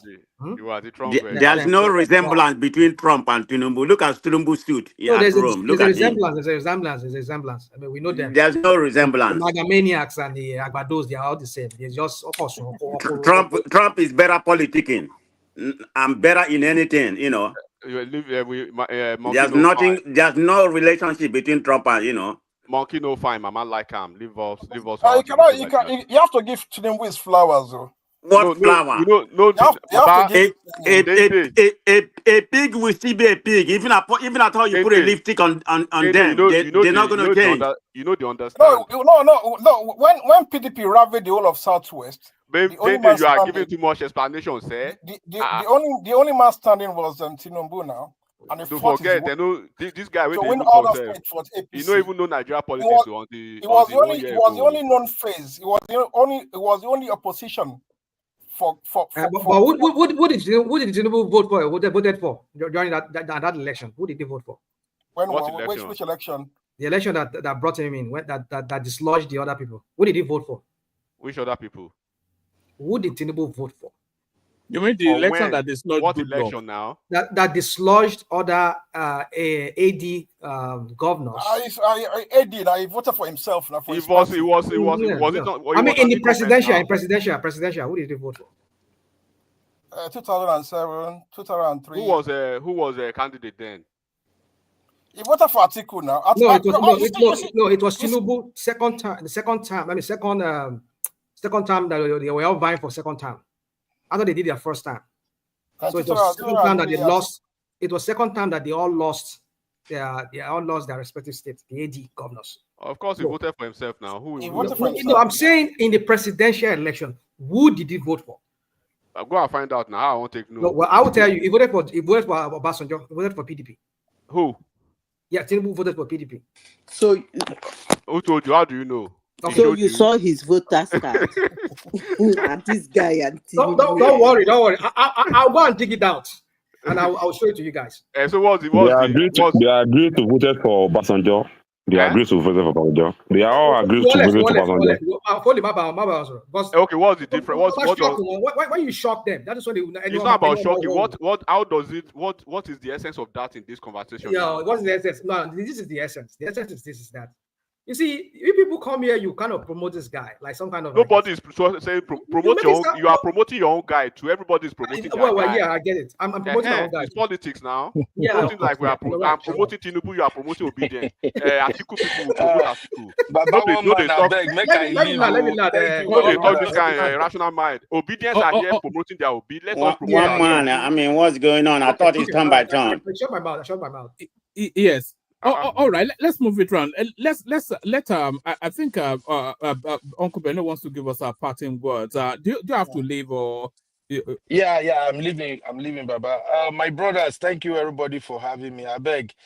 At the end of the day, we have just one country, no matter what. Please, I don't subscribe to this idea that let us hate Tinubu, let us hate Peter Obi. It's not going to get us to where we want to be, please. But thank you for having me, woman. Thank you, Egbon. Everybody, thank you. I really appreciate the time with you. Bye. All right, thank you, Uncle Beno. So join us more often. So that's Uncle Beno. Of course, if you look at look him up on the internet, he has a thriving platform discussing all matters Nigerian. Is really an excellent listen. Go join Uncle Beno. So Show him some what's his love. platform name? Uncle Beno. Oh, okay. Yes. Yes, it's a slicker operation than us. Yeah, we just make noise. But so thank you, Uncle Beno. So we go on from Beno. We go to we go to we were going to go to Zita. I'm not sure she's ready yet. So we go to Folly, who is in Nigeria. From Folly to Prince Daddy to. Wait a minute, one man. I thought you Yeah. said after that is me. What are you doing? That's what he all said. Right. All right. I can't remember what I said. So okay, you go first then. But before you go, Prestige, let me bail out. I'll hand over to No. Stay here because I'm going to talk to you for a minute. Just give me a what have I minute. done? Just stay there, please. Am I in trouble? Look No. at that. It's not about trouble. Just it's just a all right. narrative. I just wanted to make a point because when Ike was here, there's something. I mean, it's not anything bad. It's just my own opinion about that. About what he said. The tribal stuff or whatever. I mean, it's not anything negative. But anyway, when you use with the word okoro, do you know how people perceive it? It's like a code word. If you don't understand, okoro may not mean anything bad, meaning man, it may not be any. It's just like if I come here, I call maybe people from the southwest Ojo, in a code word, or some people come here, they say Obi will never be a president. But there's a code word incarnation to that to some people, not everybody. People mean that Obi will not be president, but some people mean that Igbo man will never be a president. That's what some people mean, but not everybody. So it's just that word, okoro. But that's the distinction, though. What was it? I don't think the Igbo lie perceive it that way. Believe it, particularly when it comes from you. I'm telling you. I'm just giving you an advice on how they think. No, you are giving me a perspective. You are not giving me a universality. You are giving me a perspective. I'm giving you because I've been on Dr. Damage when you use that word. I'm telling you now, this is my own opinion. I don't have any problem with that. As a student, I've become a student of politics, so it doesn't offend me. Maybe you offend some people, but for me, it's nothing to me. So it's just my own perspective. I just wanted to make that point. And thank you, of course. That's feedback, isn't it? But the distinction I was making is to delineate Peter Obi from the ethnic group, because I don't feel that Peter Obi is representative of and maybe that's where the conflict. Peter Obi for me is not a representation. Like when I call somebody an amala munching something, it's not a representation of the Yoruba. It's to isolate him into a particular ethnic parochialism, which is what Obi represents to me. So that's why I said I said people like Soludo, people like Umahi, and I said Obi is more of a. When I say okoro, I mean like a hard-boiled. Man, don't be digging in hole for yourself. No, the people we are speaking to, I'm talking about the way they perceive it. I'm not saying, believe me now, this is how they perceive it. I mean, they talk, they talk when you're an audio or whatever, when you use the word okoro, believe me, that's how they see it. I mean, I don't look at it that way. Like I said, I wouldn't be coming to this platform because it doesn't offend me. So, but it's just a point. It's just been digressing to that point. But it's nothing to me anyway. It's just politics. So they shouldn't take it personal. If they take it personal, then they are not ready for it. Yeah, it's not even a pejorative term. That's the thing. It's not even a this word. It's good for you to say not take personal, but you're not in their mind. You don't know how they perceive it. So Well, Okoro is popular. Is a popular way of but actually. it depends on the way, it depends on the context. Even You know, in Lagos, they when don't one man, even get hold to on, know hold on. Igbo. When They one should man know. come to They should be Dr. Damage, open-minded. sure, right? You're gonna say you Okoro people here, or you know, what are you doing? What are you talking? Do you But understand that language? Do you see how they perceive it? It Yeah, comes to but Dr. that's Damage, different now. where I they're like to poke maybe at them majority because Igbo. He's gonna say you Okoros. What are you talking right now? no, but Imagine that. they are right wing people there now. They are right wing. They are right Okay, wingers now. it's just my opinion. They Okay, are extremists over there now. you all Yeah, are you have not to seeing go what I'm there. saying, but it's okay. It's No, just like if I come here, I I see call, it for the so vein of you Ojos here, all these Ojos, here. What are you Ojo. talking about? Ojo is a name now, very good name. Yeah, So but what is the meaning of Ojo? go and find out now. But even And when Ejele I was have a here, little bit of. even Go ahead. look when Ejele was here, he was referring to Pansatas and Okonkwo. Yes, but did you not remember when Ejele speak was here? I was Yeah, calling but it's coming as from a an jelly. Okonkwo. Remember, he's an Igbo man. But you is coming from you, and you know how So, you are with people. a white man cannot use the N word. Is that It's where just we like, are oh yeah, now? A yeah, a white white man man, cannot. exactly. You just made the Look at point. this guy. A white man Eh? cannot use the word, but the niggers here, they can use the word N. You see? That's the problem. It just how people are. I'm just making the point. It's not an offense to any, to you or whatever one man. So I'm just making a point. Try to digress to the point we're talking about. But anyway, I think I don't have much to say on this particular topic. That was the All main right. reason. Sorry. Let me shuffle out our prestige. Okay. Hand over to Choma. Acknowledging the super chatters is really only Choma that super chatted. And Ola as well. So that's Choma right there, rattling the bottom of our purse to throw shrapnels at the platform with $2. And that's Ola right there, making a point or two with American politics, something or the other. So thank everyone. See you tomorrow. More super chats coming, especially with Choma there. More conversations coming, especially with Prestige here. I will be listening in the background. Hand over to the excellent management of Choma. Thank everyone. See you tomorrow. Can I go on? Where's Choma? Oh, sorry, I was going to leave. Okay, Chioma, please don't be a young lady, please. Well, I am going to be an Iron Lady. After you, then Madam Zita will speak. Okay, thank you very much. Nice to see you, Chioma. Nice to see you too, sir. So, I think there's something people brought up here, about Sheyi Tinubu. I mean, there's nothing wrong being the son of the president, try to take some position or something like that. But he doesn't. He's not elected. Look at the shenanigan that he's displaying when he was in Rome. I mean, your father is the president, it's a dignity. You are not one of them. You try to, go where your father go. Of course, they have to show him the right way. This is the kind of arrogance, that Sheyi Tinubu have. Like the nonsense he was saying the other day. My father is the best president ever. What a nonsense! How your father is the best president? I mean, you have audacity to say your father is the best president. Somebody who has been very inefficient. In 2 years he has been in office. You see, the guy is so pompous, and arrogant. And look at what happened to this last, president. Nobody know where he is right now. It has to do with, if I have to bet, I don't have a fact to back what I'm saying, but he denied it, you know. And the impunity he displayed there, it has to do with him. The guy is just so arrogant. I mean, if people, the Trump kids are not arrogant like him, so people should stop comparing him with because the Trump kids, they are not like that.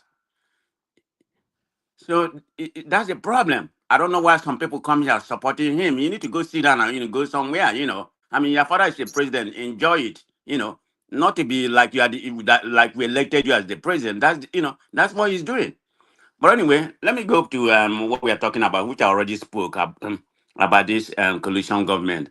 I've said that Obi should be very political savvy, in this landscape of this, of this coalition just saying. I'm very skeptical about Atiku. I don't really trust Atiku. Okay, who said that after 4 years of Obi, if they actually actualize that, I don't know. It's going to be difficult, regardless. If they actually actualize it, who said that um Atiku will relinquish, will relinquish the position and let Obi be the president the next time. Is Obi going to be able to get the president after Atiku come in? So it's very suspect. I don't even. I mean, I don't know where I stand right now. That will hinge on Atiku's performance. If Atiku fail too, I think that will run it for. Yeah, what happened if Atiku fail? So I don't know. I'm just skeptical about the whole thing. I just want to be very, very careful. You know, do I want somebody in the south to continue? Yeah, that's what I want. But like I said, Tinubu has not given me any evidence for me to, for me to say he's good, for me to say he's going to do well, because he has been more of a structural president. There's nothing transformative about, about him. Look at the policy he has. It's more structural, Oh yeah, I mean, all these pertinent things he has done, student loan and some other things, where has that gotten us? I mean, people are suffering poverty, insecurity. He has not been able to exhibit the boldness that he did the first day when he came to office and say subsidy removed. I mean, the man is not, the man is just inefficient in all category. Prestige, you're looking for all the excuses in the world, so you can justify why you want to vote for Atiku. No, if I've already adjusted, I'm going to let you know right away. So I'm not, I don't sugarcoat. I don't miss word. I'm not there yet. I'm still studying the whole thing. I think you are. You're just trying to. Are you in my mind? How you know where I am? You expect me to sugarcoat? I don't sugarcoat. I tell you how I feel right away. Because your hatred for Tinubu is much less than for Obi. I want anything that will get Obi there. That's where I am. That's my main prerogative. Because I don't know. To get Obi there. That's what I'm saying. So in other words, you would sell your soul, you compromise, you would do whatever it takes. Yeah, I may compromise, but I'm not sure. That's why I say I'm skeptical. Okay. You're not skeptical, but bros, keep it real. Stop that nonsense. You're not skeptical. Look, I'm not like you. I don't miss word. I'm telling you how I feel. That's where my mind is right now. Because I don't know how that transformative is gonna happen. I'm very skeptical up to today. But anything that will remove Tinubu out there because he's an inefficient president, I'm for it. But I don't want us to go from bad to worse. That's where I'm coming from. We're already in terrible position anyway. Be sincere. 2 years, just 2 years, and you think Tinubu should have, done. Maybe you think he's a magician or something, but you think just in 2 years is sufficient to determine if he's a good president or not. It just shows how disingenuous you are, quite frankly.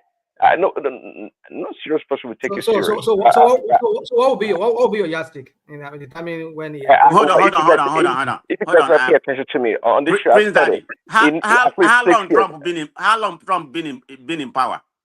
3 months or whatever? Is that not any transformation we are seeing already? Depending on how you look at it, right or wrong. Did you see me here coming here to criticize Trump? I like some of the things that he's doing. Hold on. I like some of the things that he's doing. Do I agree with him with everything? No, I like some of the things that he's doing. But Tinubu, there's nothing he's doing that I like. So how about the tax reforms? Oh, that's nonsense. He hasn't been. Where's the tax reform? Has it passed the third reading? Has it been passed? Where is it right now? I mean, you all always talk about things in process. Prince Daddy, why are you actually trying to convince Man of Prestige? Honestly, why are you trying to convince him? No, he's not trying to convince me. Okay, I mean, Man of Prestige, you don't have to convince me. There's nobody that's going to convince me. Go with Atiku, and we know. Look, we know how things is gonna pan out eventually. So you don't know. You don't know. You're not God. You can't prophesy. No, this is the same people that come before the election and say Tinubu is going to win Lagos. Tinubu is going to do this. Okay, this is not okay. The person who won Lagos, you should go to Aso Rock now. This is not about God or no God. No. I'm just saying. You're already permutating about how it's going to happen. Tinubu is going to win landslide. You don't know. You can't predict the future. Hold on. I said this on this article. Let's focus on this article matter, right? Yeah. People, like a lot of people, they will say, okay, like a rational man, he said, yes, anything but Tinubu, I will go for Atiku, even if Atiku is the most despicable. Chioma said, yes, but you are still ambivalent. You are in the middle. Yes, I am. I'm being honest. I'm being honest and enigmatic. But at the end of the day, right? Personally, at the end of the day, I know the entire Southeast, they will go one route. But where the South, when you are even talking about the politics, the South are playing their own politics. Every region is going to play their politics as it suits them for 2027. Because South is trying to consolidate on their Senate presidency. They are trying to consolidate on their portfolios, the cabinet portfolios.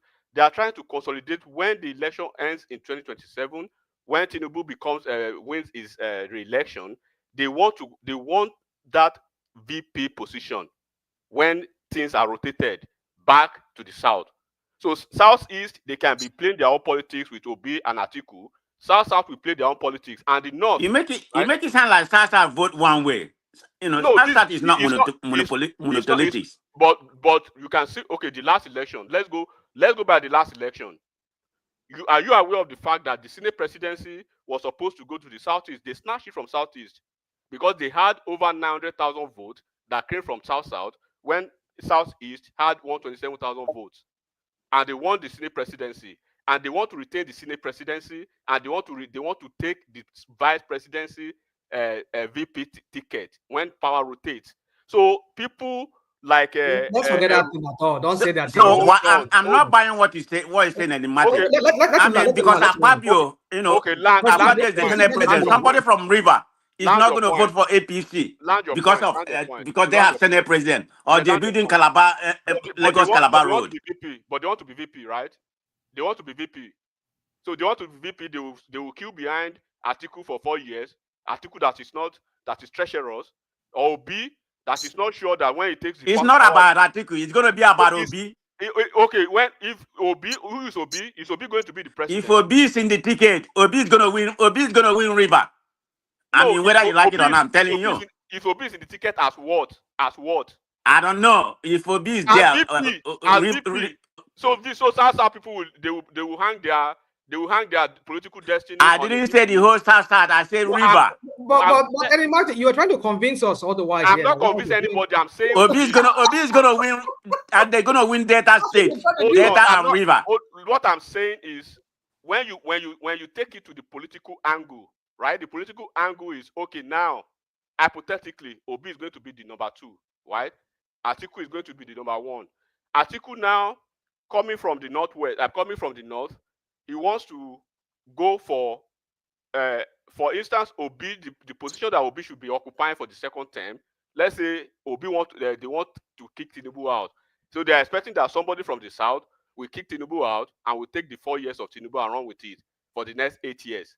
But instead of that, Obi is going to be the number 2 to a northerner. Now who that one benefits? Tinubu go second time. Who does it benefit? Even it benefits me. It benefits me. It benefits me. Okay, you have enigmatic. You have been sentimental. You have been sentimental too. Everybody is being sentimental. Yeah, we are. I benefit my people.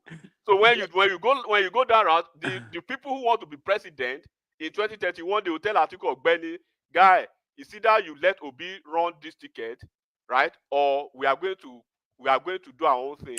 Okay, I'm back. So but go ahead. Prestige. I'm done. Let Madam Zita come in. I'm done. Madam Zita come in. Yes. Okay, so Rashidamai, what did you want to say? Because I would quick, just give me 1 minute. I want to say something to Enigmatic. You see that permutation you just give, like, I'm not giving any permutation. I'm just saying my own, not permutation. Well, no, whatever. Just Okay. my own. Okay. All right. So let me leave that since it says it's just your own. So I want to say something. You see, real quick. I think I forgot what I want to say. It's okay. Choma, move on. I want to say something about that. Okay. Awesome. So, Madam Zita, are you there? Good evening, ma. Good morning. How Nade? Hold on, Madam Zita. I thought you have about 4 you don't have a lot of night in Norway. Maybe about 4 hours. Why are you saying good morning or night? I mean, how you know what time is it? No, we have night now. You have night? How many hours? We have 6, 7 now. Okay, I thought it was less than that, but anyway, go ahead. No, it's more than this. We're even by July, it will be the other way around. It will be all day. But that doesn't mean you don't know your morning and your afternoon. Anyway, you cannot be saying good afternoon by 4 or 5 a.m., even if the sun is shining. Okay, back to the topic. What are you people discussing? Discussing how Obi is going to be the next president. Okay. No, we're talking about how Atiku and I'm just kidding. Peter Obi are going to come together, and Peter Obi will be vice president. And what is the purpose? The deal is, yeah, it's a deal for like only 4 years. Atiku will run for 4 years, and then he promised Peter Obi will be president after. How is he gonna do that? Enigmatic, stop laughing at me. How is he gonna do I that? say just take this chocolate, sit down here. I will give you the next 4 years now. Huh?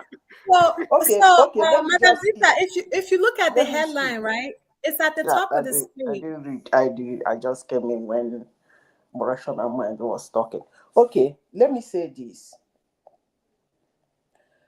It's actually, I am shocked at Tinubu, Atiku and Obi, because if what they are saying is that they want 4 years, 4 years of South, which is Tinubu, then him as Atiku will come for 4 years, and then Obi will take another 4 years, and another Northerner will come another 4 years. I don't understand what the plan is, but I have to say this. For people to come and say that is the way it's gonna be, is actually being political naive. Elections are not being handed over to somebody. So I don't really know the power Atiku have or has to hand over power to Peter Obi. I don't know where the heck they got that power from, that they are flexing, that they want to do collation, and then he will rule for 1 term, and then the other person will continue. It doesn't, politics doesn't work that way.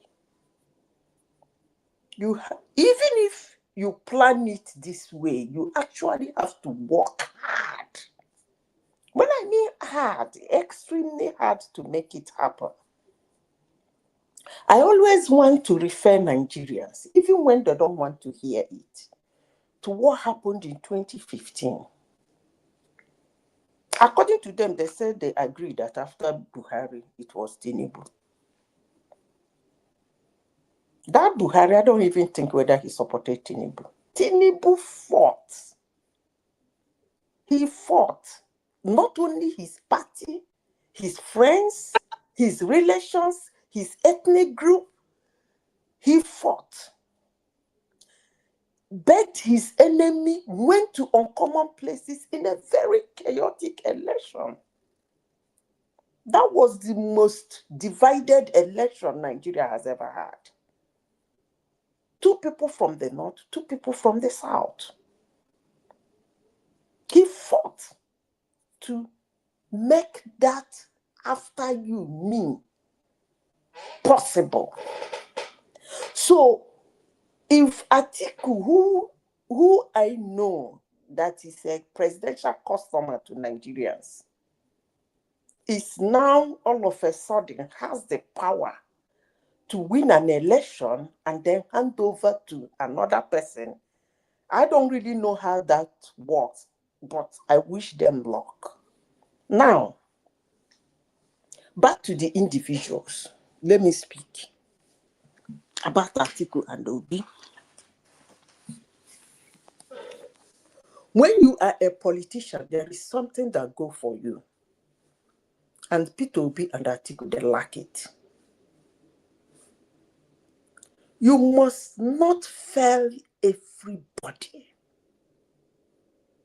That is a political suicide. You must not. I'm not saying you must promise everything and do everything you promise. No. But let people have that little trust in you that when you say, this is the next person, let it be the next person. I'm going to do this with you. We are going to do this pandemic, and when we finish, I will give you 1/3 to take record. That's what makes a politician. If you have about 80%, 80 people following you, if you can get at least 50 out of that 80 trust you, then you are an amazing politician. But whereby you have 80 people following you and not even 10% trust your words and actions, then your political career is dead on arrival. And that's exactly what is happening to Atiku. As I said before, and I will say it again, like me, hate me, I don't care.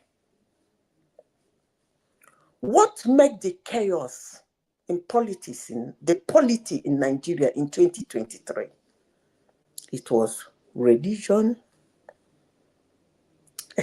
anger for establishment, ethnicity, age. I've forgotten the rest, the other one. I think it's 5 things. Now, all of them is gone. And health. As it is now, those 5 things is gone. So if any, I think they are somewhat late, but as they say, 24 hours is a lot of time in politics, but 24 hours to form coalition, I don't know, but it is what it is. Those 5 points is gone. Tinubu is wearing court shoe and moving about everywhere. Nobody thought he will survive the next day. But he's wearing court shoe, boy, everywhere. So that health is settled. Muslim ticket. What happened? Everybody is still Christian. The Pope today had romance in Nigeria for several years, even when that guy was governor.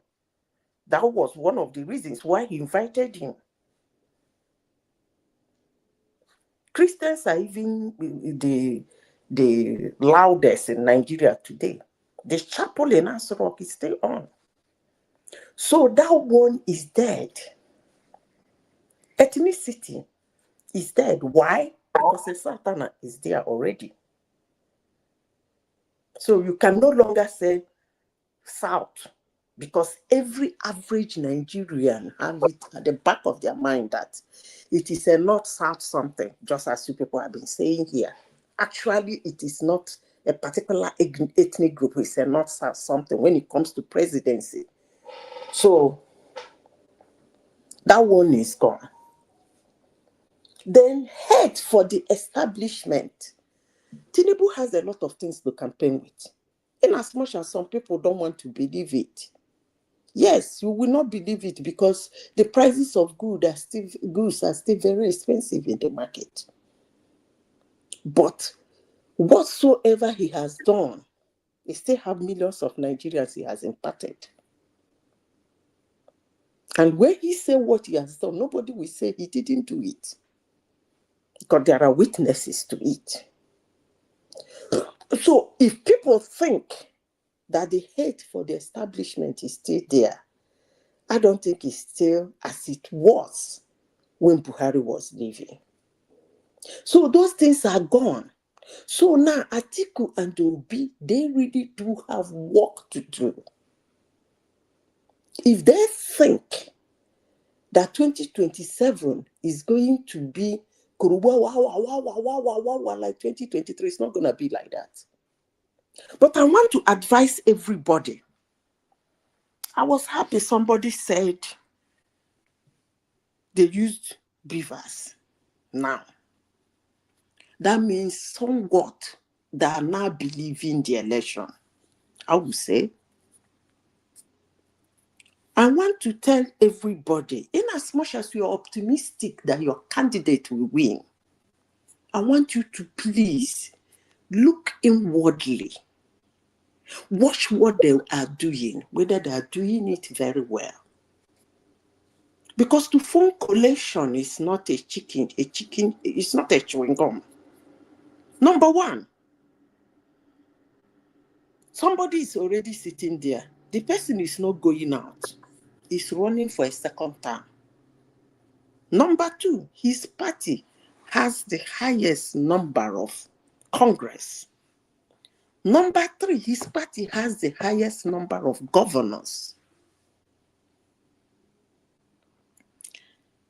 Above all, he's taciturn. When you are dealing with somebody who is taciturn, you have to be very careful.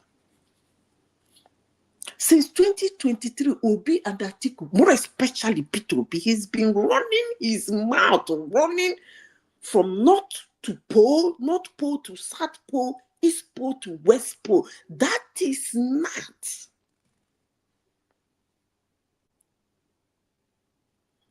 A very good politician keeps quiet. Because what you say will come back for you. He has said so much since 2023.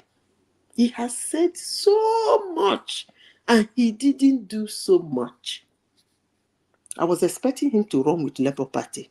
I was expecting him to start doing what I call town hall meetings with the youth that were running around him in 2023. But oh, we uvuza. Hello, I hope everybody is still hearing me. This one everywhere is quiet. Yeah, we're listeners. Okay. Oh. Mm-hmm. At least somebody said he's hearing me. Thank you.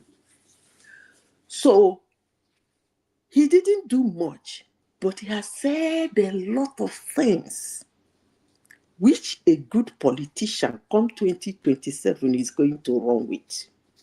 I tell you, that guy has said a lot of things that a good politician will throw. Even some Nigerians are angry with him. He has said a lot. He has said a lot about Nigeria, about Nigerians, about what is going on in Nigeria. You don't talk like that. You do more. But he's been like that anyway. Then come Atiku. I don't even understand this Atiku stuff. I thought in 2023, most of you were concerned about Tinubu's age. To even hear that Atiku want to grab ticket again, what kind of customer is he? This is just a nagging customer. What is wrong with him? Can't he support somebody else? Why can't he back Obi? What is wrong in all of them coming together to back Obi and say, go, we follow you for back? Must Atiku put himself? But well, what do I know? At the laugh. The kind of laugh I will laugh in 2027. I don't buy my Ogogoro keep where I go take the excite myself. I don't buy them now, they start. Because I don't even know why your fellow human being will come to you in politics and say when he finish ruling, he will hand over to you. This is a very good customer, Nigerian customer. How many times has he contested the election that he didn't win? That he will win one and then go out and hand over to you. How does that work? Look at what is it called? Look at Buhari. Every APC member during the time of Buhari pretended as if he's not interested in the seat. The moment the bell rang, school dismiss, away, Buhari is about to leave, the principal is going out.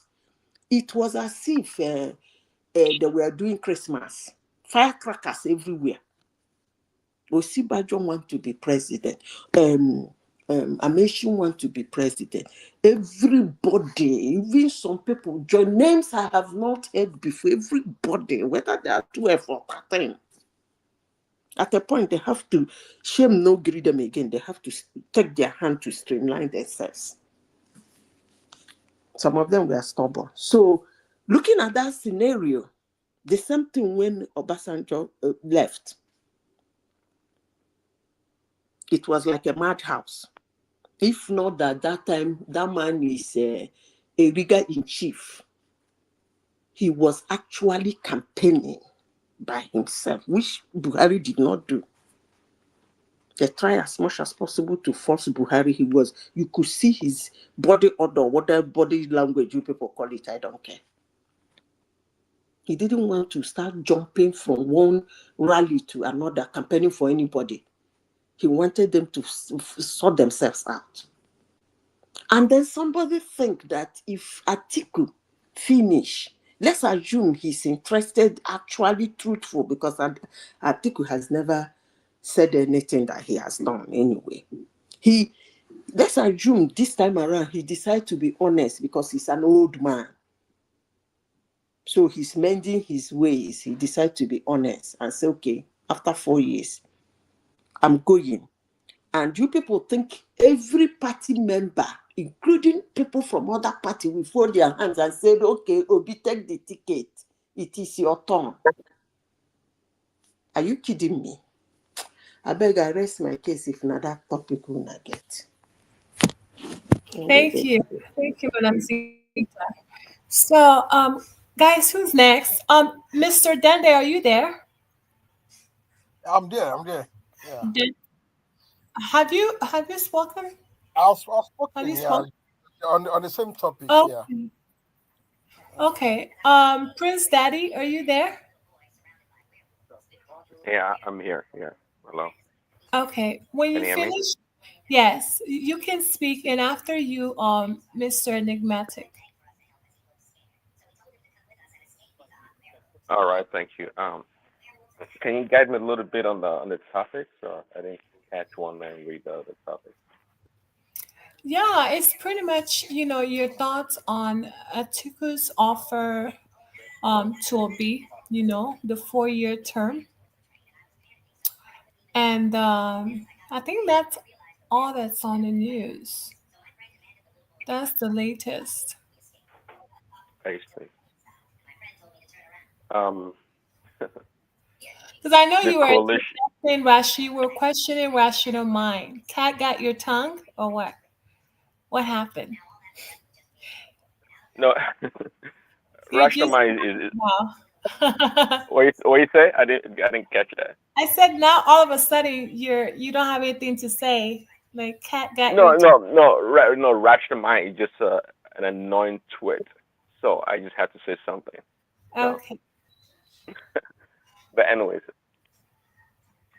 it's no. That's a coalition of what you call it, the incompetent and and what do you call the other guy? It's just there's no there as they say.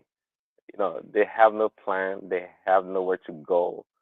So right now, to me, they're just fronting. They're just pretending to be relevant in the political space.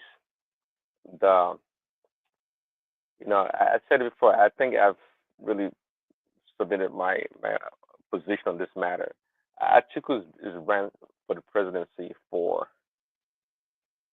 5 times, and it'll be once, right? And at every turn, Atiku has been a failure. I mean, again, I liken Atiku to Hillary Clinton somewhat, one that has all the resources, the exposure, um, the money, the political, you know, connection. But Atiku has shown to be the biggest failure in Nigerian politics. It's shown that. So I'm not sure what Peter B is going to add to his ticket, to make him viable in the next election.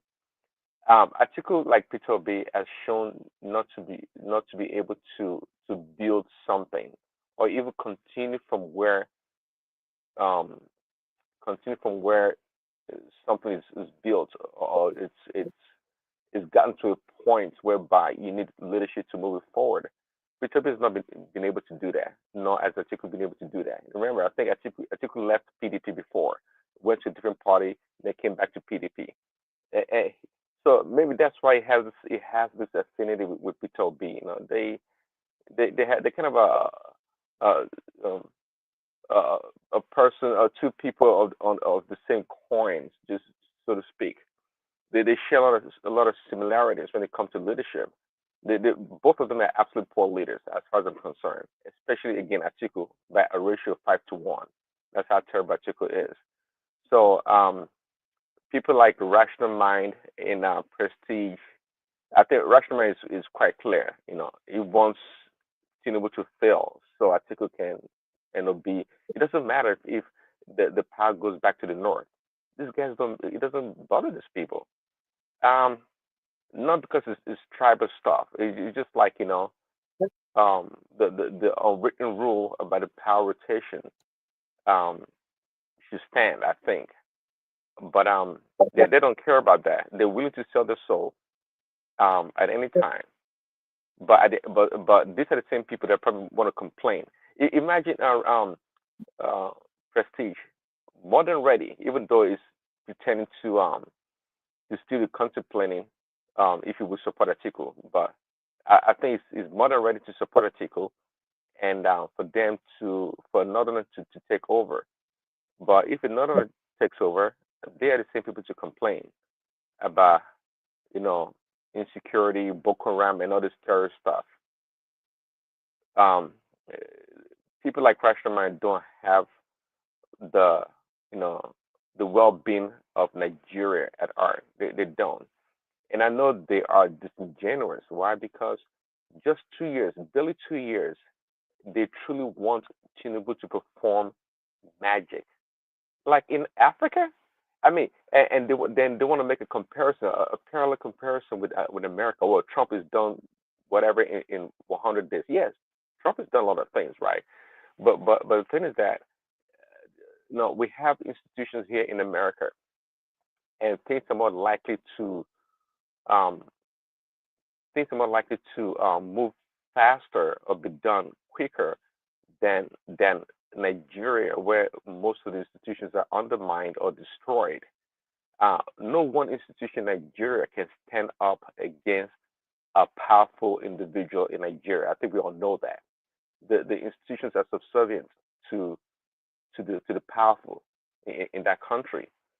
And by the way, I think it's a terrible comparison, anyways, because um, um, Trump is one of a kind. He comes one in a century. It's not like it's an everyday thing that you come across a leader like Trump. So it's actually a terrible comparison in that regard. So I guess to conclude on that matter, and I use the word Schadenfreude. It just when you don't want someone else to succeed, no matter what. Um, you rather be a friend to your enemy as long as that person doesn't succeed. That's a kind of a mentality. That's a kind of a position. Uh, some are taking. I'm not going to say many. I would love to hear what someone like Joel of Nashville would say. If he will also support such a ticket. Um, but yeah, Kenneth will be another person I'd like to hear from. I think Kenneth is actually given up. But Okay. rational, I understand. But prestige, I'm not sure it's going to say surprises me, but it's kind of a stretch, I would say. So, thank you, Prince. Um, Enigmatic, are you there?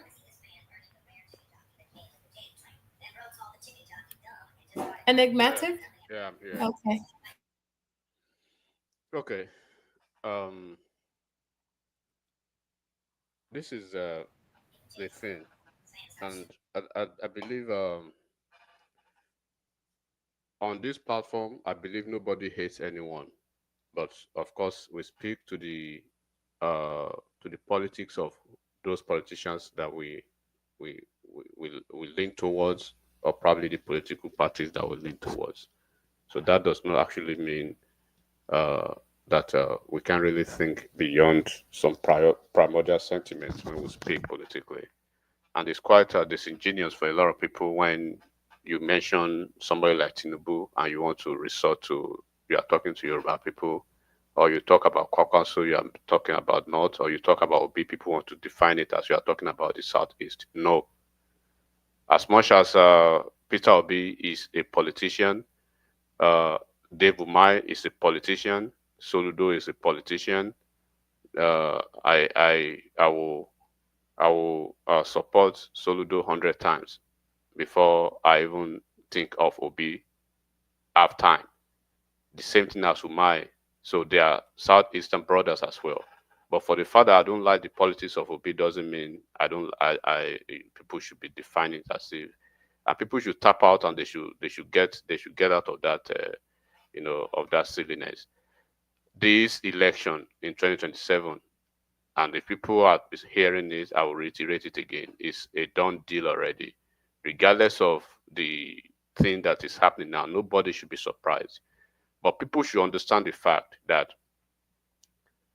APC, right, does not need the Southeast. They've never needed the Southeast. They will never need the Southeast. Tinubu does not need the Southeast. He has never needed the Southeast. He will never need the Southeast politically. He doesn't need them. And they should know this and know peace. In 2015, Buhari lost. In 2019, Buhari lost. In 2023, Tinubu lost.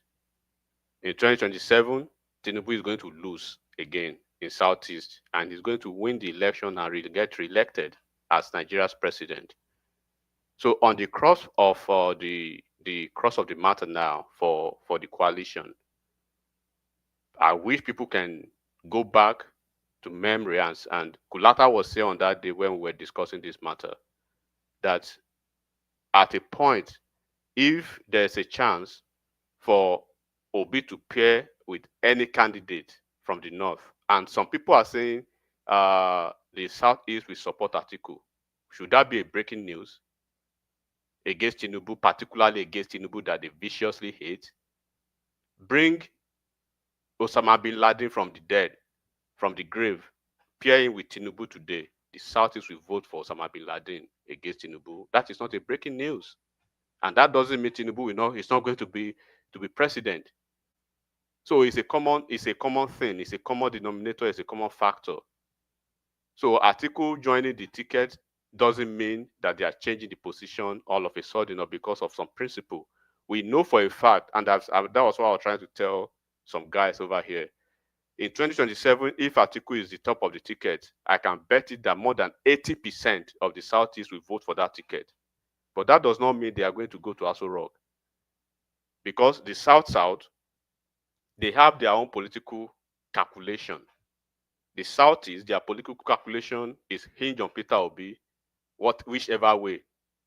The South, they are doing very good politically in terms of political appointments. They have the Minister of FCT, who is a de facto governor, you can say that. They have the Minister of Gas from Akwa Ibom State. They have the Minister of Aviation. They have the Minister of Petroleum State. They have the Minister of Regional Development. That guy controls all the development commission. Southeast Development Commission, Northeast Development Commission, Northwest, Southwest, and all those development commission, and he controls the entire NDDC. So those are the type of portfolio that they have in this cabinet. They have the Senate president, and in the Senate, they control most of the juicy positions, committees in the Senate. So for you to see that they are aligning, you see some governors moving from PDP to APC and stuff like that. It's not just by coincidence. It is because they are politically matured and they are politically, they have the political sagacity to understand the fact that we have the Senate presidency now that was supposed to go to Southeast, but because of their bad politicking, we took it from them. They had almost 1 million votes to APC as against the 127,000 that came from the Southeast. And they took the Senate president. And in 2027, they will have the possibility and the opportunity to continue being the Senate president again in 2027. And then they know in 2027, when they are able to do the needful again politically, as they did in 2023, Tinubu is going to be re-elected. The North is going to be rotating the power. The power is going to be rotating to the North, right? Whoever becomes the Northern candidate then from APC will be handing their ticket to somebody from the North. We don't know what PDP will do, if they will bring it back to Southeast anyways. But on that PDP, I'm talking about APC now, APC politics. So APC will be handing their ticket to somebody from the North. And South, they are getting ready, positioning themselves, calculating to pick up the VP ticket. Because at that time, Southwest would have been out of the equation for president and VP. So it's going to be a straight fight between the South and the Southeast to dog it out for who picks the VP ticket. So now, in the North, we are having El Rufai's camp, who moved out of APC, but he hasn't really moved anybody with him to SDP. And the SDP that he has actually moved to now, it seems to have been stuck in SDP because they found out that SDP is equally being controlled, or there are some people in SDP that are supposedly or probably, working for APC. So they are trying to go again to ADC. It is a very good news that at least we know that the Southeast candidate is going to join Atiku. So the two of them can fail together, hopefully, in 2027, right? And then when you see governors running for their second term in the Northwest, they are coming to say, I think you guys can see it. They had their meeting in Kaduna the last time, where you have all the governors in the Northwest, you have all the senators in the Northwest, House of Rep members, House of Assembly members, ministers, and all the political office holders from Northwest. They are already towing a certain path because they know that come 2027 is better for them to support the next 4 years of the current administration than to support somebody who is politically treacherous and they cannot trust in the person of Atiku, who is probably going to steal. Atiku is going to be, I don't know his age, I know he's well over 70 years, right? Atiku is well over 70 years.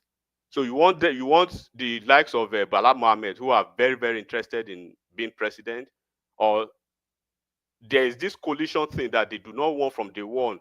They've given the word that they do not want Atiku at all in the conversation around the coalition. And he knows that. So PDP is not giving him the room. PDP Governors Forum, they came out to say, we are not for this coalition. Labour Party say we are not for this coalition, but they are trying to go through OB, which is very good. But whoever is here who is not an obedient, because the way I see obedient, right, is that, yes, they are doing the right thing. They are supporting their own man. Atiku people, they are supporting their own person.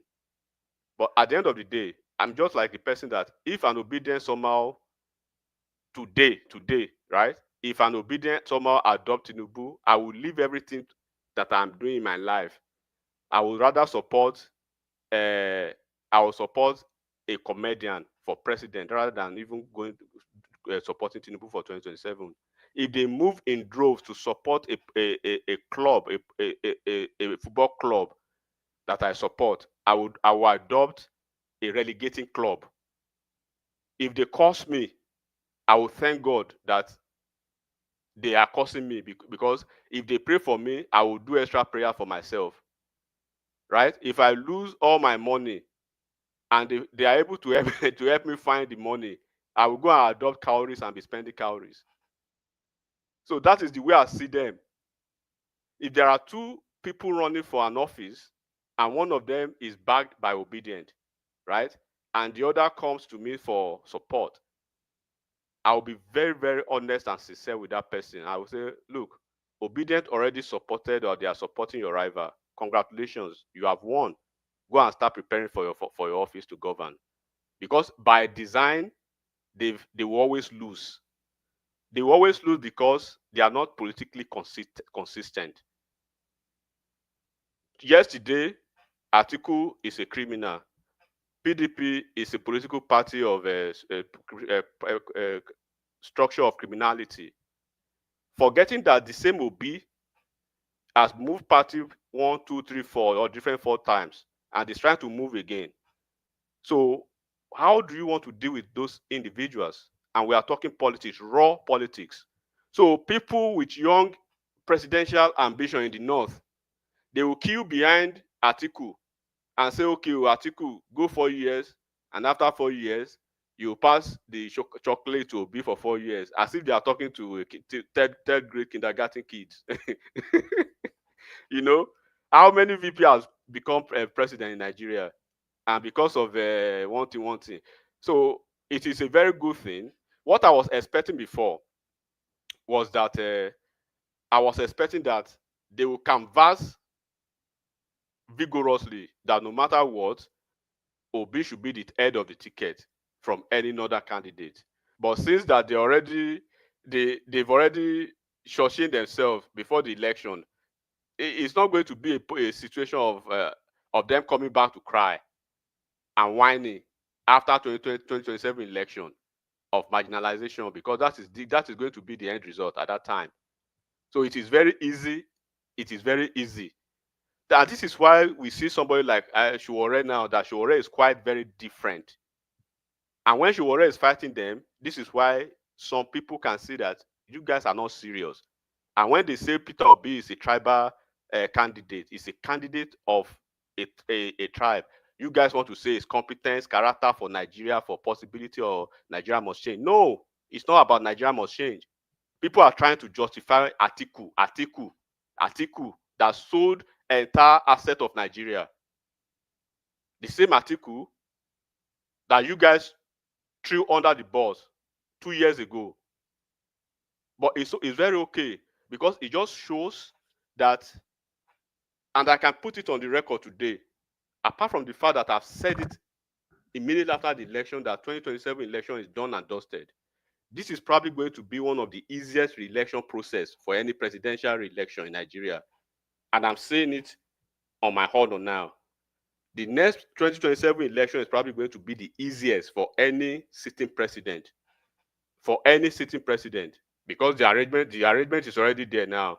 And you can even see that they are already shooting themselves on the field. Atiku being the opposition presumptive candidate. Oh boy. It's celebration in earnest. And I wish all of you the best. But whoever is quite surprised that they are saying they will support Prince Daddy, you don't need to wait for all these guys to come back. They've said it in the past. You don't need to wait.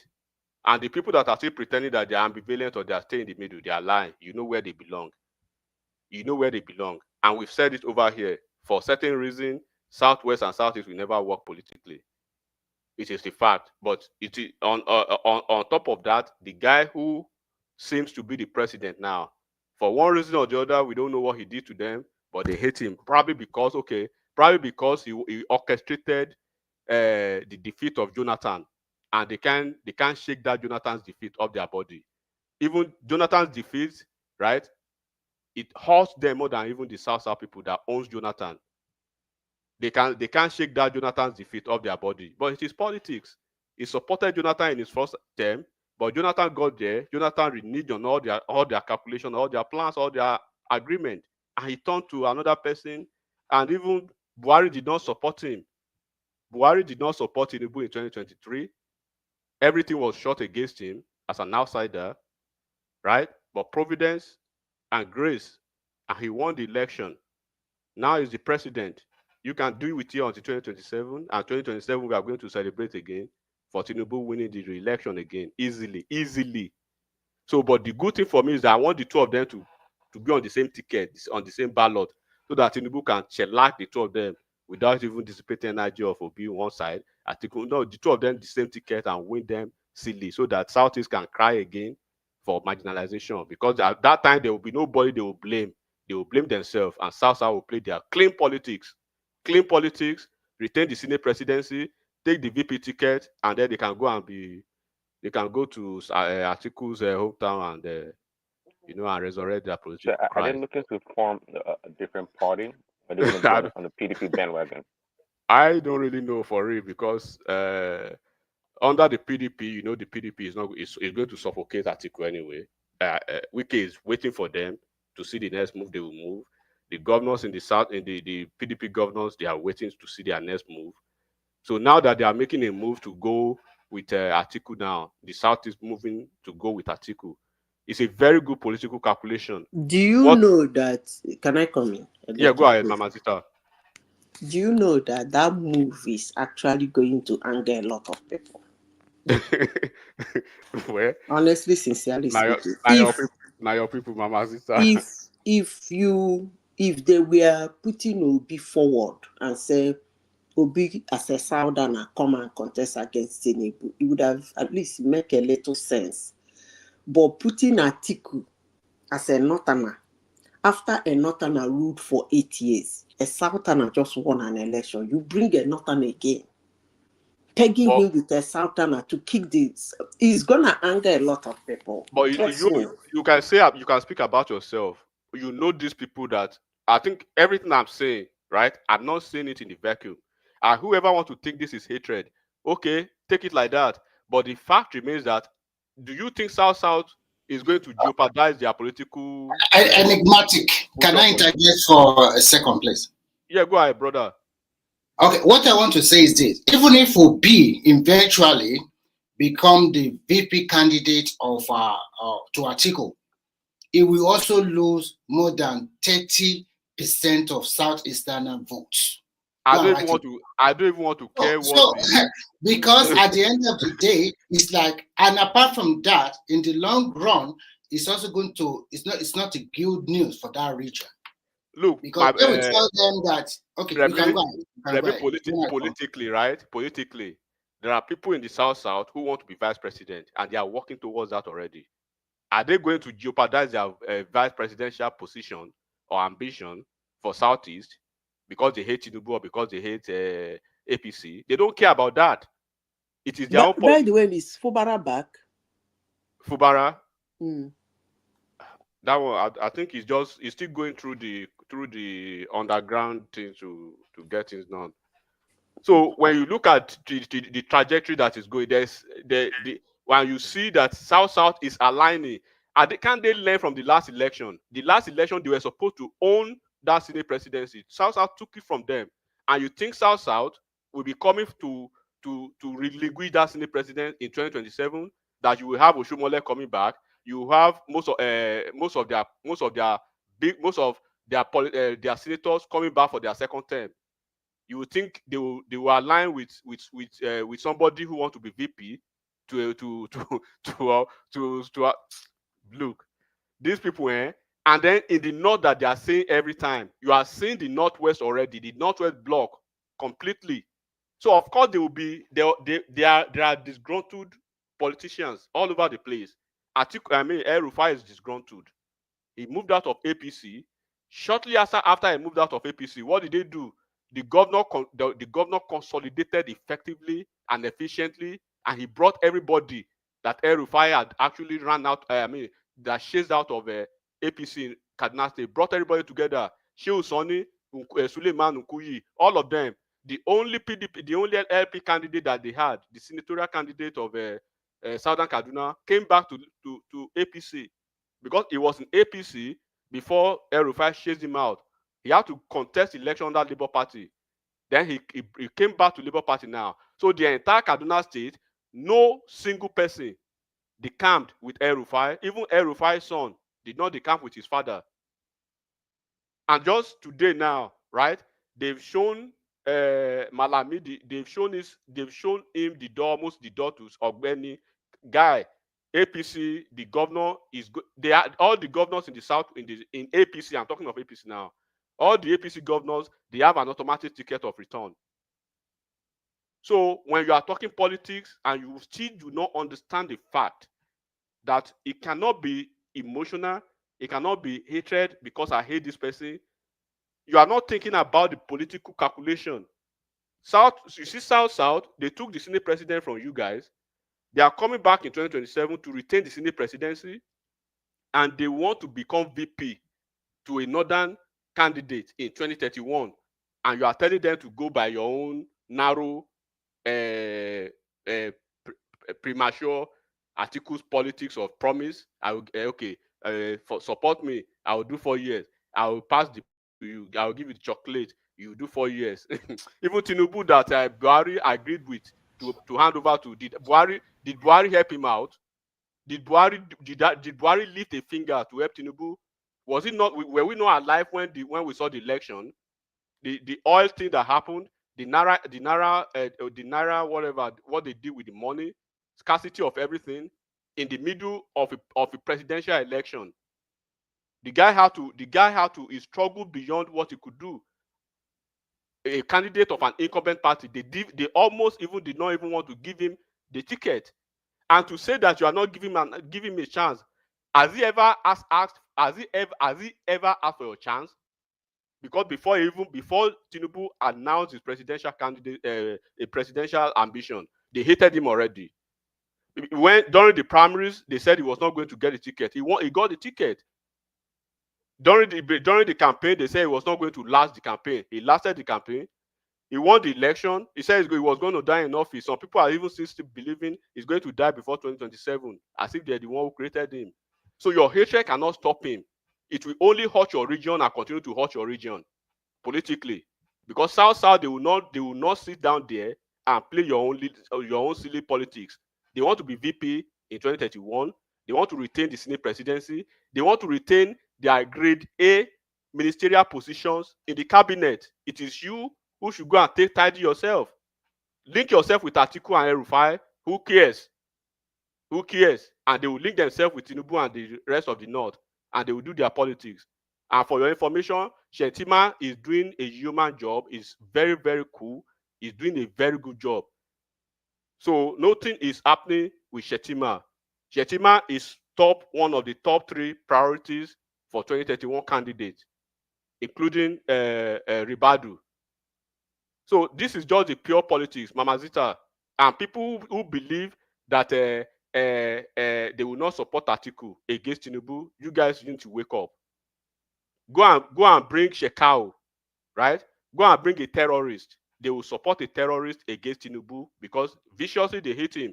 The guy has never contributed to their politics. He has never sponsored a candidate. He has never been governor. He has never been senator. He has never even done anything. But for one thing or the other, they hate him. But when you hate people like that, God always have a way to protect such a person. So this is the way I'm just speaking politics now. I'm not really speaking beyond the politics. But don't think that every other region will subsume their own ambition because of your own hatred. It doesn't work like that.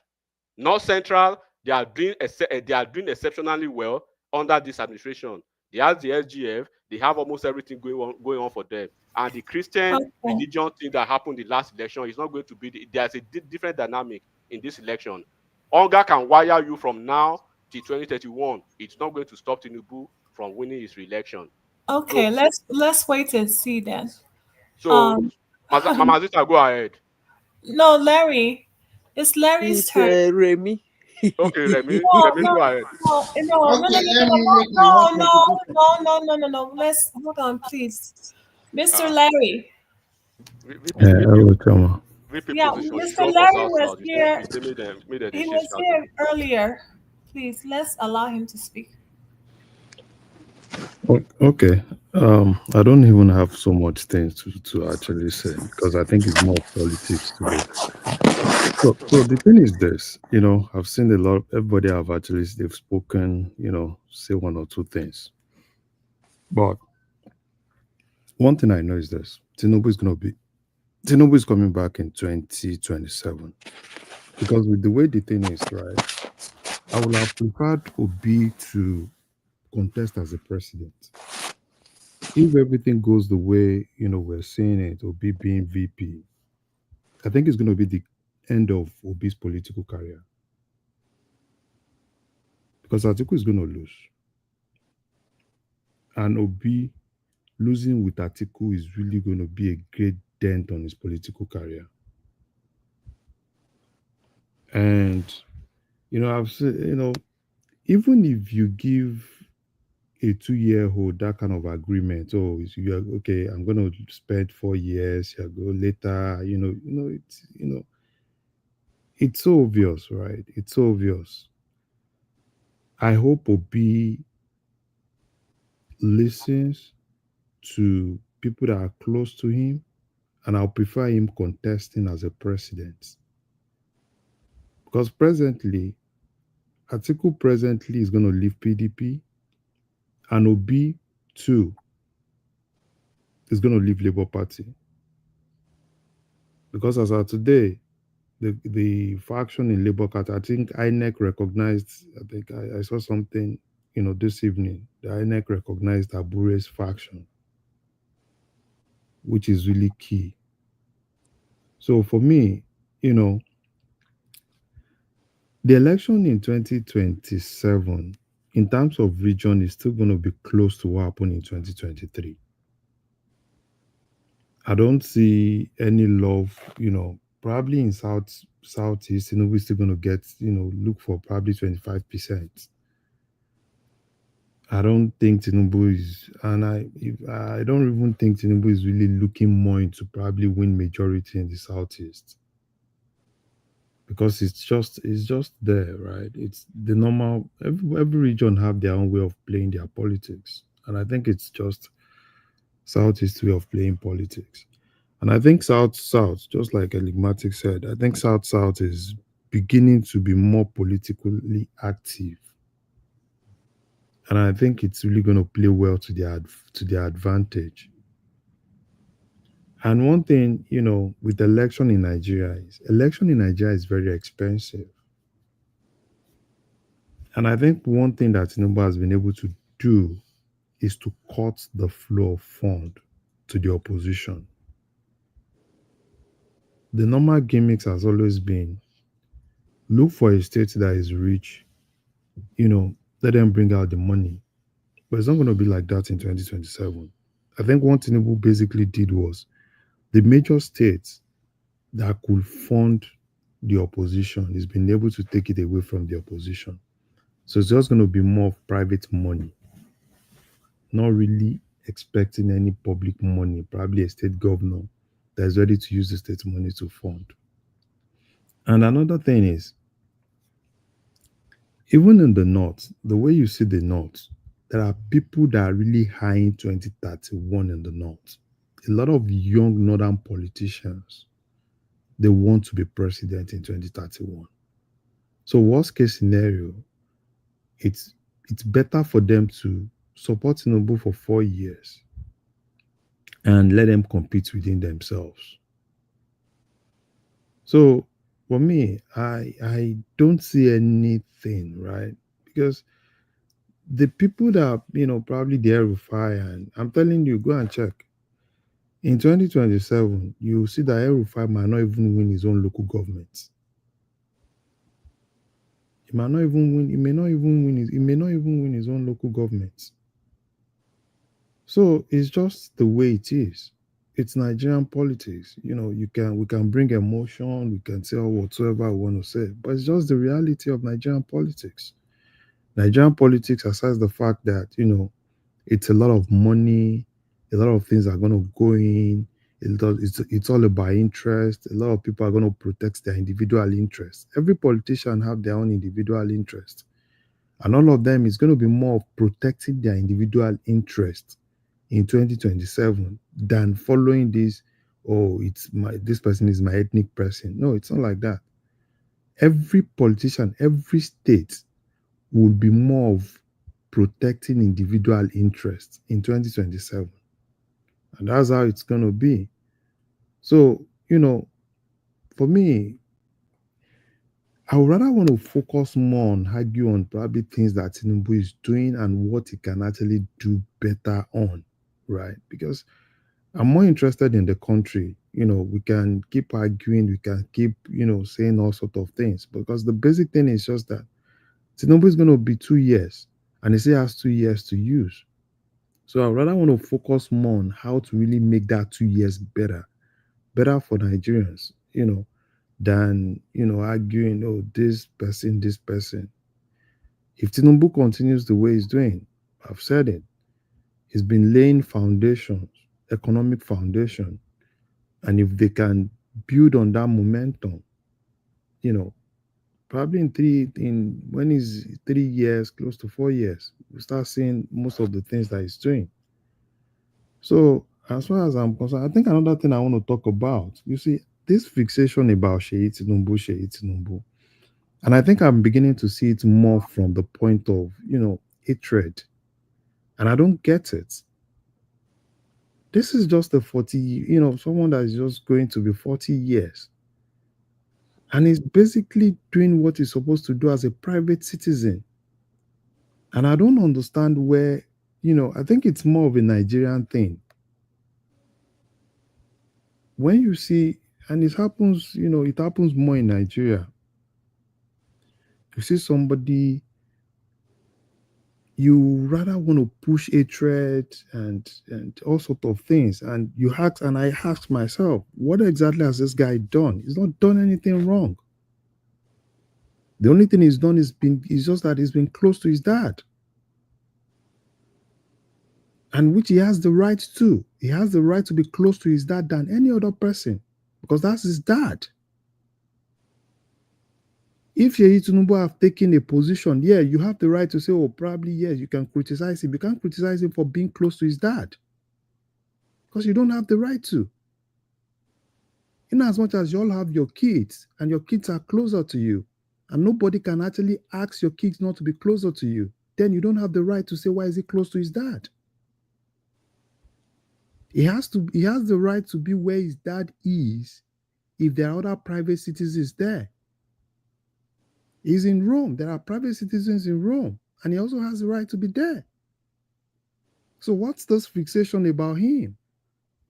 They say, Man of Reggie said his dad is the best president. This is right. He can say it. As I have the right to say my dad is the best dad in the world. It's my right. I can say it. So we should just stop all those things, right? Leave the young man. If it's my dad too, I can actually be around my dad to protect my dad, to see what my dad eats, to see that he's safe, to see that he's being well protected. So we should stop all those things. We should stop all those things. If Sheyi Tinubu has done something that is wrong, probably, okay, fine. Yeah, call those things out. But the moment you start saying, oh, he's close to his why is he going where his dad is? I think it's really irritating. And we should stop all those things. Criticize your politicians. Sheyi Tinubu is not a politician. Sheyi Tinubu is just a normal person that has a dad and is close to his dad. And he has the right to. And nobody can criticize the fact that he's close to his dad. Even if he likes, he sleeps in the same bed with his dad, he stays in the same place with his dad, is his right. And nobody can criticize that, in as much as you have your own respective kids at home and they are close to you. So leave the boy. Let him enjoy his dad. The fact that his dad is the president. And the dad has actually made it. The last time he was at I think it was a meeting, and the dad scolded him. And the dad told the staff that he shouldn't be there. Yeah, that's good. I support that. But anywhere the dad is, where there are private people there, he has the right to be there. So we should stop all those things. Don't push your... So in essence, can I comment? So in essence, what you're saying is like, it's not actually the dad that is telling him to come. He's just a young man who is just zubiras, wants to know what is happening. Because for his dad to scold him, that means he's doing those things on his own. So why are people abusing him and abusing his father? Mama Zita, So for that one, right?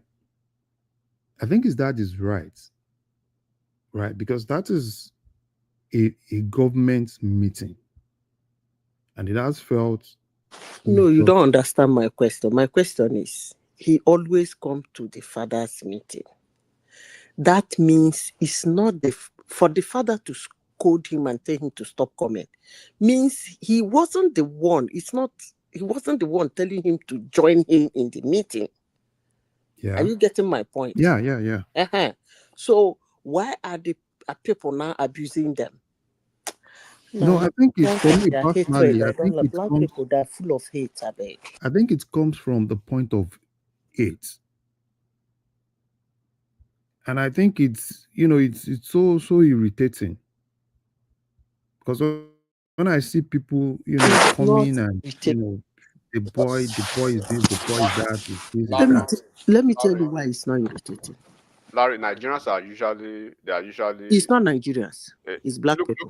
look at how they do Davido now. Look at the hatred on Davido too, because it's that No, history. it's not Nigerians. It's not a Nigerian thing. I notice it's black people thing. Let me tell you why I said that. The way black people, I won't use the word hate. If you see the way they react to colonialism and slavery, you will think they are the only one or the only race on earth that was colonized. And you will think they are the only race on earth that was enslaved. They speak about it so bitterly. If you see any government in Africa or in a black nation failing, the only thing he has to sell to the citizen is that it's white interference. The moment he says that, he has escaped. Why? Because the black people are so bitter against the West. So the moment a leader in Africa or in any black nation, anywhere in the world, is failing, well, of course, all of them are failing anyway. The next thing we say, hey, it's the West. They want to kill me. They are interfering. They are the one. They take our oil. They take our resources. The moment he's selling that, his people are good. They can eat maggots and go to bed. I don't know why, but No, I think it's. I don't I know. think I don't for know me why it's like that. personally, I think it's misinformation. Mama We are Zita, misinformed I because think I was the surprised that there was a time I met two girls in the US and they're African Americans, and we were discussing. One of them said he never knew that they were not the only one enslaved until he did African American studies. And the teacher, the professor, dived out of made the slavery, when he was teaching the slavery, he made it broad. He didn't concentrate on only African Americans. He taught all about the whole slavery, how it started in the world, the people that survived and the people were. He said she was so shocked. I said, oh, you didn't know before? She said, no, that she thought they were the only one enslaved. No, but madam, sorry, which race of people were actually taken out of their own continent and were settled in a place and they still remain there now with their identity lost? I need other one. I will Okay. just one apart from black. Okay. In Spain, they did it. Which France and people? Spain. They French took and them Spain. from they took them You from see, Europe and took them to another continent. which one is another continent now? They took the blacks from Africa, took them to Okay, another wait. continent, Europe and America, Hold on. and they are there today as a Hold on. people without country. So Hold on. mention one race You like see, that. are you seeing your bitterness? No, it's not No, big. no, See no. the Are you blackmail. seeing I the just bitter? asked a question now. Hold on. You see Hold on. you see. First of all, I said mention one hold race on. like Calm that. down. You How can is go and that do. bitterness Hey, now? hold on, please. How I is that don't do. bitterness? Hold on, please. I don't argue this way. I just said something. Go and do your research. I'm not a teacher. You But don't the know only it. thing I will tell you, You made a hold on, let statement me that is finish. blatant. You Let are me misinforming finish. people. If you Let have me facts, you finish. bring it out. Don't say go and do research. Let me But somebody finish. told you something, you just took it and brought it here. Let You are me not ready to finish. defend it. You Let say me go and do finish. research. Let me finish. You If go you know and do what they your are saying, research. bring it up. I am not This is a your platform. Babuki, professor. let her talk now. And The let two me of you say No, can leave be this. that one talking out. at the Somebody same is time now. speaking and pushing back, and they say, Listen. But the oh, two of you can be talking at the same time now. Chairman, hold on. As I asked the question, he says, see your bitterness. And I'm not going to answer your How does question.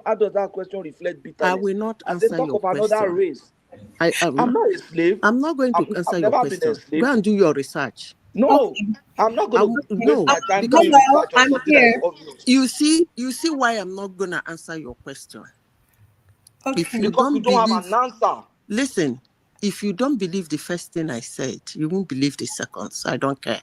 Okay. So, So Madam Peter, wait, let me finish. Let me Bring the finish. facts. we're going to allow Be Mr. Larry. Shoma, consequential when it comes let to me truth. end my topic. Let me Yes, end my ma'am. sentence. Okay. The ones you are seeing that are outside the continent, today you see them, are the ones that survived. We are given the grace to live. In some instances, they were never given the grace to live. I end my case. Go and do your research. Okay. Mr. Larry. Come on, let me just round up. Yeah, go ahead and continue. Yeah. So I'm just gonna finish it on that note of Shay. And people should just take it as their reality. Shay is still gonna be with his dad till the end of the dad's tenure. So take it as one reality. And I'm very sure it's even probably the family that are basically telling Shay to stay with the dad. We saw what happened during Yaradua. Till today, people were still saying, oh, probably Yaradua was poisoned. The same thing during Buhari's tenure. People said the same thing. So if that is what is going to make that family to be well, rest assured that the man is safe, yes, he should be with the dad. And ensure that he checked everybody around the dad. What the dad eats, what they give to the dad. If the dad trusts Sheyi more than anybody, yes, it's good. He should trust his son.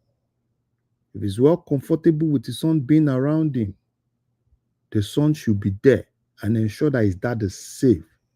And he shouldn't even leave the dad. And people that are angry that the son is closer to the dad, they should keep being angry, and they will be more angry and be more angry. Because that boy is still going to be with the dad because he loves the dad and the dad loves him and he wants him around. Thank you, Shoma.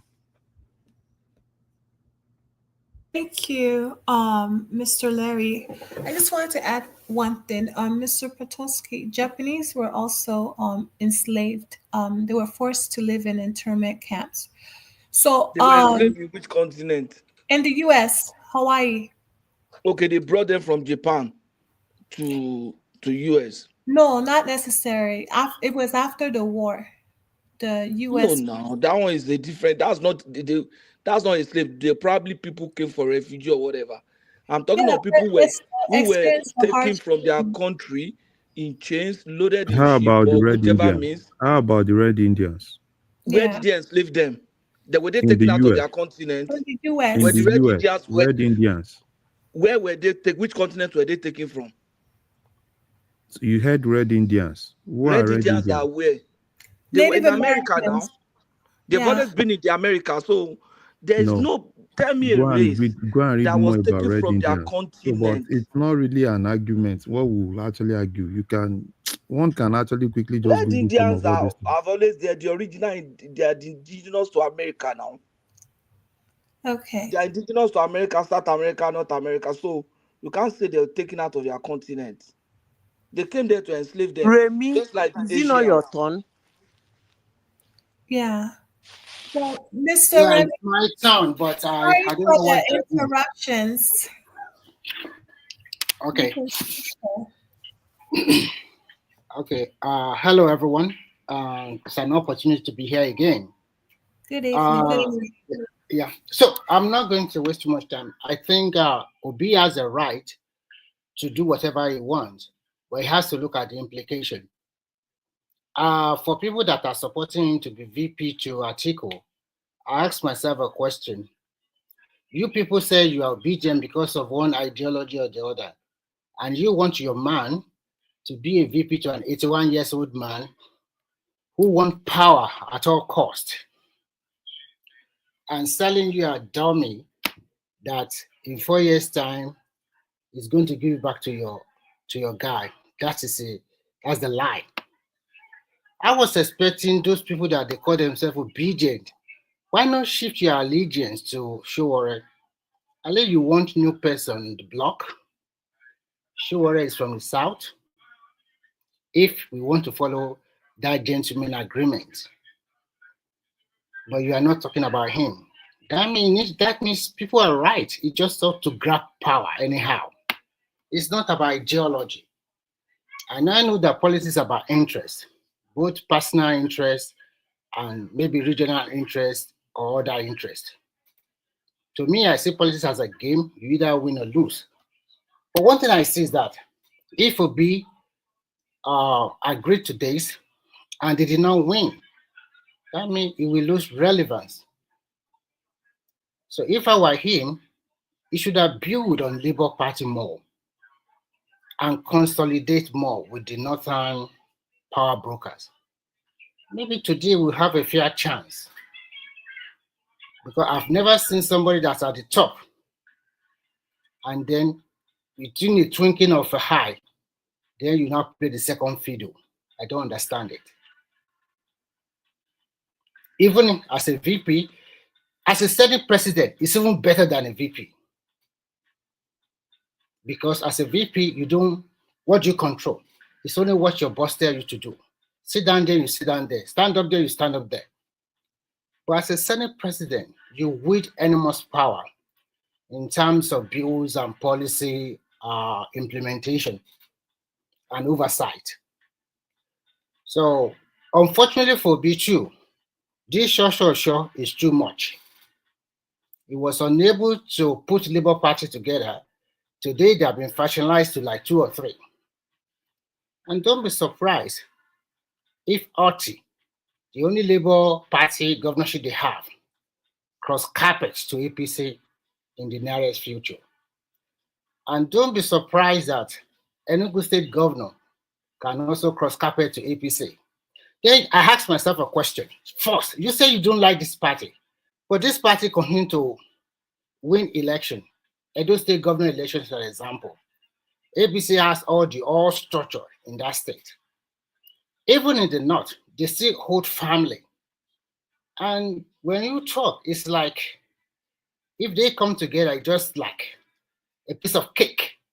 You just walk over Tinubu like that. This is Africa. This is Nigeria, where the incumbency have a big power, one way or the other. And you cannot compare Tinubu with Jonathan.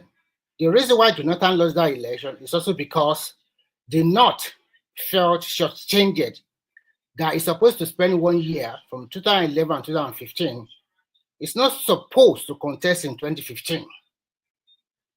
But because of some people that are pushing him, so that factor is already there, that this is the turn of the North again. Because Yarada supposed to be there. He spent 2.5 remaining of Yarada years, plus his own 4 years, making it 6 years. And if he goes again, that will make it 10 years.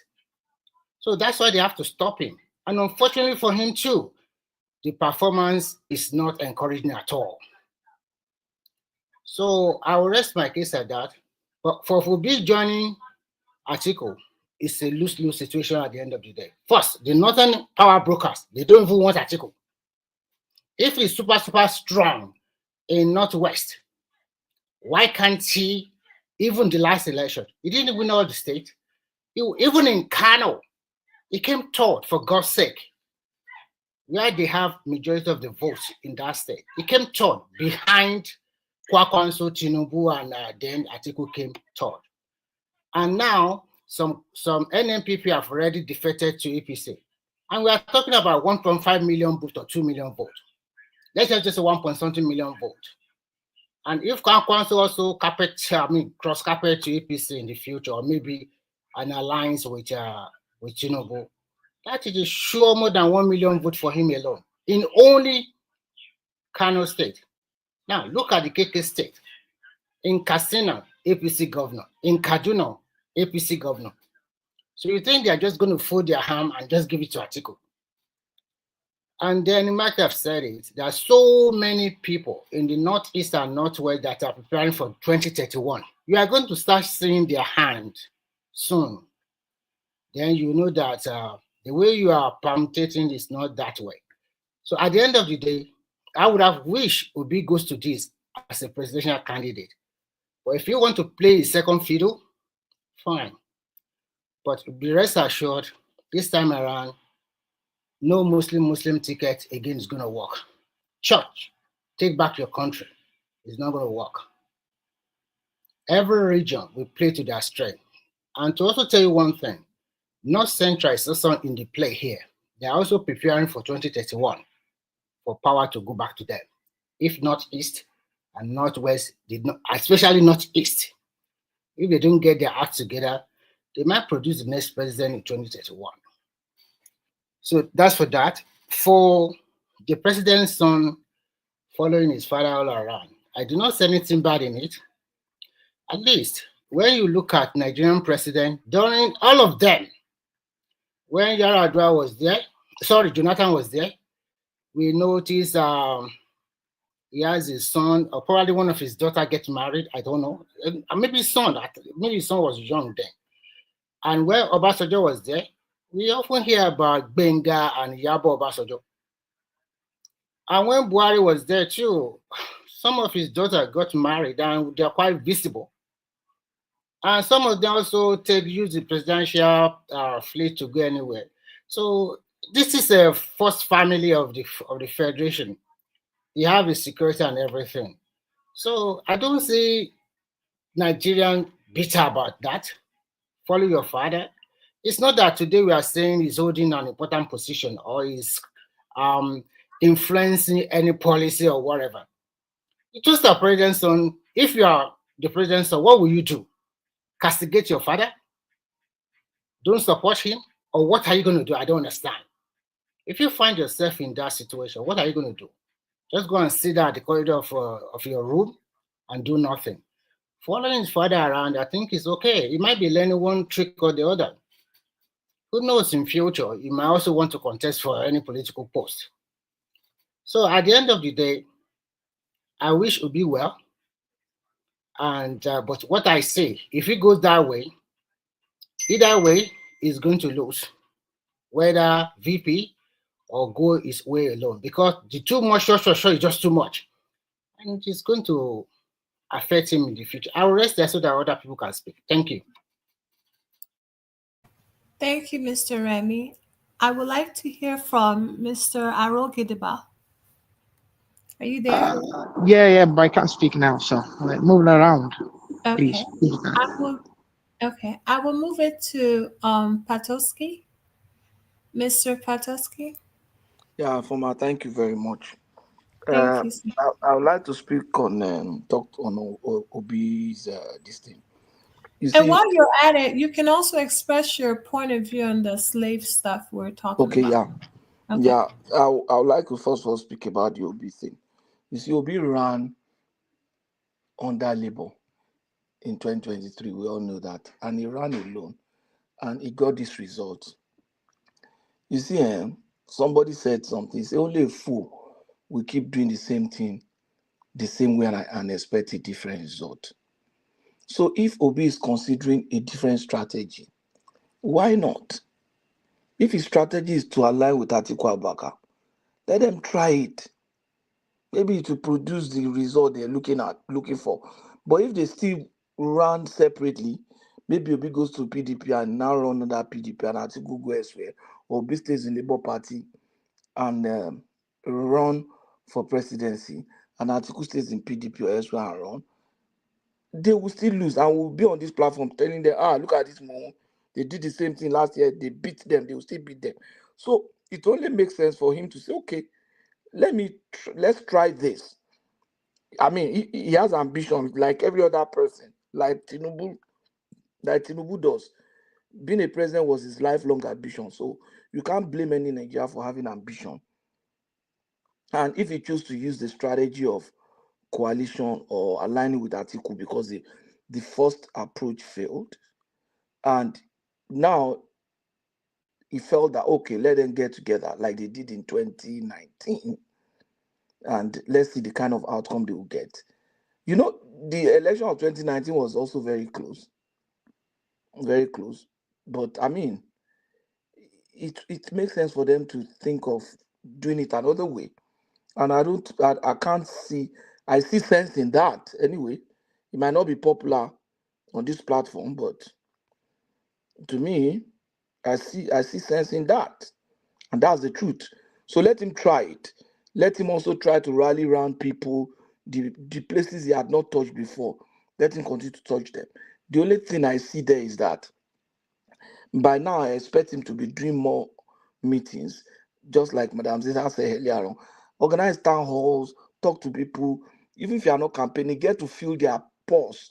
Let people see you.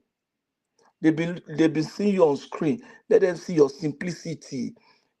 Use that opportunity to continue to now disabuse their mind against the wrong impression they have about you or about your region, and all the negative things they've been saying about, oh, you didn't perform during your tenure as a government. This is the time to address those things, so that when you'll be prepping the ground. And if Atiku decides, okay, vice president, take it and you move. When the time comes, don't be vice president and in hope that Atiku will give you president. Atiku cannot do it. Somebody that struggled to become president, how can he, because the president, I'll give you president? No. As a vice president, endear yourself to the people, work very hard towards it, and throw your heart in the ring and run. So to me, Obi is good. Let him run that way. Let him continue to align. Let him work on his base. Let him mobilize to spend more money than they did the other time. And let's see, anything can happen between now and 2027 now. This government is currently laying foundation. Hopefully they pick up. What if some of the policy backfires, like that and stuff like that?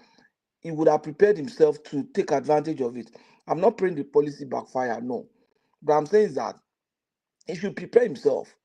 And hopefully, if Atiku is still running, let them run together. And let's see how it goes. To me, I will encourage that. I will definitely encourage that. So that at least we have something. The way the opposition is running now, I'm not encouraged. Scattered and everything. Let them come together. Let them have a force that is a bit stronger than we currently have, so that at least the election will be competitive. Then I'm looking at the next issue was that issue that came up, the issue of slavery. I'm not saying there had not been slavery. Slavery did not start with the transatlantic slave. People enslaved people. The Yoruba people enslaved themselves. The Hausa people enslaved themselves. The Egba people, the Oyo people used to enslave Egba people. Oyo people used to enslave the Dahomey people. But I stand to be corrected. I'm saying that the blacks were the only people who were taken from their continent as a group of people, and they were displaced into another continent. In short, some places they took them to places where there were no countries. They started those countries. Places like Haiti, blacks, my Igbo brothers, Yoruba brothers were taken there, ancestors were taken there, and they started those communities, those countries. So the blacks were the kind of people that suffered those kind of slaveries against their wish, in chain, their identity stolen from them, their language, their religion, everything. They don't even know where they come from. The Red Indians, they feel insulted. I won't call them Red Indians because they feel insulted to be called Red India. The community where I live now is the community of indigenous people, the part of Canada where I live now. All my neighbors are indigenous. My colleagues in the office are indigenous. They are here No, but they didn't enslave them. They didn't take them from their country. They oppressed them. They Patoski, yeah. I can argue that with you, right? They migrated into America, Wait now. Wait. right? Let me finish. Let me And finish. wait, no, I'm saying those people wait. were. Let me You let say me just somebody say this, migrated. right? We are talking Because of I people know that were somebody in the enslaved. comment section, one African man in the Did the comment blacks section is did the arguing blacks that with you. migrate from Africa to America? No, It's a different thing now. Somebody migrated on his own. I wait said somebody now. was taken against his wish to another continent. Wait, let me land, right? Let me land. They came from somewhere to America. They're from That's a Asia. fact. I know that very sure because they are Yeah, my neighbors. that's a fact. So it's not like they were just Americans. No. But these had no bearing in the argument now. When So they migrated, were they enslaved? You and yeah, I the slaves in migrated here America. now. So the major slaves in America, are they just blacks? Are they just African? No, they are, yeah. Look, let me explain to you. Padoski, we can argue this some other No, time, you right? can argue, but I can present And facts. there are researches to back this up. So it's not just, You see, the well, indigenous people here, they are considered indigenous to this place. The Inuit, the Inuit, the Inuit are the major ones across Canada, Denmark, and some part of Russia. They are indigenous to this place. History has it that they migrated from Asia long time ago. If you see them, they have this Asia, a slightly Asian look, kind of. But that was long time ago. People migrate from places to places. The Yorubas were said to have migrated from Sudan. People migrate. That's different from being enslaved now. So what's difficult to understand there? If Yorubas are migrated from Sudan to Southwest now, you consider them indigenous to the Southwest because they've been there now for a long time. They probably were in this North Pole. They probably were the people that migrated to an empty space there, or they outlived the people that were there. So they are the prominent ones so they okay. consider the indigenous there. So they were not taken So from so so let Asia me get to something this from you. place in Are you slavery. saying the Red Indians were not used as I don't slaves? consider it. I can't use that word Wait, here. are you saying they were not used as slaves? Yes or no? Is that? Were they not used as slaves? People are used as slaves all over the world now. But No, I'm no, no, saying no, that the no. blacks. Because you're beginning, you kind of like saying, oh, probably they were not, I am saying you are not getting my word because you had So closed your what's your mind. word? My word is this: the blacks were the only people, the Africans were the only people who were taken from their continent against their wish in chains and taken to places, to already settled countries, or even plain places used to set up a country and for labor purpose, for slavery purpose. That's why they took them. They were crossbreeding black people. They were no, don't. If we try to undermine slavery, it's unfair. A man who is healthy and strong will go around, they'll use him like a dog, they'll be crossing him with other women so that they can give birth to very tall people.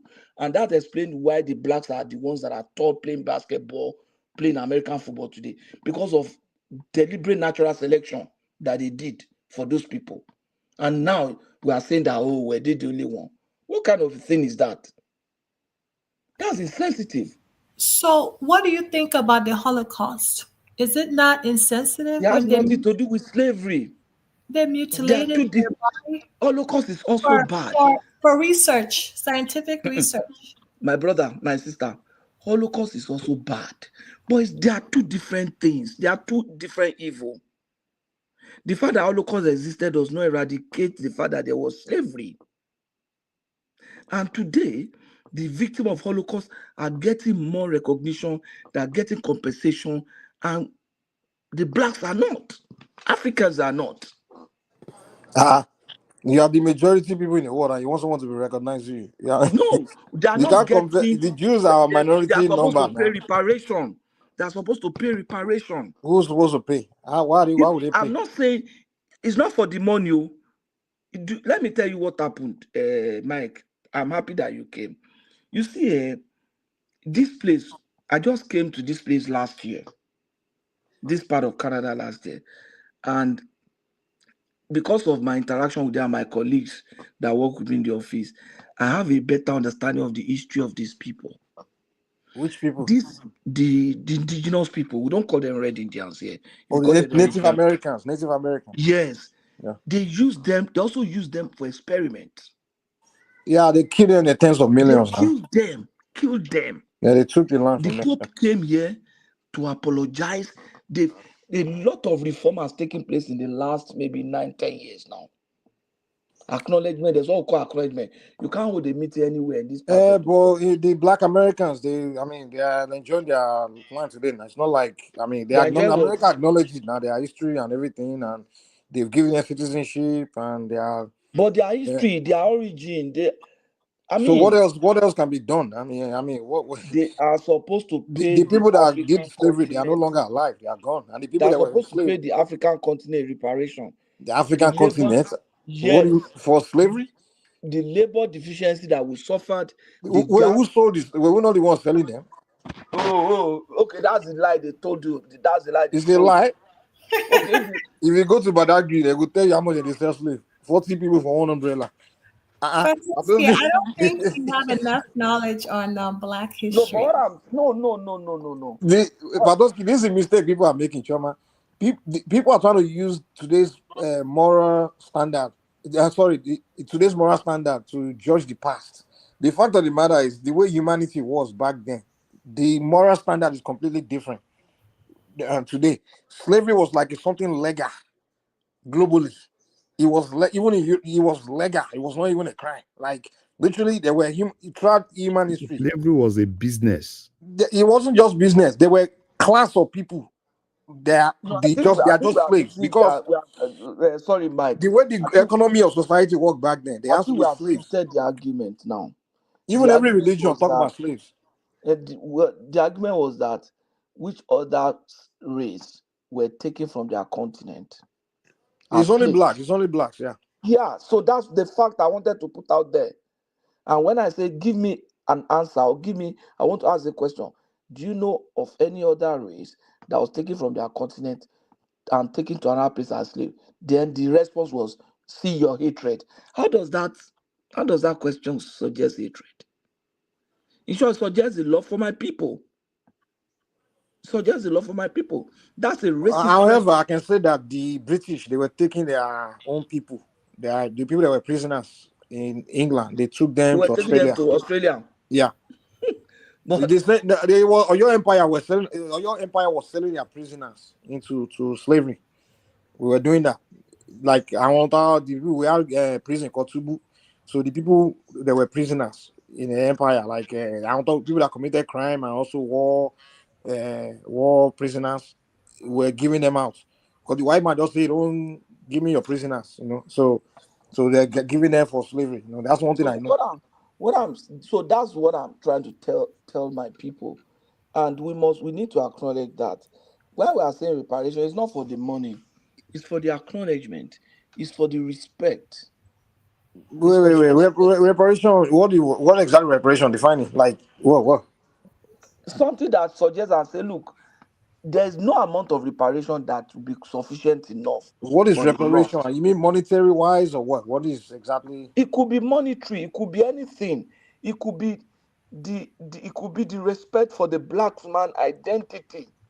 Yeah, but black man's already been recognized and acknowledged and brought into. No, we don't need them to recognize us. For the respect for the black man identity. Okay, so there's no respect for black man identity right now. Yes, even now. What do you mean? So do you hold on? So which so the international laws also we can talk about that on another, but I just want to talk about the slavery and. But so when you say there's no respect for the black man, individual may not respect individuals. This is what I'm saying. I'm happy I've been able to establish the fact that it was the black that were taken that way, and the indigenous Americans were not taken from their continent. But who do you think we should be disappointed at for what happened? This is what I'm saying. I understand. I That acknowledge it. argument, I'm not ready for that now. No, I know. Okay, I'm okay. Let me limiting my just ask Choma argument. then, since Okay, you can. Okay, Choma, Choma, any who other do you topic? think we Let me should be? just finish so that I'll drop out. Okay, okay. Ifeoma, which other topic is there? So let Obi run. I'm very happy if he runs. I mean, he has his choice. In Nigeria, is entitled to it, and he's entitled to align with whoever he wants to align with. And if he has tried to become president on his own before and it's not working, he can also try this one. And who knows, it might work. That's how we underestimated him in 2023. We thought, oh, some people thought he said their party will not even win one state in the southeast. And they did not only win one state, they won Lagos. They only don't win. They won all the states in the southeast with wide margin and also won Lagos. So I mean, let's not underestimate the fact that they might spring a surprise. So I know politicians, people running with them, they will not think like us. They will also be working around it because they must have learned their lesson. I'm sure they didn't expect what they saw from Obidi at that time. So let's still keep our finger crossed. The guy might be in for a surprise. Everybody might be in for a surprise, even though if he doesn't win, but let him try. Is any other topic, Ifoma?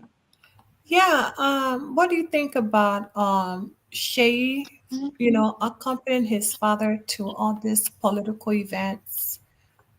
I will align with Larry. You understand in that because the point is that there are other people there. There are other people there. I mean, there are other people there, faithful Catholics. Look at Obi. Obi is there as a faithful Catholic. You know, there are people there because of their already in church. So if his father was invited and he has the opportunity of being with his dad, why not? He didn't go there. He didn't speak for Nigeria there. He didn't do anything on behalf of Nigeria. If he's using the opportunity to hang around his father, learn some lesson in politics, learn some lesson in leadership, why not? And if in the course of that he's able to cause some deals for himself or even use his influence to cause some deal for the country, why not? I'm still yet to see any law in Nigeria that says that he cannot accomplish his father. Does he sign any document on behalf of Nigeria? Is he on any board? Is he on any formal delegation forum? No, not at all. If he's just being by his father and being supportive, if nothing to encourage him, why not? The man's wife is not there now. The man's wife was not there. So why can't the son be there with him? So to me, I don't see anything wrong with that. The only crime that guy has committed is that he was born by a president. And it's not his fault that his father became a president. So why should he be suffering? Some people are saying he is following this. If they are the ones that have the opportunity to become the president, so they will do more. They will do more than that. Some people that their father is not president, governors, their father be minister, or even their father be the MD of one small company. The kind of power they wield, they display in that company, you'll be shocked. So now some of them their part will be anything. Their part just get shop. If you see the way they talk to their father's apprentice or people learning job under their father, see them, they are now saying, oh, somebody is going all over the place, is clinical. Though that's not, to me, that's nonsense. As long as this guy cannot commit Nigeria, he cannot do anything on behalf of Nigeria in that sense of sensitive sense of it. So why not? To me, nothing is wrong. Any other topic? No, not. I mean, unless there's something you want to add to it. I was hoping Kenneth was here to rebuttal. I think he left early. Kenneth, if you want, you can come back in and you'll speak. So, Mr. Patosky, do you have anything else you want to talk about? Yeah, the only thing I want to add is, yeah, Tinubu should. I know they will do that. Is doing some stuff now. They should do more of self appraisal, more, because it's 2 years now, right? And Yes. it's gonna be 2 years. They should at least have their ministerial appraisal, and you should look. You should, like I've always said, they should go back to their manifestos. All the effort. Patoske, sorry, I have Remy, hello. You wanted to say something? Yeah, I wanted to bring to your notice because you always talk about uh Tinubu campaign promises, and I want to bring to your notice that do you know about the forest guard? That is I've one, just heard that. and then two, do you know? I heard they started And then tonight. two, recent just yes, and 2 days ago, he also all federal technical schools in Nigeria, they are not going to be paying tuition fee. One, then everybody will be accommodated in the school, free dormitory, free one meal in a day, and after graduation, they will give them a grant to start with their skills. I mean, to continue with their whatever skill they learn from technical school. Do you know about this? Yes, yes. That's very impressive. Because I know. I've so heard I just want to bring it to your notice that Oh no, I you say always it, talk about Remy, say it again. What are they introducing again? Free what? we have federal technical colleges. Mm-hmm. So now, as from 2025 section, all of these technical colleges, the students they are not going to pay any school fees, zero school fees, and they will have accommodation in their school free of charge, and they will also give them stipend every month for their upkeep. I don't know how much now, and when they graduate, they will give them national certificate. So this gives them opportunity to also go abroad to whatever they want to do, They will and then they jackpot give after them after we invest on them. They will not jackpot. no, no, no. They also they'll give them grants for those who does not want to leave. At least, at least no more this. So we all At waste least our they get money. no, not waste our money. We don't have this technical expertise anymore in Nigeria. Most of the technical expertise is about they are coming from Togo, Benin Republic, everywhere. No Nigerians are very skillful in what you call plumbing, block laying, all this kind of technical stuff. Oh, you So say technical schools, no universities, right?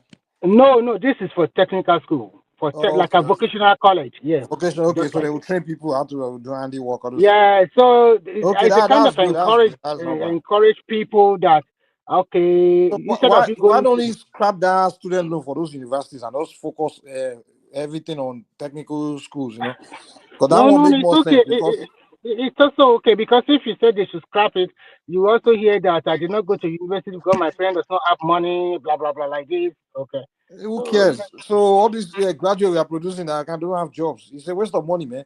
To me, you should use that money to train people to do work, like train people to be farmers or technical skills, all those things. That's where money should be going, not giving loan to some people that's going to study sociology and get a degree. And most of our people that graduate from university, they go abroad, they jackpot anyway. So to me, Remy, Mike. You know what I will encourage that they should do. You know when you put out a program there, you should assess your people and then tailor it to them. You know, Nigerians, they just like education, they want degrees, they want this. exactly. Now we need to change that. When we change that, we are not going to change that by just setting up technical school. You know the reason why people didn't stop going to technical school down the line? It was because most of the certificate they get from technical school are terminal. And at a point, the polytechnic were almost like that. They were terminal. Once you finish, you can't progress. You can't say you want to go and do maybe a postgraduate or in that area. And to me, that was why they set up technical universities like University of Agric and the Federal University of Technology. I remember then when we used to write jam, in our people that goes technical school, they write their own work, they call it NAPTEP. With NAPTEP, you could write jump and still go to universities like FUTO, and go and do Bachelor of Engineering. And the Bachelor of Engineering, they are more of technical than research. The Bachelor of Science in Engineering is, according to what we have here, I don't know how it's done in Nigeria now. The BSc Engineering is a research-based engineering program, but the BNG is a hands-on engineering program. So if they structure in such a way that if you go to after your SS3 GS3, you could go to technical school and do maybe auto Th- mech. that that is exactly what is happening in Nigeria. But you know, most Nigerian parents they don't like sending their children to technical school. They think it's too inferior. You know Nigerians Everybody wants now. to brag about No. If degree. they All this know, if they know that, if I know that, if I finish, I go to technical school, I do maybe auto mech or electrical and whatever, along with maths and physics and other stuff, and then I can do my NAPTEP, and with my NAPTEP I can write jump, and then I can go to maybe a university like FUTA, or if I do agric or animal production in my technical school, I can go to a place like FUNAB and do animal science and do, you understand? Such that I already have that hands-on from my technical school. What I'm getting from the university is the research and some technical, more advanced knowledge. I can go out and start my farm and be good. But if they know they have that progression, people allow their children, but what I because understand the my driver, perspective. my driver's son, when I was in Nigeria, my driver's son, that was how he did. He went to the technical school. He did electrical. The boy did NAPTEP, and then he was with me for some time. I encouraged him. He went to Mapoli. Do you know he did his HND in electrical engineering in Mapoli with NAPTEP? And the guy, he worked with EcoBank for some time. Sef. I think he might still be there. He used to work in EcoBank head office facility. He's an electrical engineer or technician, whatever. But he has a change in electrical electronics because he went to NAPTEP. He went to, did you know that technical school in Diaba, they call Olobe? Yes. And that's the one he went to. So if they know that after technical, there's a progression, the people will go. I think to me, what they should do is that these are people that acquire skills. I think they should make a standard that per hour, this is how much they are going to charge. Because like here in Europe, they bridge the gap between the rich and the poor. So if you acquire all these necessary skills, they even get more money than you that is going to the offices. No, but if you do So that, the people that didn't do technical, yes, they will still be there to exactly. compete with you now. So I No, think no, what they do I'm is they talking look. about skills that for example, Mm, you cannot I think the you understand. You electrician, cannot. the electrician on the road, right? Yes. And the one that went Yeah, to yeah, technical is like a plumber, electrician, the real technician. That's what I'm trying to say. But if you but tell it's us going that to they be should difficult. continue to study, it will defeat the idea of having pool of people who can, like a lot of all these multinational corporations. One of the reasons they always complain about Nigeria is that they don't have the technical staff. They don't have these skilled people that can be just explain simple things to them, they don't understand it. But if we have pool of people in that area, in every phase of skills like plumbing, welders, everything like that, then we are good to go. But if you are also telling them they should continue to further their education, then we won't have this set of people. No, We won't have. they will not go to that technical. That's what we are saying. For you to let them go to that technical, let them know that it's not terminal. And if for example, I go to NAPTEP, I go to technical, I do NAPTEP, and I get admission to a place like FUTA, my program should be academic but wholly technical. A good example of a place where that is happening is Nigerian Defense Academy. Nigerian Defense Academy is a university, but it's a technical university. Your whole life is centered around military training. Though you get your degree, but you cannot get your degree as an NDA graduate and you say, okay, I'm not joining the army, except you resign. You have the option too. Wow. Okay. Why So, can't Nigeria government just build libraries in every communities, in every environment, neighborhood? So, State government are supposed to be the one, or or city however, administration has to wherever the be government like. they need to work together. So that way they can increase literate level, so people can go there and put the books that teach people People that. don't go, darling. We have it No, in those that want to Africa. go, we go. All it takes is the one thing about people is there are some people that they are born, they are natural genius, and they want to advance. They are just born to want to learn and advance themselves. You They should don't put use it libraries so now. that way they can go there and go and exploit their gift. We expand their knowledge. But let's say gifted people in the environment don't even have access to books to go and learn to We expose.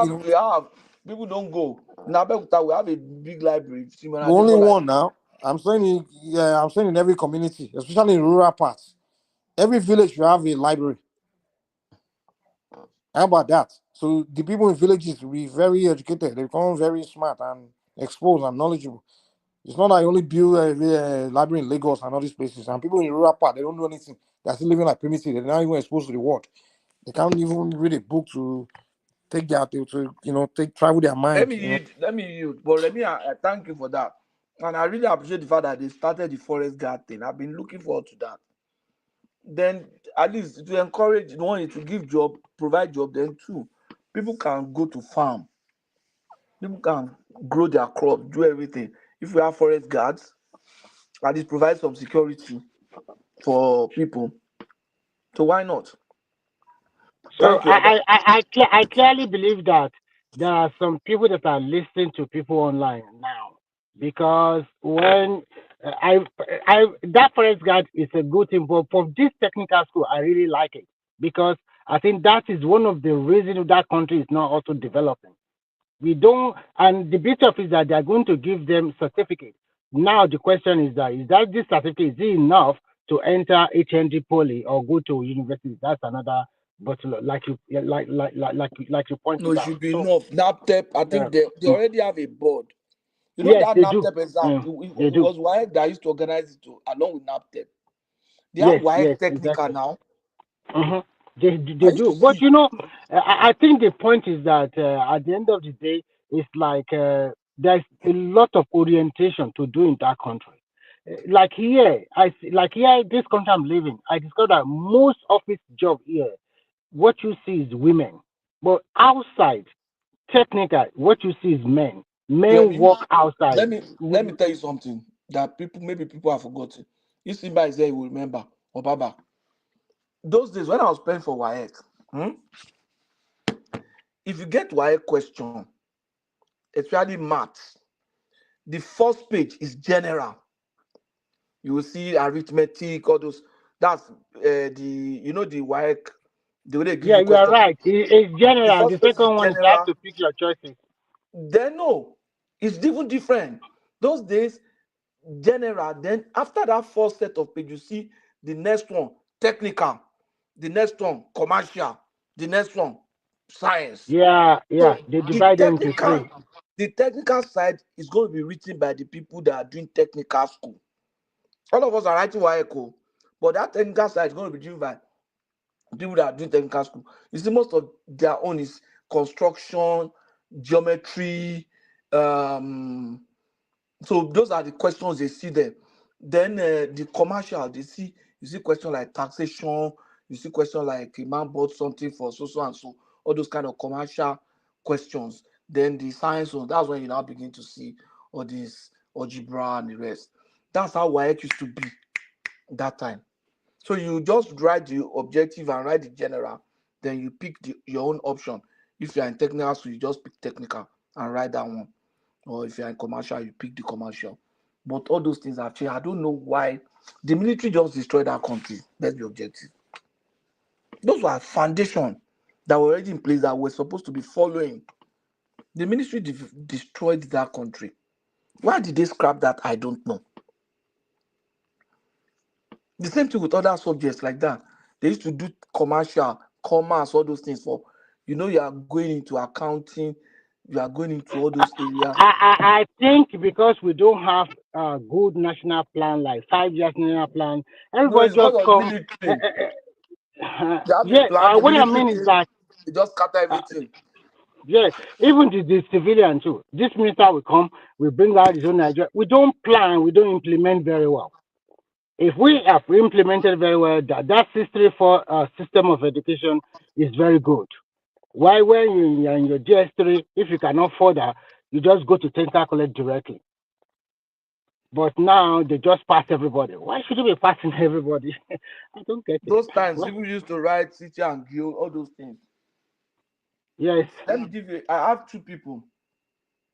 They went to that same Olobe, two of them. One of them is late now, old man. From that Olobe, he went to France. He did automech in that Olobe Technical College. He went to France, got started working in the automobile in France, and then came back to Nigeria. Do you know that with the technical, he became the manager of Square? You know that Wateco Motors in Okebola? That used to be a very big Yes, dealership. I know. Opposite, there is one bank before that, before it was Exactly. The guy became the manager in that place. After that, he left and became the manager of Renault. We used to have a lot of dealerships all over Nigeria, the Leventis, all of them. The man became the manager of Renault. Now, from there, came to America with that same technical, City and Guild.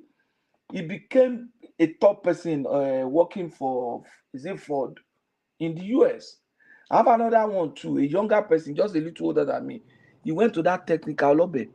Is that technical lobby? The guy has been in US for over close to 30 years now. He was working automobile, and he's a big guy. He has his own auto shop now. He's doing very well. The same lobby. I think they promote technical skill in Western world more than just continue to buy this certificate upon that certificate. They don't care too much about your master PhD level. No. Well, I don't know. And that City and Guild that time, gave them a platform where, it's an international exam because it's organized by Yes. City and Guild London. It's an international exam. They will do the trade test certificate. The trade test certificate in Nigeria is organized by Ministry of Labour. Then they will now go and do the City and Guild London. City and Guild London, some of them will use that certificate to work in. I think what people should be clamoring for in Nigeria is that our institutions, they should work much more better. See what is happening in America now. If they don't have great institutions, that country upside down. But we don't have plan. We don't have nothing. Everybody just come. It's just big men everywhere. No, you see, there's no way you will have strong institution if people don't have respect for law. They don't have respect for the law. Yeah, you have institutions that are doing certain things, but without leaders who have abused institutions or even do things without respect for institution. You understand? For politics' sake, we just do things and no regard for law and institution. The president can go in and mobilize and displace the Senate president. The president is the one that is saying anybody can be a Senate president, anybody can use this person as Senate president. Those are supposed to be I think the secret mistake deeds. we also did is because before we copy all this democracy, we did not look at our local Our policy own very well. exactly. So we copied them too much. It's not done that way because we are totally different. All these multi layers of lawmaking, we don't need them. The current expedition is too huge. Out of rank. Everything we're Mike, doing in Nigeria is Mike, copy let and me ask paste. you a Copy question. and paste. There was Midterm no. election. Why do you people have midterm election in the US? Midterm election. That's for the local elections now. I mean, That's like for county, right? Or is yeah, it Congress? yeah, No, it's when they have their senator and their rep election. yeah. That's what I'm saying. Yeah, for those. That's what I'm saying. Don't you think that we should be having that in Nigeria? We don't have to be copy and pasting everything now. No, Our you see, problem in Nigeria is reason why I'm saying that. this. Let me tell you something. The thing we do in Africa, Nigeria is this: we look at somewhere. When we look at America, we look at England, or look at somewhere, we see something they are doing. Yes, sir. We should be doing this in Nigeria. No, if But it's working those for people. them. The thing is, those people before they created what they created, they didn't look somewhere and saw it and say, "Oh, we should be doing this in America." No, what they did was they studied their culture, their.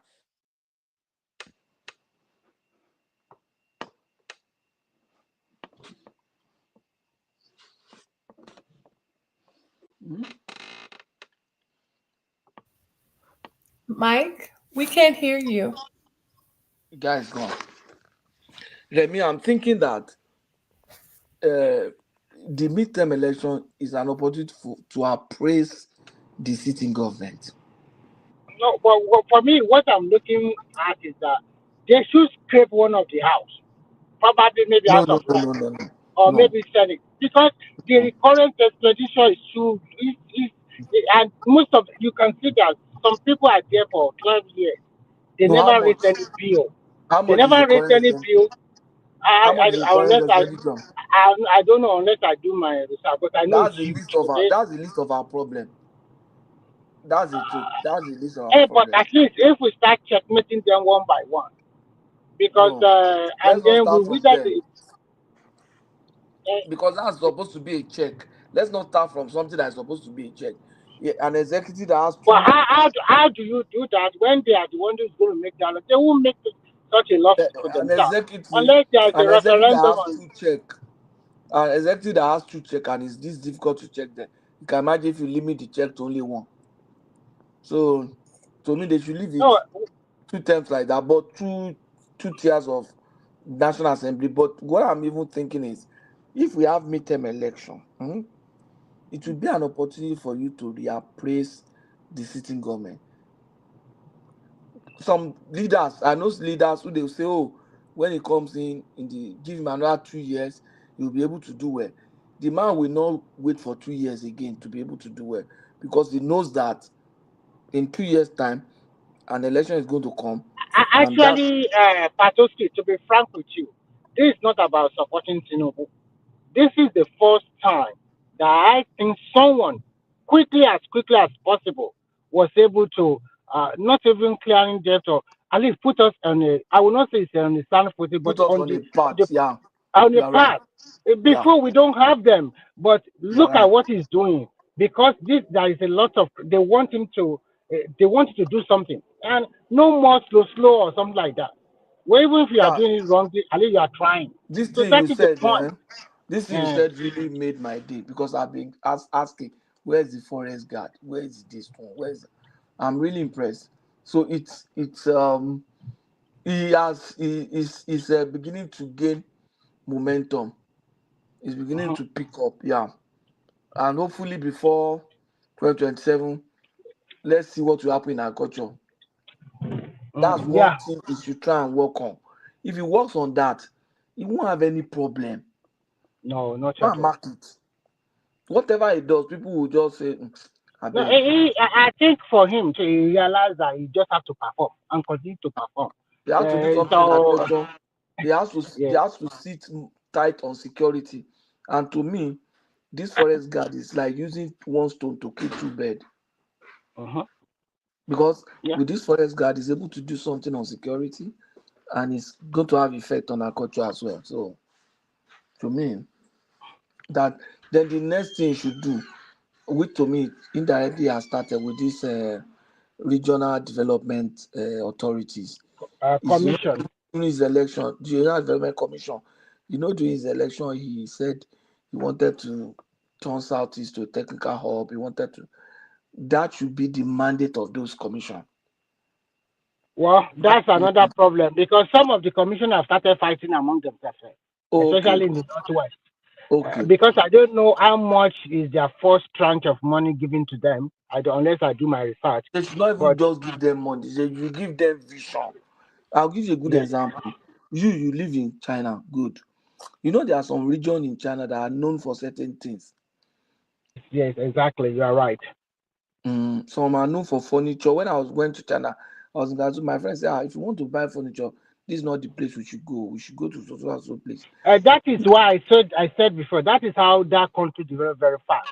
For example, Yeah, if you want to buy lace, if you want to buy all those Ankara, there's a big city, and everybody in that city, some of them have small factory, and that is what they do. And what they did was simple. They send their children to university in America, in Europe, and when they come back, they now brought those children into the business. So those kids are the ones you see them they are the face of the business. But the people, the owner, the technical staff working in the factory. So they come up with new designs, and before you know it, they took that business away from Holland, and everybody that started buying from them. Chinese Ankara. Yes, they have Before Ankara, they have lace. If you it want to, was you can Hollandia Ankara, Hollandia Lease. Now, everything. The cities they call them Shaoxing City is in Jiangsu province. If for I'm right, is example, it Jiangsu or I don't see the any other one? reason why I don't see any reason why Benin cannot be the furniture center of Nigeria. If you go to that place, they make very good furniture. So, you know, they are good with wood. In Benin, they make very beautiful and furnitures that will last. If you know Maryland very well in Lagos, I forgot there's a section of Maryland that you see people making cane chairs. They use this kind of bamboo to make different kind of. Yeah, I don't know whether they are still there. And my first brother, he bought his first set of sofa, and it lasts years, and they did a Now, wonderful job. they use So the pankere to make problem, chairs. yes, thank you. So the problem with our people is that we all think, oh, everything is the leader is bad. Sometimes you are right, the leader should also provide enabling environment or regulate or very well. But our people too, everybody are well known for doing this stuff like that. Like That's Abana, Abana supposed to be the mecca of West Africa, buying shoe from them, exactly. buying bags, buying everything from them. But we just use tribalism to kill ourselves and religion unnecessarily. By now, shirts, they should be exporting shirts from Aba. I told you as a couple, I used to go and buy shirts. I used to go to Aba. I will make shirts like 100 pieces, 200 pieces. I will just go to Arera Market, buy the material, take it to Osisi Aba. There are some guys that are tailors there. They will make my shirt for me. They will pack it and then they will send it through the bus. So once I give them Oh, money and everything, there's so do much you know trust. what? All of this, but what killed them to importation? Everybody just want that fast money. Just going to And their import brothers are every. the one importing too, yeah. Because at Yeah, that time there's so much trust. So it killed their you give, business now. It kills their business a lot. I used Okay. to just give them money and I'll go. You don't say I know to know them. Oh. I'll give them money and I'll just go. They will make the shirts, they will do everything, they will send it. But They will that was send it, when Nigeria was good at, and there was trust. they will send it. They will. They Mm, will. Because how much will they eat from you? How many shirts are you going to? Are you because making 10,000? they know that if I So continue, if they send to me, I'll still come back to them again. And I'll be going like that, like that. In short, I was just thinking about that. I was wondering why I even stopped doing that business. yeah, Anyway, if I was doing it, maybe the importation would have also we have stopped my business. finished you also. Because I mean, that time I was working in the bank. Eventually, I was now selling to my colleagues. And you know, some of your colleagues later that they could not afford, they started buying second used items. Now you now see big market And I for brought, used used shirt clothes. from Aba. The Aba guys, they even put label, everything. If my Yes, they shirt do put land now. if my shirt land like this, you see some of my colleagues, some of them will pick 5 shirts, some will pick 3. I'll just give them because I know the payday. You understand? I know when they pay us, so they'll just give me my money, like that. And then my wife, then she was my fiancée. My wife used to make adire from Itoku. She would just go to Itoku, make the adire. They will cut it, make it. Her sister used to work in Shell, don't worry. She would There was a give time them I was also doing bags, that kind of. I don't will go to worry. Abeokuta, buy all these pankala and the rest, and go and sell in Ibadan. It People was buy. from that Ah, adire. It was from uh, that adire that she bought her first car as a copper. She you used see, that adire money to buy car. I was still talking with her to say, you remember now? She used to go, we're still dating, then she would go buy Itoku. Then the tailors, they are behind that Itoku. Those boys, they used to make the clothes. Then they would pack it on Saturday like this. When we drive to Worry or find someone to Worry, her sister would just help her share. And Shell they will pay well for it. And she of was just course. saving her So, money. so that there was a lot of opportunity in that country. Yeah. It's still opportunity, but when you now step abroad, for you to do that, they will make you sure that you pay tax, you do all We the. are not even the challenge we have is that then do you know people used to wear adire a lot? They wear boo Mhm. boo. Girls used to wear boo boo. It's not like now that they are going naked. Girls used to dress very well. You know, they wear boo-boo, they Yes, wear yes, yeah, it's true. they use address to make different stuff. We used to make Adire t-shirts. Adire we used to make t-shirts. We put this polo collar on it. Different stuff. So people were wearing Adire to the bank on Friday.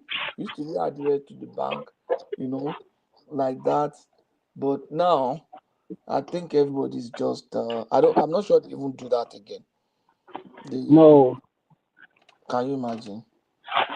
Can you it's imagine? show your body now, show your shit. Can imagine. Can imagine.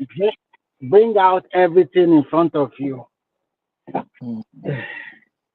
I pity Uh, men, really. And the irony of it is that you know those mama now, by the time they are old and gone, those skills will be lost. Yes. In fact, most of the skill, all those new ones, they don't want to do it. And the blame should also be shifted on parents of nowadays. Sometimes we overspoil most of these kids, and we were not really spoiled that way. Uh, At all. so, yeah, we make money. Even before going to university, I've already started making money. But now they will just tell you, provide for me, self charge. God, well, generation change and shift. Yeah, but parents should be such that it's not that whether you have money or not.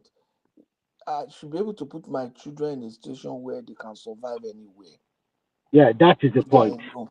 That's what I was telling my wife today. I said, I told you I had the cleaning company I used to run. Now that I'm Yeah, here, my son is one running it, and which is good. I'm just supporting him on phone, and he's running it very well. And I said, they are making money. I said, it's not even the money that I'm after. It simply meant that if that boy find himself in Australia tomorrow Uh-huh. and maybe he lost his job or things are a bit tough, he will put himself together. My daughter will put herself together and put one or two together and do stuff. My daughter that What? is Okay, 17, go ahead. Uh-huh. she was the one talking to my wife and told me that she was talking to one. She met the person she was working for. The son has an engineering firm. She was already lobbying to get the brother to come and do internship with that the woman's son.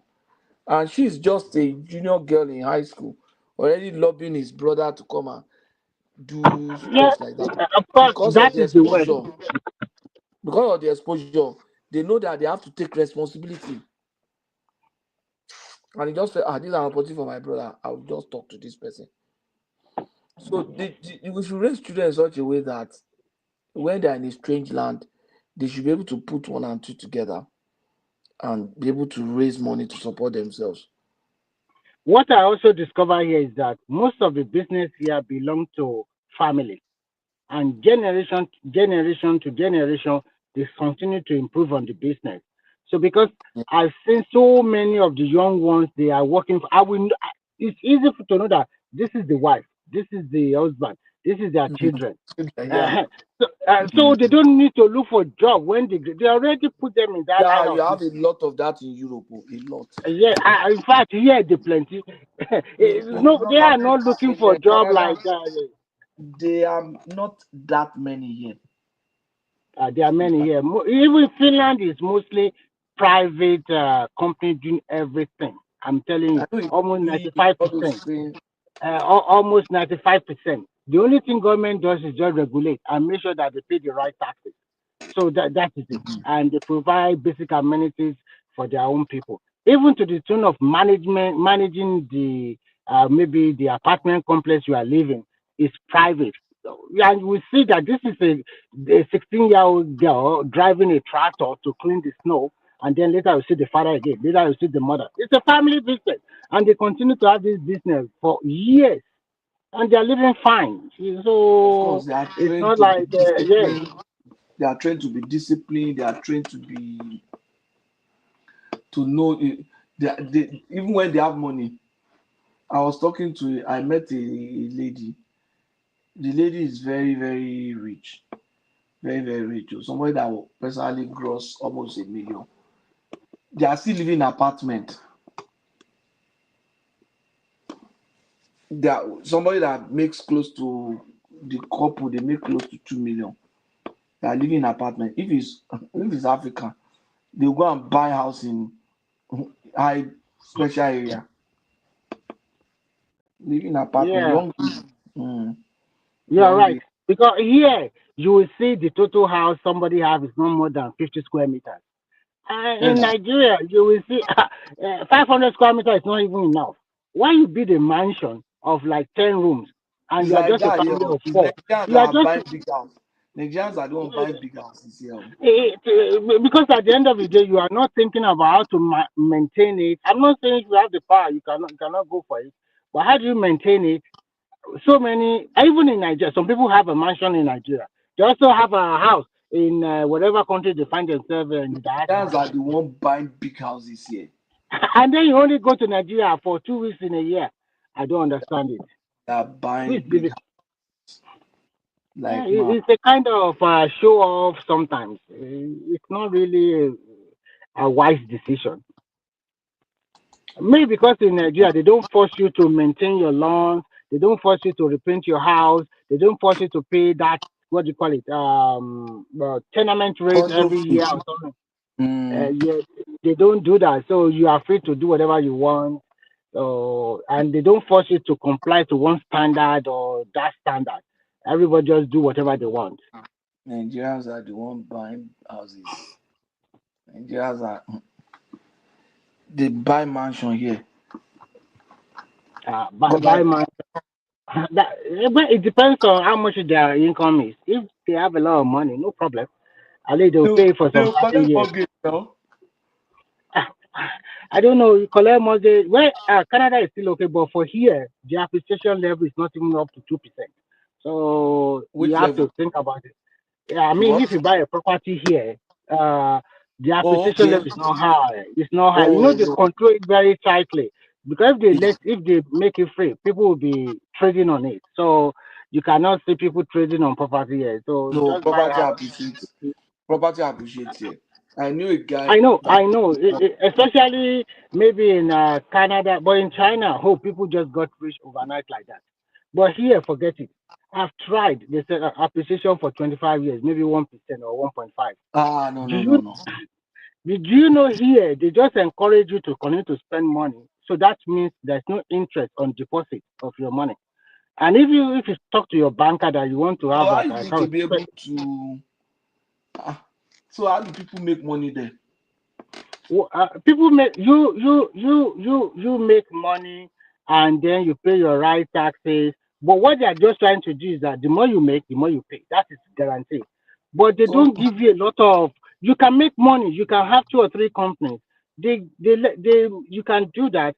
But at the same time, you cannot just charge abnormal price.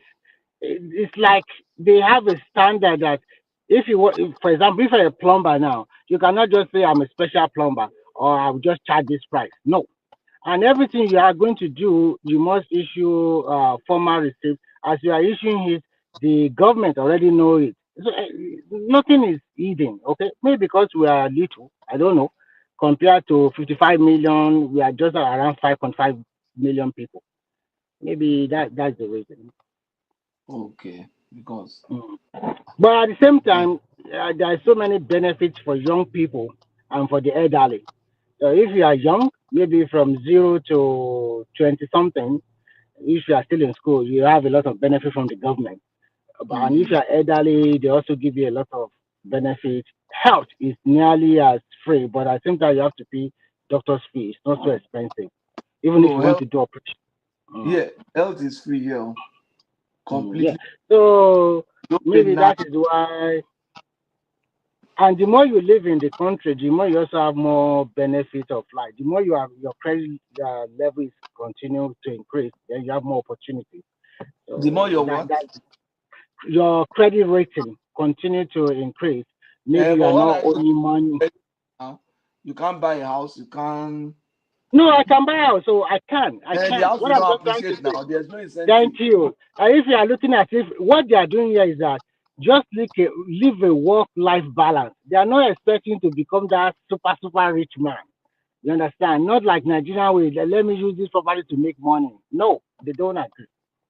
They don't let people But use at the that end of way. the day, I mean, I know guys Mm. who bought their house in COVID. Some of them are selling now. The Yeah. house that they bought for like 450,000, 480 is selling for about 800K now. Yeah, I think the beauty of it over there is that you also have the population because and they don't intend to increase the population here.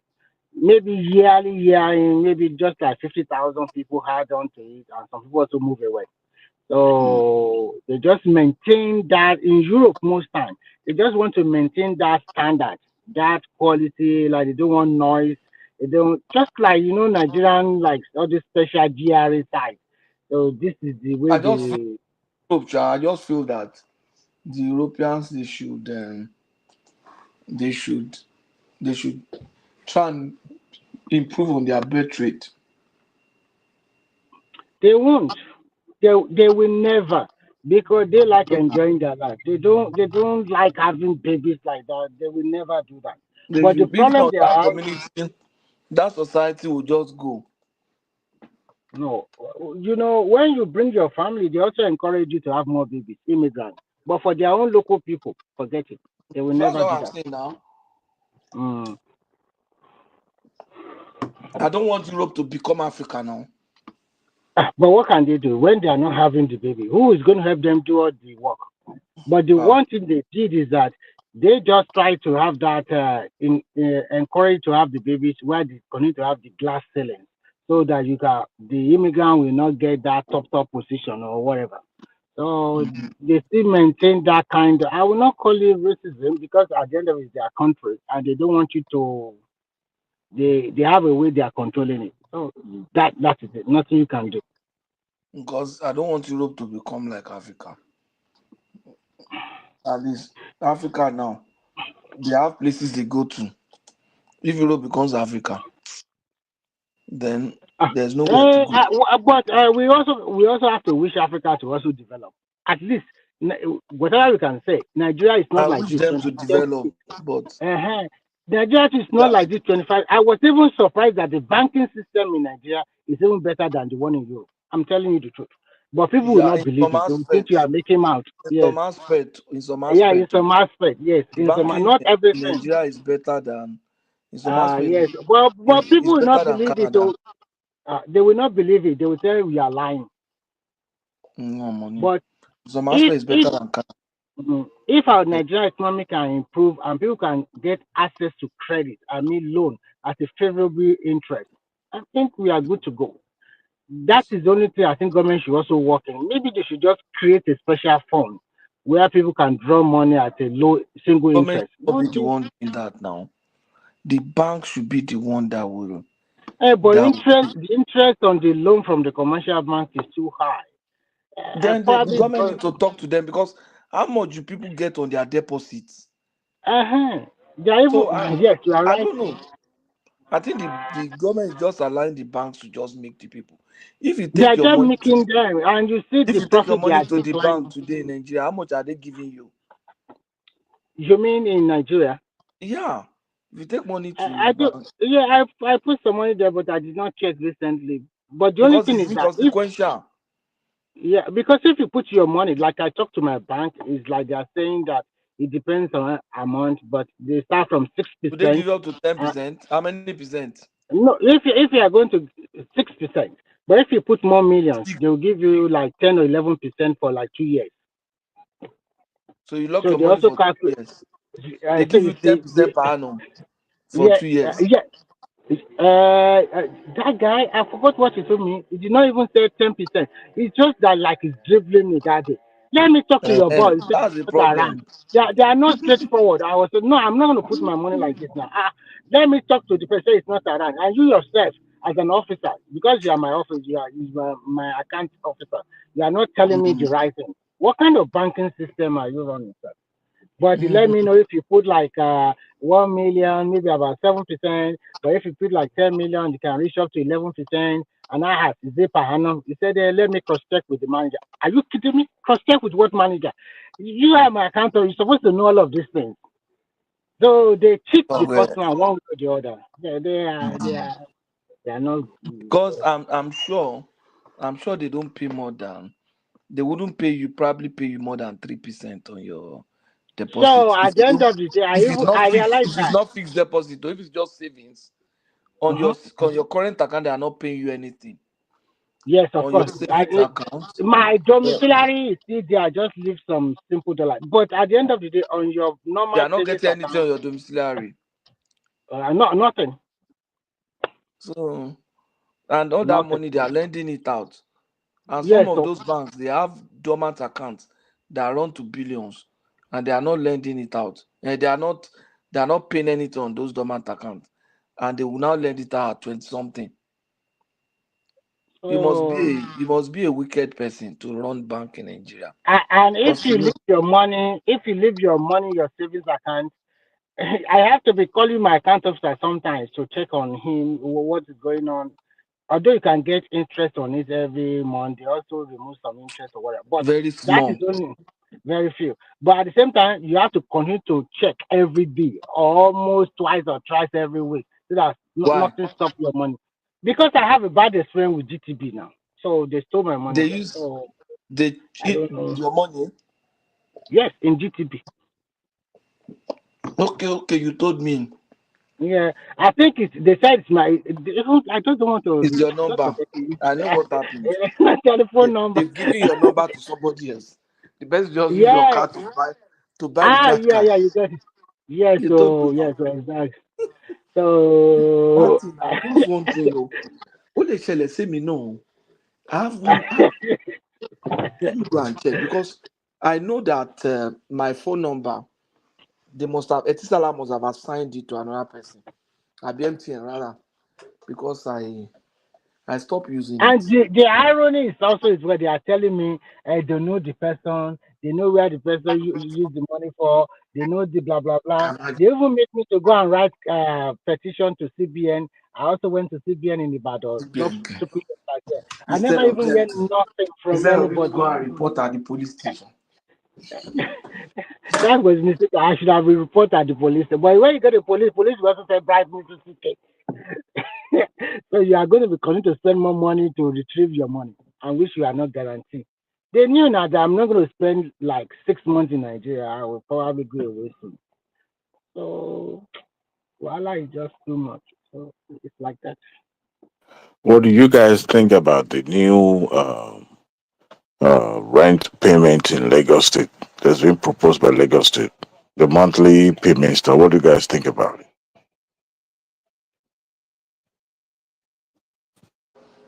No, I didn't get Hello? that. I said the newly proposed monthly payment, rental payment in Lagos. What do you guys think Rental about it? Huh? rental payment as in tenement rate or like property rate. No, rental payment for housing rental. Or is it a Oh, they have rental a deposit? no, I've not heard it. Oh, what's it about? Instead of paying annual, Mhm. They told people to be paid monthly. it's not going to be monthly, yeah. But I heard that some landlords are kicking against it. They will go to court now. They should go to court. You can't determine where how people get their money. Can you? Yeah, maybe the law if they pass the law.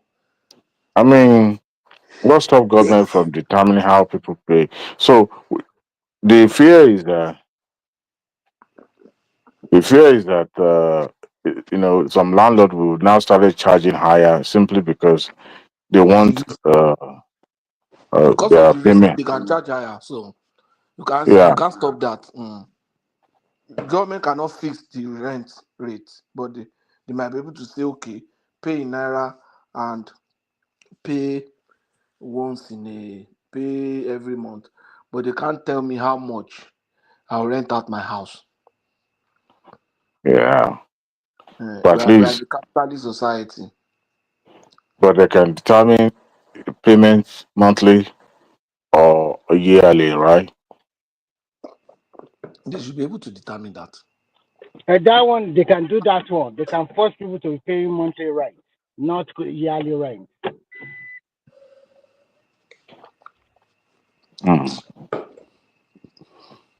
But so rent apartment in Lagos now is very funny. You know, a single house can go for 1 million, one bedroom I was apartment. actually watching a show, I don't know this why people are living in that Lagos.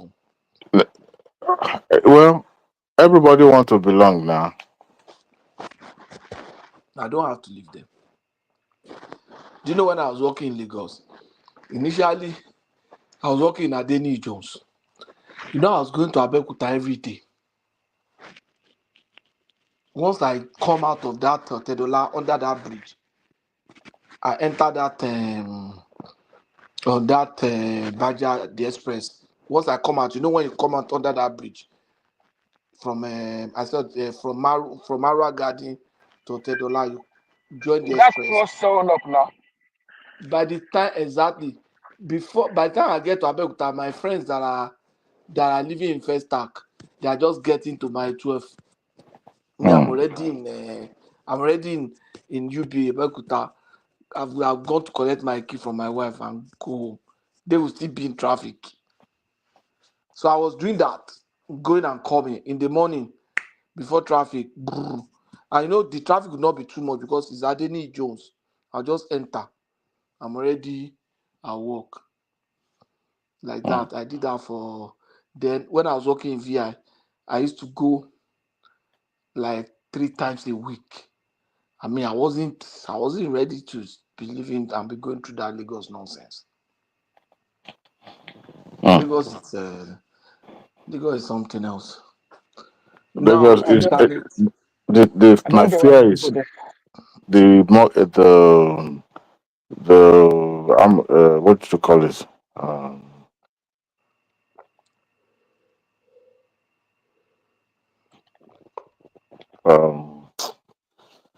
well, no mortgage. What do you guys call it? The price of the houses. Who the determine the rent. price of the house? The rent. Property, No, property prices, so real estate. real estate. But the way The is the rent. The monthly rent will be high. No, I think he's talking about real estate valuations.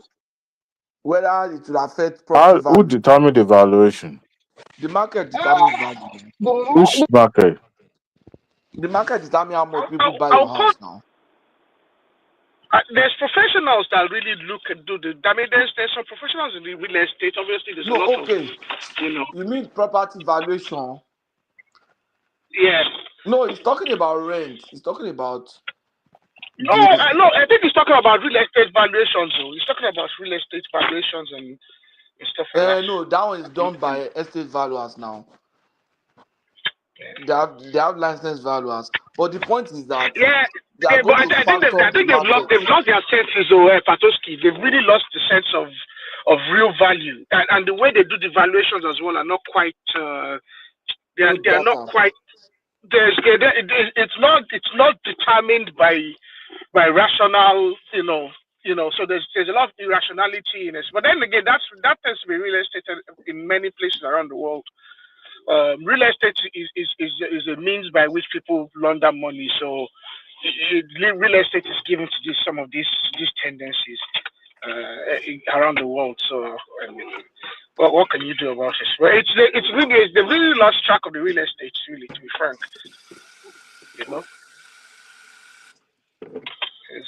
There's no modules, there's no system to it. Why anybody want to really live in Lagos? I don't know. Really, I really don't.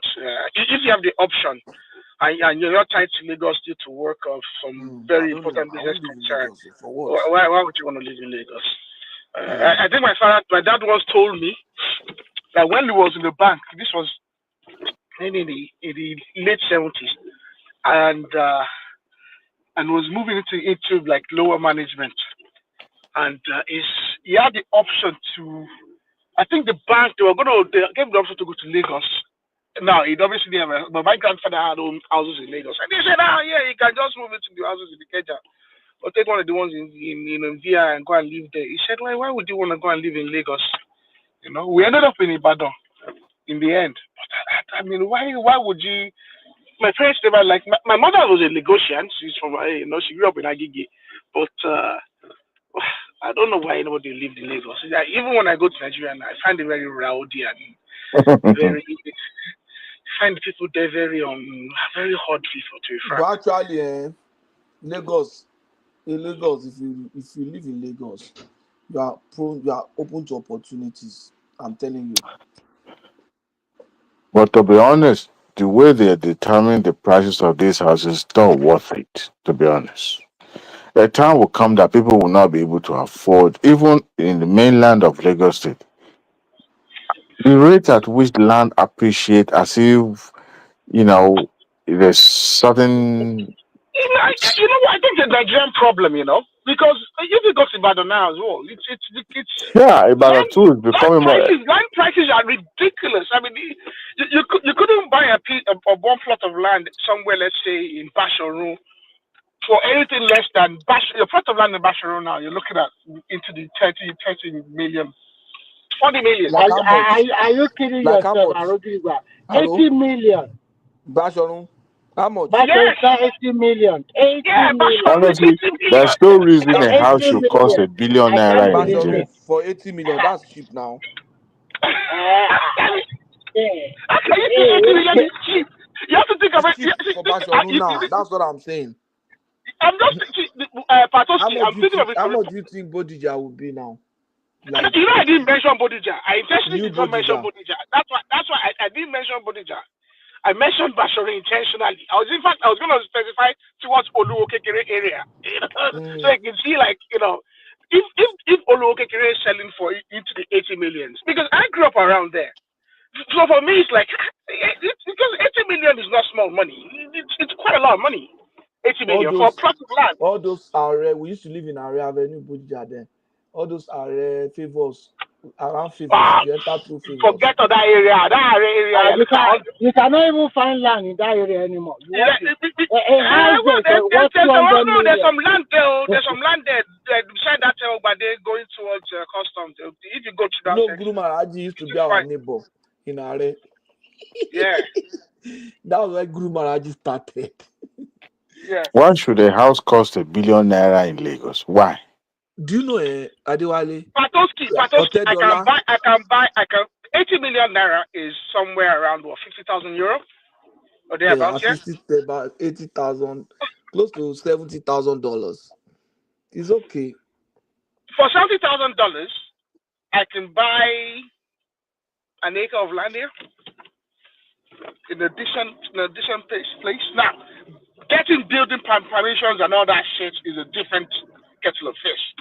But I can buy land, decent land, an acre and a half for that kind of money. Yes, it's a lot of money for land. For land that is not properly registered, for land that's not properly titled, for land for which useless. I see one uncompleted old rocket duplex in Magodo. Do you know how much? 600 million naira.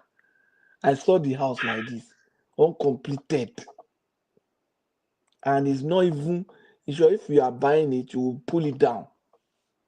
500 million. I said, is that what they have turned Lagos to now? It doesn't make any sense. Now People put a higher price on property simply because they are looking at just the immediate profit. They are not thinking about the long-term value of their house. It's not done anywhere in the world.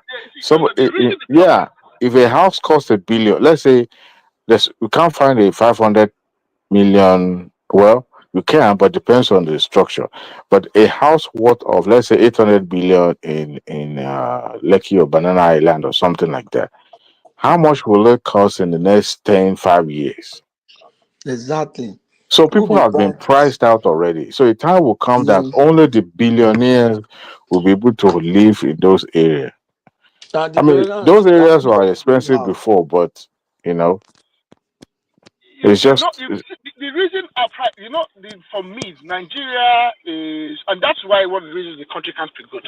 So all of us, it's not that I've not been listening to you people over the several days or like a week now, But I've become very frustrated because I think I don't complain. So why are house prices going like that, especially in Lagos and some parts? And it's because a lot of Nigerians deal in illicit money, illicit cash. Patoski is a banker, so he understands this. Because when you think about it, they're selling houses in Lekki for 250, 300 million, 500 million. Who's really buying these properties in a tough economy, really? Think about it. Who's buying these properties in a tough economy as we like to pretend to ourselves? And remember that these people are buying these properties cash, give or take. Let's even say they split the payments, okay? 3 ways or 5 ways over a 2-year period. Remember that these are so-called middle class. Nobody that's buying these properties is upper class. I want you to understand this. And the middle class is dead in Nigeria. So anybody that's buying this is supposedly just Ojamowo. I've run into some money and I need to put it down on something now. And I need to put a roof over my head, so yeah, a house is a thing to put it into. Because it makes no sense to me because it's not senators buying these homes. It's not big business people. It's not $10, it's not Koya. They're just regular Joes, give or take. And they are not middle class, really.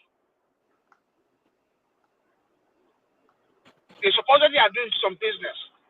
And someone is paying, I don't know of middle class families in this part of the world that can buy a 500,000 euro house. I wrote it that maybe you don't know that maybe the side chick, so many side chicks will be busted. I just bought my house in Lekki. I know young girls that have houses in Lekki, 200 million. Side chick will be telling just 4 or 5 million per annum for 1 room. Where is the money from? What kind of? And they will tell you they are trading stock. You know, I don't know. God forgive me. Actually, I used to think this way too, because I wonder, especially those people in Nollywood, those Nollywood actors and actors. We know the actors are. Let me take Eh? us to the background. I think it's 12 here. Yeah. We have done 6 hours. Thank you, everybody. I'm still here. Oh, you are still there? Yeah. Okay. I was Maybe we going should to go answer your question, Mr. Dewele. I think the Minister of Urban Housing Development is Tinubu's son-in-law. Yeah. That's who the Minister of the No, Housing he's not and the minister. He's just in some housing development parastatal. He's not a minister, but yeah, he's kind of like a DP. Choma, where did you hear your news? No, I know, but she confused the word minister. He's a kind of a DG where kind of did you position. hear your news? Probably from Showore's platform or something like that. From Sahara Reporters. Possibly, yeah. Or from Nandi Kanu, Simon Epoke. They've closed that just channel. asking the question. That's why. I mean, it's not the one that determines the price of those buildings. It's just that, I mean, Tinubu opened I up think they're Lekki. overvalued. Remember, it Those was properties are just VGC that was. overvalued. And people don't know that there could be real estate crash. You know, we've never experienced that in Nigeria. Housing No, prices are always Patoski, going I up. don't think real estate can crash because the reason Who I told said you the real that? estate can. Let me In Nigeria, it explain, can crash. Patoski. It can crash, Patoski. Yes, logically it can crash. Okay. From Now, the analysis you just gave earlier on, it might crash. it can Because by the crash. Yes, time I understand all the because billionaire, it's not logical. it's only billionaire that can afford it, and then all the billionaire don't buy house finish. So waiting remain now. You have those properties. That's what I They'll be mean. But forced at to the same crash. time, it won't crash. The reason it won't crash is because, at my perspective, is it's illicit money. The money buying this, it's not money that can be accounted for. And I think that's why we need this tax reform. That's why every single Nigerian needs to declare their assets. Every single Nigerian needs to declare their incoming and out incoming. We need to know your income every year. We need to know your assets every year. We need to know your liabilities every year. I think once that is done, I think you can then start controlling illicit funds. You can then start controlling corruption. You can then start actually have a handle over money laundering, because really that's what it is. I cannot fathom it. I own homes as well. I know how much I'm going to have to pay over. I know how many years it's going to take me to clear my mortgage. I couldn't possibly think of how it's possible. I don't know if I run into some major money. But I know people that have multiple homes as well, and none of them is going out to buy their house cash, even if some, for whatever reason, some madness makes them want to empty their bank account to go and buy a £300,000 house cash. Even if they can kind of stretch themselves to afford it, no, they're just going to take another mortgage and buy another property for investment if they need to. No one's buying houses cash. These same people also have cash for their cars. I don't know of any wealthy people around this part of the world that go out to a dealership, look at a £100,000 Mercedes and say, you know what, I'm going to pay that. You know what, I want that Mercedes, I'll pay for it cash. Nobody does that. You finance it. You take your money and you go and invest your money on other things to generate money for you. But people can, for whatever reason, people actually have enough money, cash flowing around to sustain themselves. They're sending their kids to schools for 1 million, 2 million per term. They're living in a house that they paid for, which is 250 million. They're driving a car that's going to change in 2 years' time, and they're changing their car. It's Sorry, I don't get to interject. Do you know the new high school in Lagos? They call it Shatter House. The tuition fee for that school 1 year, 42 million naira, and they have a full house. And it's a Lagos, secondary school. 42. Yeah, no, Secondary I school, seen it. 42 million. I was like, they have swimming pool. They have No, everything. it's impressive. It's an impressive facility. And I think what has happened is, I don't think it's unique to Nigeria. I heard about at Eton in UK. Eton, I think, already established, Eton and the other one, they already established kind of like an outpost in India. And is there another outpost in another Asian country? Possibly one of the, possibly and they have somewhere in Saudi as well. So what they are really doing is they are putting outposts, the likes of the Eatons, and like they understand that, to be frank, all these individuals. But what we are saying is that the tuition is for the 2 million, and they have a full house. Where are Nigerians getting the money sending their children to this kind of school?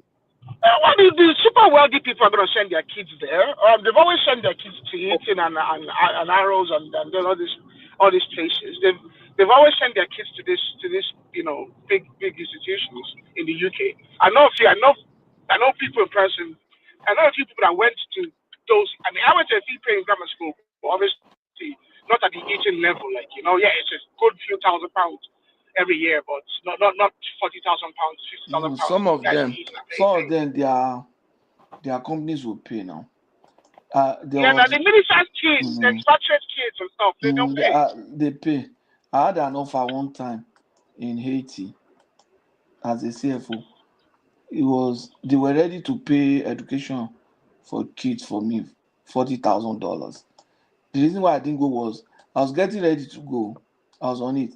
That was when they said they killed their president. That time they had security issue.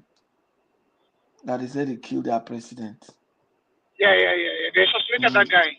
That's why I just say, all this Yahoo boy. My wife ran.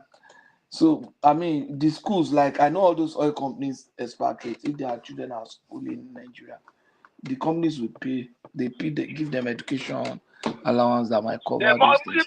But 42 million, they don't mind paying those is a lot for secondary school, actually. Even private schools here, they don't pay up to that in a year. No, private schools, like Eatons and all these private. Why would I even call it? I don't want to call them private schools.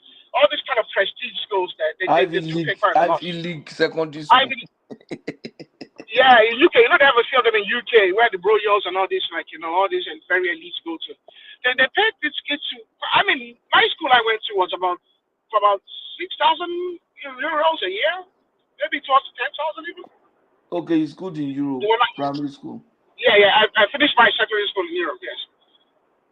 So it was quite a bit, yeah, almost 10,000.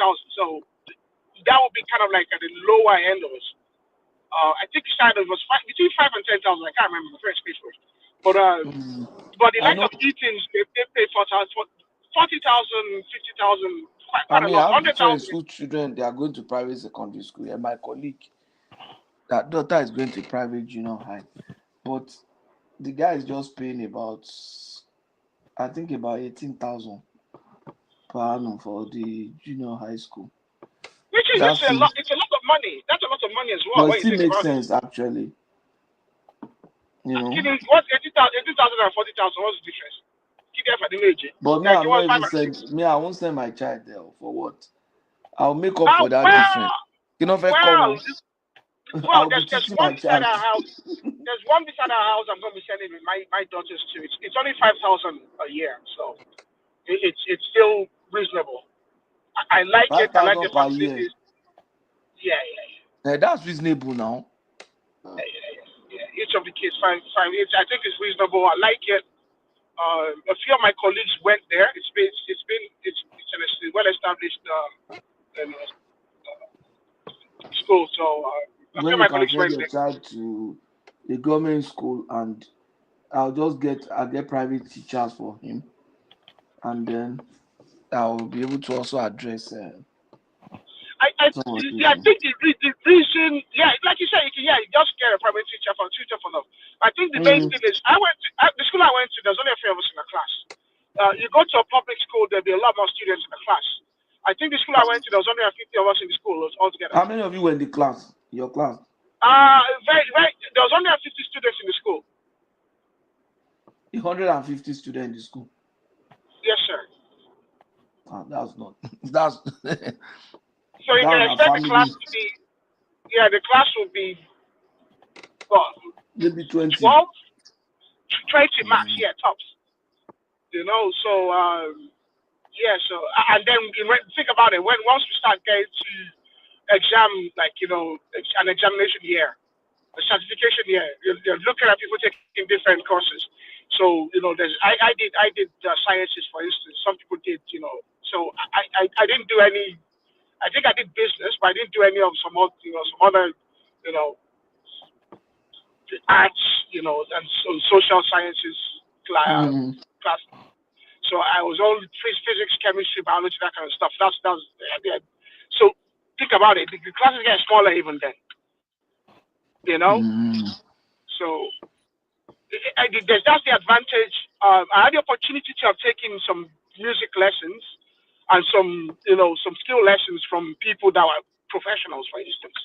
I mean, for instance, the organist for the Grand Cathedral literally in the country's main Grand Cathedral, was our music teacher.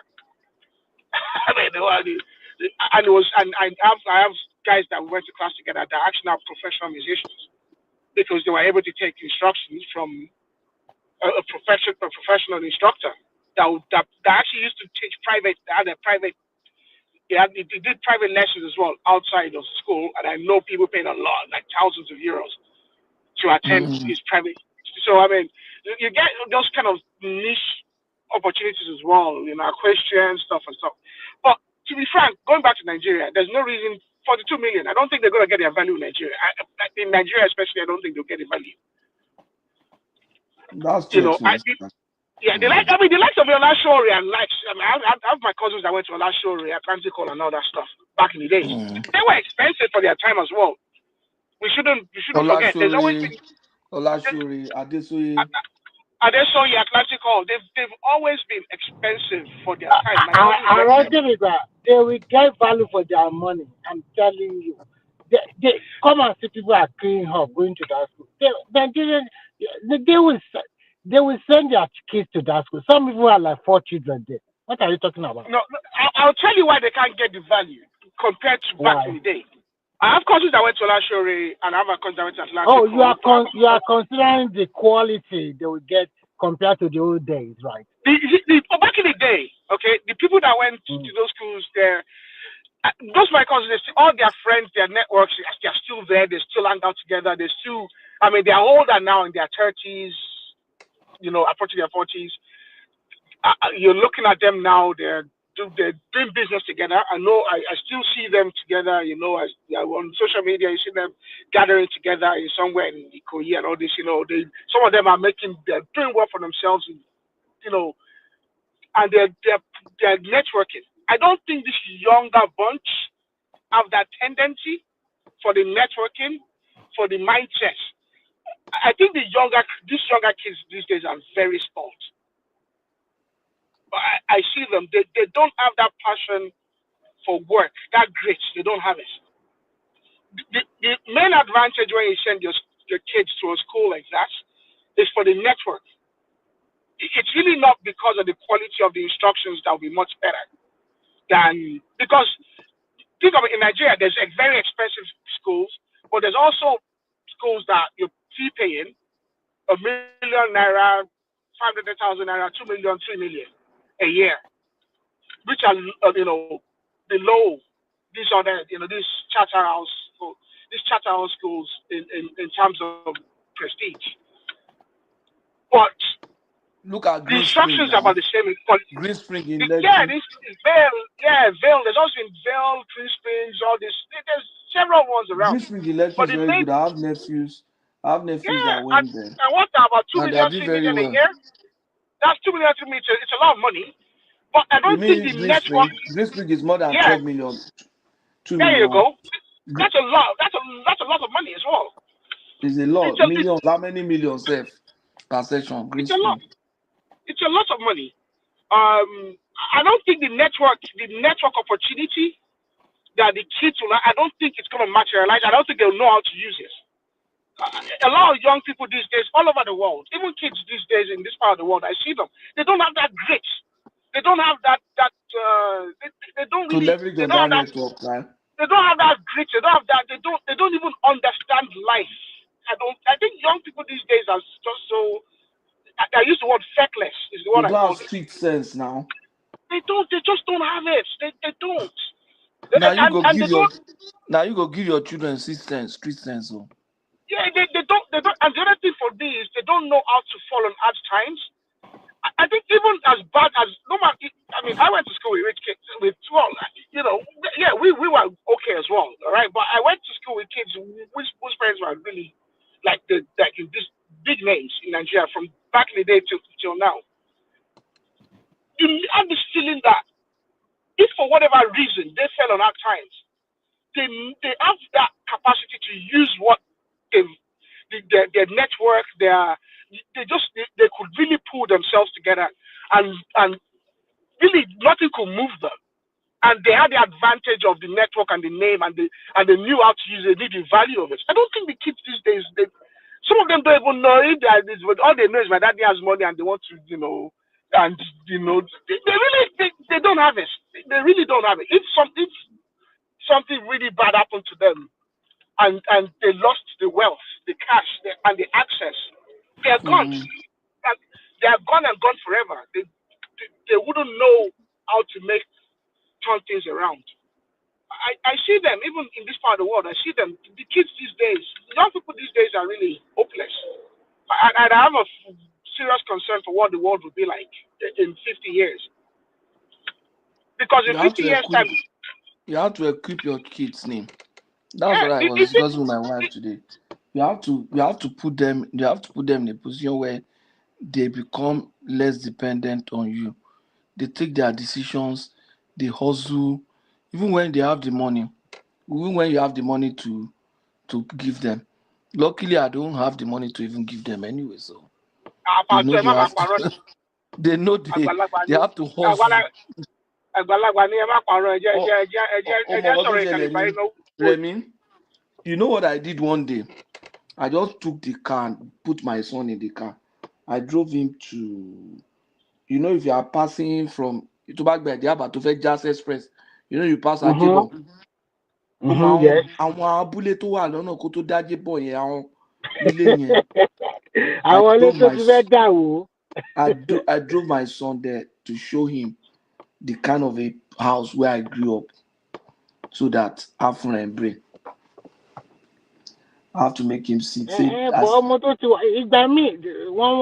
some of them just said that was your generation. Things have changed. No. Because You knew that some of them are like they felt too entitled. Now just me by age 7, 8, 9. Nǹkan tó ti ń ṣe ń lé àgbàlagbà ò ṣe. Now they are my children are so independent. Very, very. Very, very independent. Wọ́n gbọ́ Yorùbá. They can't speak it very well. Also, my first son speaks all of them won't go, but only my first son speaks. Okay, that's impressive. That's good enough, you know. But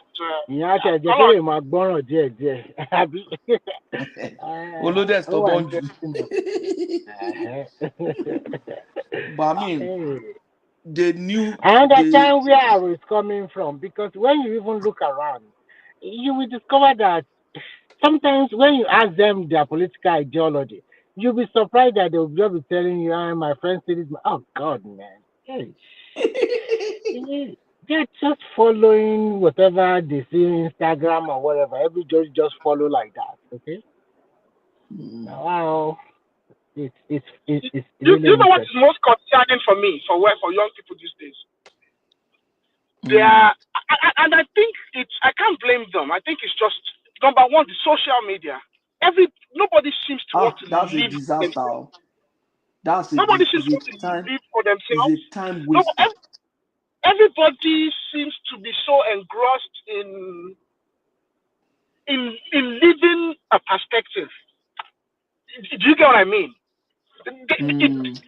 Everybody is living an image which is based not on their reality, but it's almost like it's like a faker type of fake it till you make. Back in the day, there's fake it till you make it. OJ, Aroma. OJ and Aroma. I told you they don't share Aroma back in the day. You did it with caution. You knew your level, but you are trying to get something bigger. So you are, these days is like people actually believe in their lies. Like people actually live in a lie and believe in it. It's quite disturbing. Like you go on social media and I think it's also influencing how people use their funds and how people manage their money. Because you see people that really don't have much and they are consuming like mad. Like if they introduce credits in Nigeria, we would be worse than the Americans. Because people don't seem to be able to manage. It's better they don't introduce it, because it's okay for us the way we are living now. We are owning our things. If you don't have it, you don't spend it. I think that's better. Like, Nigerians would be worse than Americans. But Patoski, things have changed. Do you know now that they have a lot of help that they can borrow money and then repay back at the end of the year? Those are loan sharks. Those are loan sharks now. No, they are not even loan sharks. There are some help. There are some help that they can, but maybe they have limitation. Maybe at the end of the year. Loan sharks, loan sharks. One just should give one back. One yak of it. Because those guys are always going to make profit now. They put their picture on social media. They'll start harassing them around all over the shop, chasing them around the place. So this person is wanted. They'll go after your family members. That's the problem. They start sending people to your WhatsApp. Sending message to people in your WhatsApp. Harass the hell out of you. And most people are going to be late on payments. That's just the nature of credit of that nature. It's against the law now. You don't do that.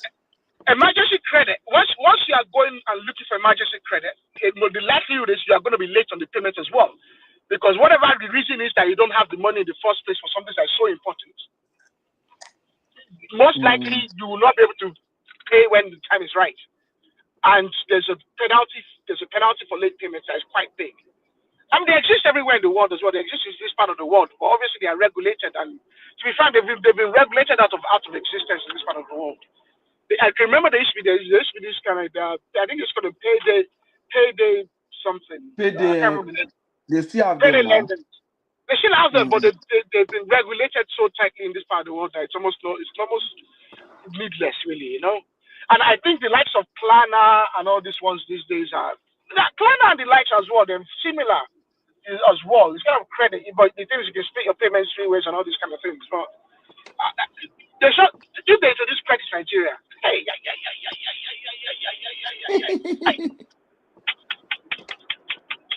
and you know the funny thing, people will be using it for needless stuff. Of course. I mean, the retailers are going to do very well. I mean, vendors and retailers are going to do very well because every small item is going to want to buy it. You know, they'll be buying clothes every day. I mean, I really don't get it. I really, really don't get it. Whenever I go to Nigeria, do you know where I wear most of the time? Ankara. And shorts and a t-shirt. People will learn. They will adjust. I just wear my Ankara because I always have a lot of Ankara because every time the man say no come, I put my Ankara. I'll just tell them they should buy me. They'll just buy it. No, Baba mi rokale. I just tell them I tell my driver to take it to say only go 10, only go 15 long by me. Oh my rokale. But you saw him say money láti run native because where I am now, I don't even have any native, and at times they do cultural day, all this kind of stuff. But when I used to work in the office setting, I used to actually on Fridays, every other Friday. I just wear my I just wear my car and just go to work. You look at me. I'm proud of who I am. I'm so satisfied about who I am. I'm so confident about who I am that I have no concern about. Yes, nice, lovely Ankara. All right, simple. So more efficient. Just very simple, just up and down. That's it. When I go to Nigeria, that's where I wear most of the time. Why would I be wearing a t-shirt and be sweating like a pig? It's already 60% humidity plus 60-70% humidity. I'm sweating. You're taking a shower and literally straight coming out the shower anyway. You know, I'm already uncomfortable, and then I'll now go and wear a 100% cotton shirt. And that's even good. 100% cotton is good. I should make a lot of 100% cotton these days. Where do you want? Bullet very, yeah. How many Nigerians even wear linen? So I'm not wearing 100% cotton. I'm sweating. Àwọn aṣọ máa wà ń gbà yẹn o. Rántí gbà tí síìkì kọ́kọ́ dé sí Nàìjà. Wọ́n fi síìkì agbádá. Èmi náà mo rán kaftan silk ńgbà yẹn. Mo ní silk méjì. Mo ní cream kan àti ash kan. Mo máa wọ ṣégè sí lára o. Ó easy láti lọ. Tó bá ti lọ straight. Small temperature. Very low temperature. No. We are lost to this new generation. What is on? But I was actually, today I'm coming back from work, so work is very light. So I was looking for someone's contact I lost someone's contact, so I knew, if I go on, I don't have social media anymore, but I still have an Instagram account. It's the only one but I don't have it on my phone, so I have to go on the website, download the app, and I was looking for some, and I ventured onto Instagram. So like when you've not been somewhere for like 4 months and you just venture there, oh boy, Nigeria don't lost. What you know? New generation. I was cutting down my social media, so I deleted my Facebook. I've been off. I knew I've really gone off completely.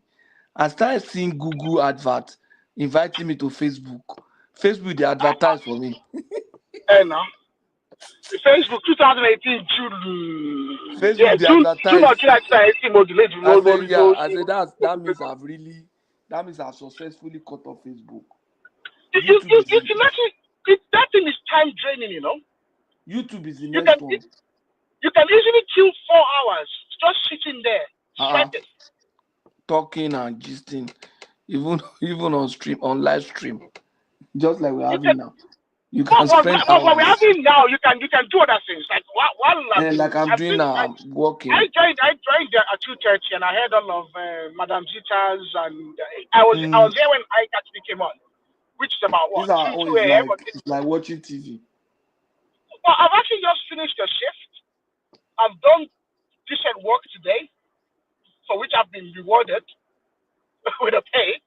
The best is actually, I think the best is to actually go off completely. I'm listening up. If not for the fact that I had to go and look for someone's contact today, there was no reason for me to go to Instagram. And when I got there, I don't have Instagram actually. Young Nigeria and Patoski have been overtaken by materialism, and I do not. I'm not worried.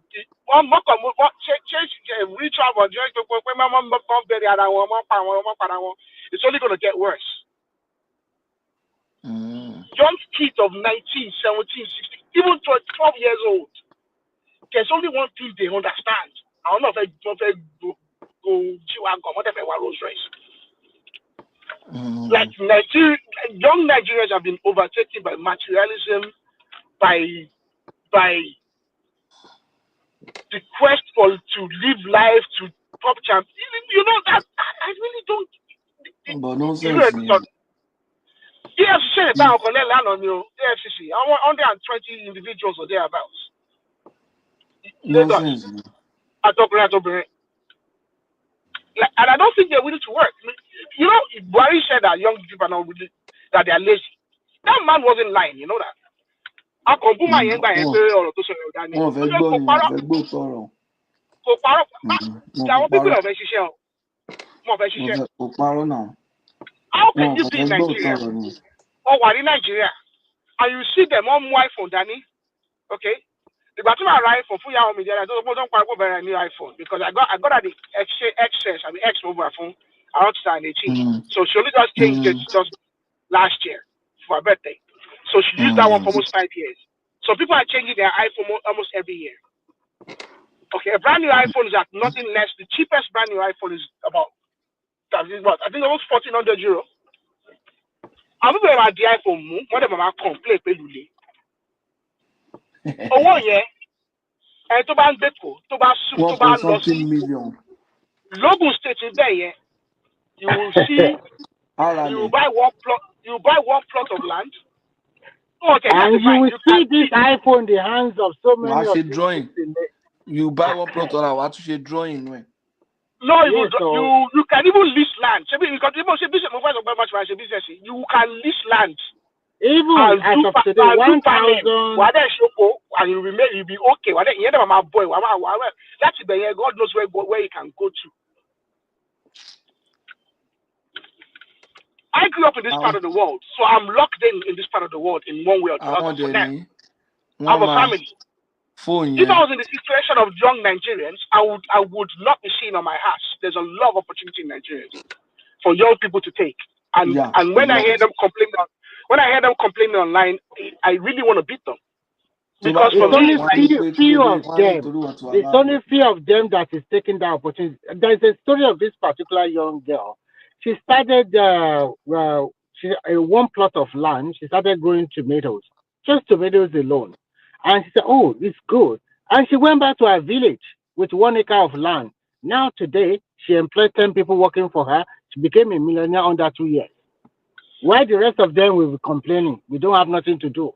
We are waiting for government. Where is the government justice? Everybody wants to fight.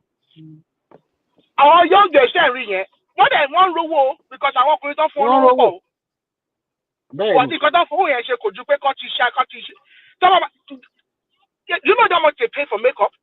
No, but if you go to their Instagram, do you know how much they pay for every makeup? To make nails alone in Nigeria, it's about 5,000 to 25,000 naira. Make a nail. 1,500,000 naira. When you are not mad.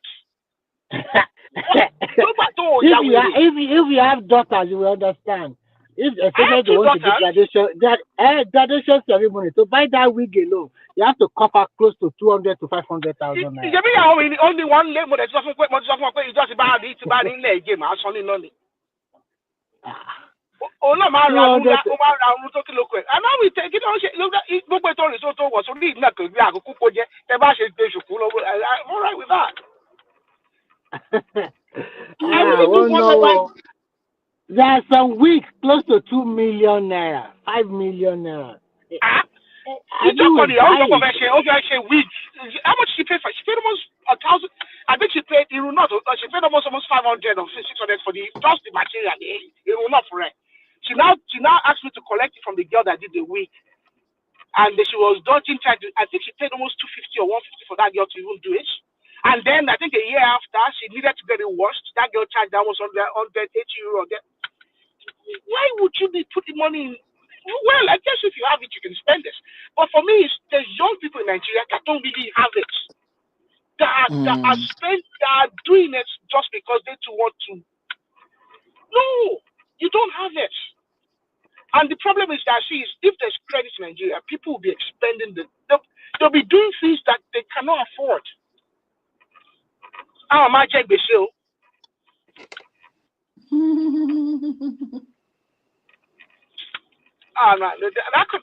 That generation is lost. In my opinion, that generation is lost. They have no orientation. They have no self. They have no a sense of self and identity. They really don't have anything. You know me? At all. Really. That's true. When I call you, say, I'm not in bad in Loyibo, send them to Nigeria. I know people that did that. Of course. Oh, I'm more bad in Loyibo, send them to Nigeria. And it's about Doria when you see in Nigeria, I get worse. Well, not at genuine issue. I look, in fact, you got about Mupada by the time he comes back, how much to do? How much you doing now? Because you how much in fact you go and influence those ones at home, and those ones to they'll influence him as well. I okay, but there's something Nigeria is not also. We are not taking it into consideration. How they are on level. Me if I saw you go level one poor. But she mu follow no mu gbogbo ẹ kò tẹ wá jọ wọn lójúmọ́ wà á rúkúrú pé tí wọn máa fagbó everything àyẹn gbọgbọ ní wàhálà tó máa ṣe lọ́jọ́ iwájú Nàìjíríà yẹn addition. Go on, sorry. Wọ́n ti máa kú dànù ni kò sẹ́ni tó máa treat ẹ fún addiction Nàìjíríà wà á kàn kú ló bá dé. Addiction ti pọ̀ jù ó ti pọ̀ jù. Tó bá yá àwọn family member wọn máa lọ wọ́n àfa kan àbí priest kan tó máa dè wọ́n wọ́n lẹ́kọ̀ọ́ ṣe. Ó increase lójoojúmọ́ ni now it's just unbearable. Irú wọn pọ̀ náà tó ti dè wọ́n ṣe. Wọ́n tún wá máa ń pò nǹkan kan papọ̀ tó bá po gbogbo kí ní ẹ̀ papọ̀ tán wọ́n á tún máa ṣe bí ìwèrè wàá rò pé ti fẹ́ kú ni. Mo rò pé ìlú ti bàjẹ́ gan-an. Mr. Remi, should I give you a dangerous stat? 6% of Nigerians, no, not 6%. How many? It's double digits. I think 16% it was. Addiction rate in Nigeria is about 16% or something like that. It's double digits. Whereas in the world, globally, it's below 5%. In Nigeria, it's about 16%. Wow, I'm going to carry last. Nigeria, ó mọ nǹkan tó ń pè solution. Ó mọ nǹkan tó ń pè solution. Gum. Gum, àti pẹ́ ìbò ṣe náà ti pẹ́ nìyẹn. More lizard, kí ló pé ìgbẹ́ aláǹgbá. Challenger, petrol. Those ones have always been cheap. Those ones have always been there, meeting those. But petrol, cooking gas. And you know one funny thing? It's across all levels of society. Across all levels of society. Why here cooking gas? Across all levels. There's a channel there, Trust TV. So yesterday I was trying to find something on YouTube. I couldn't find it. So I came across it. I use it. It's kind of a news channel, but it's kind of centered towards. It targets the North, northern interests. So it's called Trust TV. Yes. they actually have a documentary about addiction in Abuja. They did an undercover piece about. Can you believe that the main spot, the main drug spot in Abuja, head office on SARS was train of SARS is been disbanded, but I think they still operate kind of as a special anti-robbery. Yes. Head office on SARS one by less than maybe less than a 5 minute walk. Head office, they have a not NDA. This this EFCC. What they call not EFCC. The what is the head of is what they call them. Like it's not SSS. Yeah, we call them SSS. GSS. Yeah, not GSS. NIA. I mean, NDLA. No, NIA. No, NIA. National Intelligence Agency. National Intelligence Agency. Their offices as well, one of their main offices as well is just literally down the road. And the main drug hotspot is literally 5 minutes from there. And what those people are saying is there's actually NDLA officers and SSS and NIA officers that literally charge a kind of like a daily commission for those drug dealers to operate. And then they will do a raid. So let's say they can do a raid in Guarampa. They will seize the products and then they'll go and sell the products to another set of dealers in another area that will deal for them. Nítorí àwọn drug dealer Nigeria ò ti dàbí àwọn ti Mexican. You raid and take their drug. They go buy you. But there's big dealers in Nigeria. Remember, don't bust the because where was our house? I don't think it was Lekki. Was it not Magodo? Was it VGC? That they broke down our house. No, one could call like the amount of drugs. So Bambi like billions. What billions? We have our own major kingpins as well in Nigeria. Forget. No, I want NDLA see when they see drug lọ́dọ̀ wọn kan lọ tà sí ibòmí. Of course. The major drug dealers are going to kill. But I'm just letting you know, there's a big drugs epidemic in Nigeria. And in the north as well. And the problem is not just you think that we're double. No, it's actually nationwide. I heard that Kano and Kaduna are very, very bad as well. Not I heard even Kano is even probably worse, like it's like very, very bad in the north. Yeah. You know,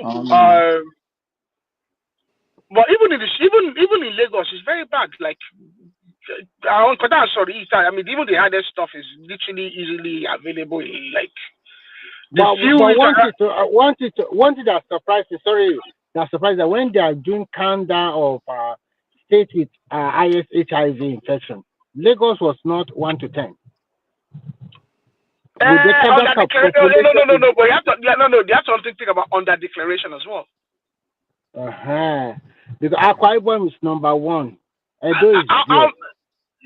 How many people? So I think the problem with Lagos is the likes of Akwa Ibom and Edo. It's possible that a lot of these agencies and all these NGOs would probably deploy their resources to those places, areas like that. Whereas in Lagos, because individuals have to take, because Lagos is considered to be very urban, and the people there are expected to be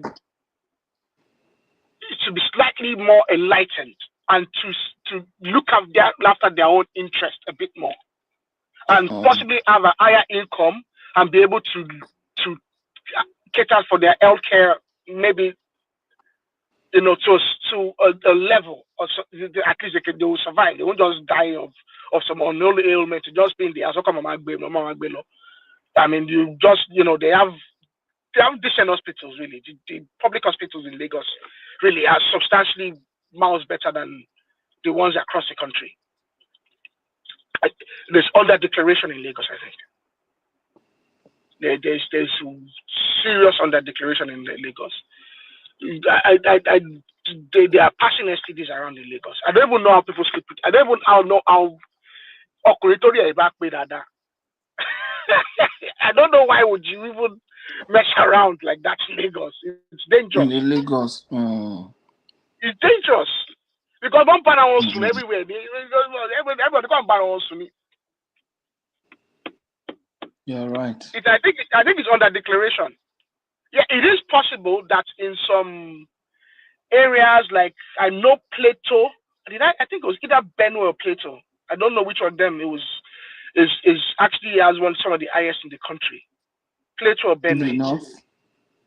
Yeah, either Plateau, Benue. I think I'm not sure if Kogi has, but one of those states in the Middle Belt is. I think it's one of them, or Taraba. It's one of those Middle Belt states has very high rates. I think also the access to not contraceptives, but well, we can call it contraceptives as well, but the main protection is obviously condom. Access to it might not be as prevalent as in Lagos. In Lagos, even around the corner shop, want a condom. I want a condom, dada. They have pharmacies around the place, dotted around the place. You can buy a condom. Whereas in those kind of places where most people might not be able to easily access a condom, most likely even the only condom those people have access to is the one to back down or NGO back whenever they come around. So that there as well. But people Lagos alone in Lagos, a lot of wealthy, I know of some wealthy names that someone have. In fact, there's a very wealthy couple in Lagos that I have a notorious cousin that is always giving me all this inside scoop gist. She's mentioned that some big people actually have AIDS. Well, HIV in Nigeria. Like notable people. HIV, we are continuing cure for now. There was some people that said they have cure. I don't know. Because when you think about it, it's an immunovirus. The way the nature of it works. I mean, there's some people that actually have a natural, natural. Oh, I'm not a doctor. So I'm the word escapes me. I've read of people that cannot contract this. Like their body has a their body. There's some people that have a kind of a rare genetic condition that their blood produces some kind of funny thing that just makes it. Because the way the virus works, the virus is kind of it's a very developed virus, but there's some people that actually have a genetic mutation of some sort that stops them from getting it. But it's not many people. I think it's like some very, very rare, like it's you very don't want rare. to find out whether you don't want to find out whether you are one of those people. Yeah, but you'd have expected that they would have developed a cure, not a cure to it, but some kind of like immunization vaccine for it. Yeah, I don't think there'll be a cure as much as a vaccination that because the virus is an opportunistic virus. The little of it that I've read. But it's even around the world. Just leave it like that. I don't know how people. I think in the West, so that want to really manage it.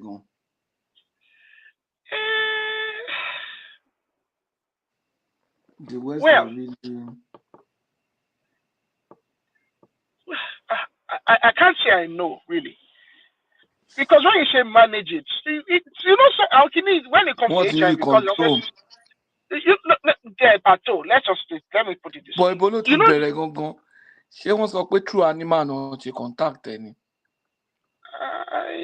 Some people maybe some people say that it was contacted through interaction with that. Well, okay, look at COVID as well. Now. It's a freak cross contamination now. So COVID, I think there's so many theories around COVID. Some people said it was a biological, it was a laboratory. It's the same theories that they have around AIDS as well, HIV as well. Same theory. It's because the nature of the virus may suggest that it's been engineered in some way. It's you know what I mean. It's almost unreasonable for that virus to be so so capable the way it works.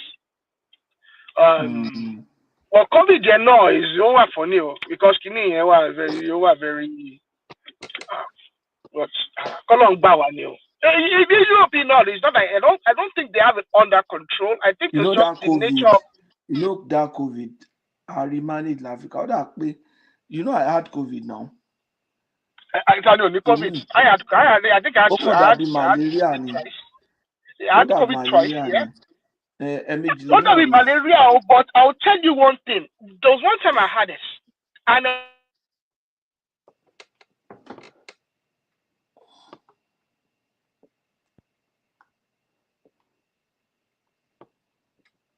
can't hear again.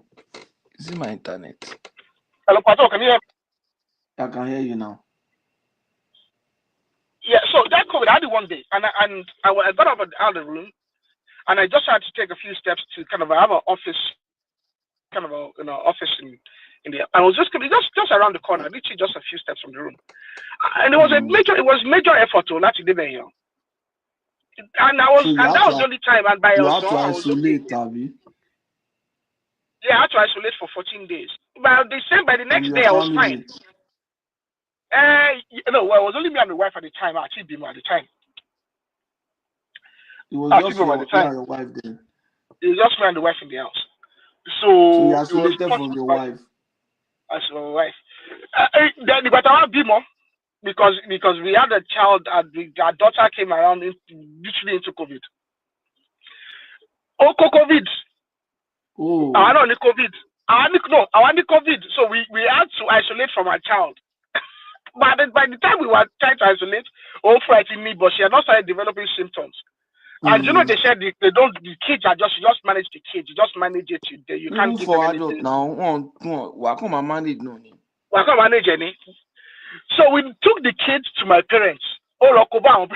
She went to fetch my parents. It's a very dangerous COVID. As everybody one lay and come jáde ó ti sú bó ṣe lọ gbá basketball nìyẹn pé àwọn máa lọ play jàre kò sí nǹkan bó tẹ̀ ṣe dé mo ní go and stay in the basement. You are going to stay in the basement for the next 14 days. Eventually ó ṣàkówá àwọn èèyàn ti ní only my second son ni ò tètè ní gbogbo á test positive ó nìkan ló wà negative but with time ó náà wà ní. I don't think any maybe any to ba wa like contagious. Any to ba wa in a part of the world I don't think I can think of anybody COVID. No. I don't think. Now the level of bó ṣe bá ṣe bàyàn ló matter. Mo lo yan kan tó fẹ́ kú. LD, in fact, man, is a friend, slightly older friend. He also like 15 days, like some days, last month. He was telling me, he was actually on ventilator, and he's actually a medic. He's actually in the medical field. He told me, I mean, he's only turned 50, so COVID was, let's say, 4 years ago, 2020 to 2020. So let's say 4 or 5 years ago. And he told me, so he was only about in his mid-40s. He's not asthmatic. To the best of my knowledge, he doesn't have any preconditions. He's very sickler. And he told me, he said he was already saying his last prayers. That means COVID didn't really bad for me. Oh, bad for me. I mean, it twice. I mean, not twice. Nobody will pay on the flu. Just a common flu. Common cold. You have 1 or 2 days of just being lethargic and just being a bit tired. And by the second, I'm cold at the same time. And by the second day, I was fine. In fact, you go to bed a bit tired and feeling very, very poor. You wake up the next morning and you'll be very agile and you'll be wondering, So no, and I mean, and you hear other people that are like literally are in a like ICU, like fully oxygenated young people. I know, but I think I heard stories of young, fit, young, athletic young people as well that died as well from it. So you might be wondering, check you can do well. You just thank God because a lot of people really passed away with the COVID from the COVID, and some people were relatively okay. You know, you say, well, I thought you say, well, I thought because I just want to say that, you know, the old people and people that have, you know, asthmatic, you know, and people that have preconditions are, you know, it's but there's a lot of fit people as well, elderly people as well that really got hit bad with the COVID. My father-in-law had it now, and he was 89-year-old then, and he was diabetic. He survived it now. Wow. That man had 9 lives. Only prostrate to survive there. Only managed diabetes in 1980. When he had it prostrate, turn out even when he said 90-something-year-old man that has diabetes, what's the likelihood? About 95 now. What's the likelihood of a 90-something-year-old person that is diabetic? He survived it. The man, God just bless the man. I'm telling you. I just he survived so many things. He survived.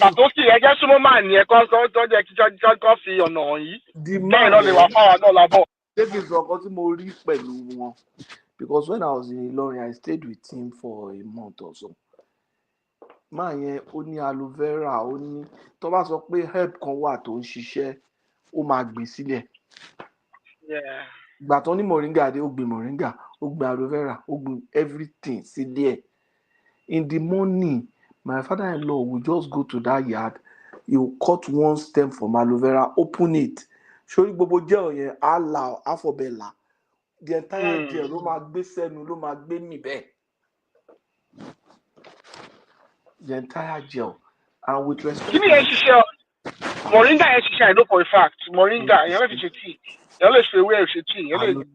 aloe vera, moringa, and the man, when it comes to food discipline, my mother-in-law na number one. Tó bá sọ pé yàn, I was telling my wife pé bàbá yẹn, ìyá yẹn ò gbọ́dọ̀, ẹni tí ò gbọ́dọ̀ ṣe ìyá yẹn, tẹ́ni tí bá ṣe ìyá bàbá yẹn ò lè survive because the man make my mother-in-law plantain. If you are going home, tó bá lọ lé ní weekend, tó bá lọ lé o, tó bá lọ lé lọrin, gbogbo àti mọ̀ pé duty wa ni pé a gbọ́dọ̀ ra bunch of plantain kan dání or méjì unripe. If you don't buy them, you are going back.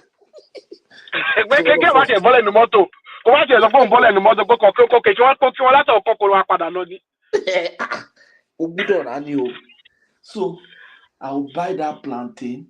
My mother-in-law á ṣe èlùbọ́ ńbẹ̀, á ṣe abàdẹ́yìn àti abọ́ẹ̀lẹ̀, á fi bàdẹ́yìn, á fi ṣàṣàrò, á fi ṣe iyán, á fi gúnyán, á fi. She will just continue to make it into different stuff. Then she will buy. Then there's one bakery they used to call Ostrich Bakery. Àwọn Chinkolo ni, but they make wheat bread. Lovely.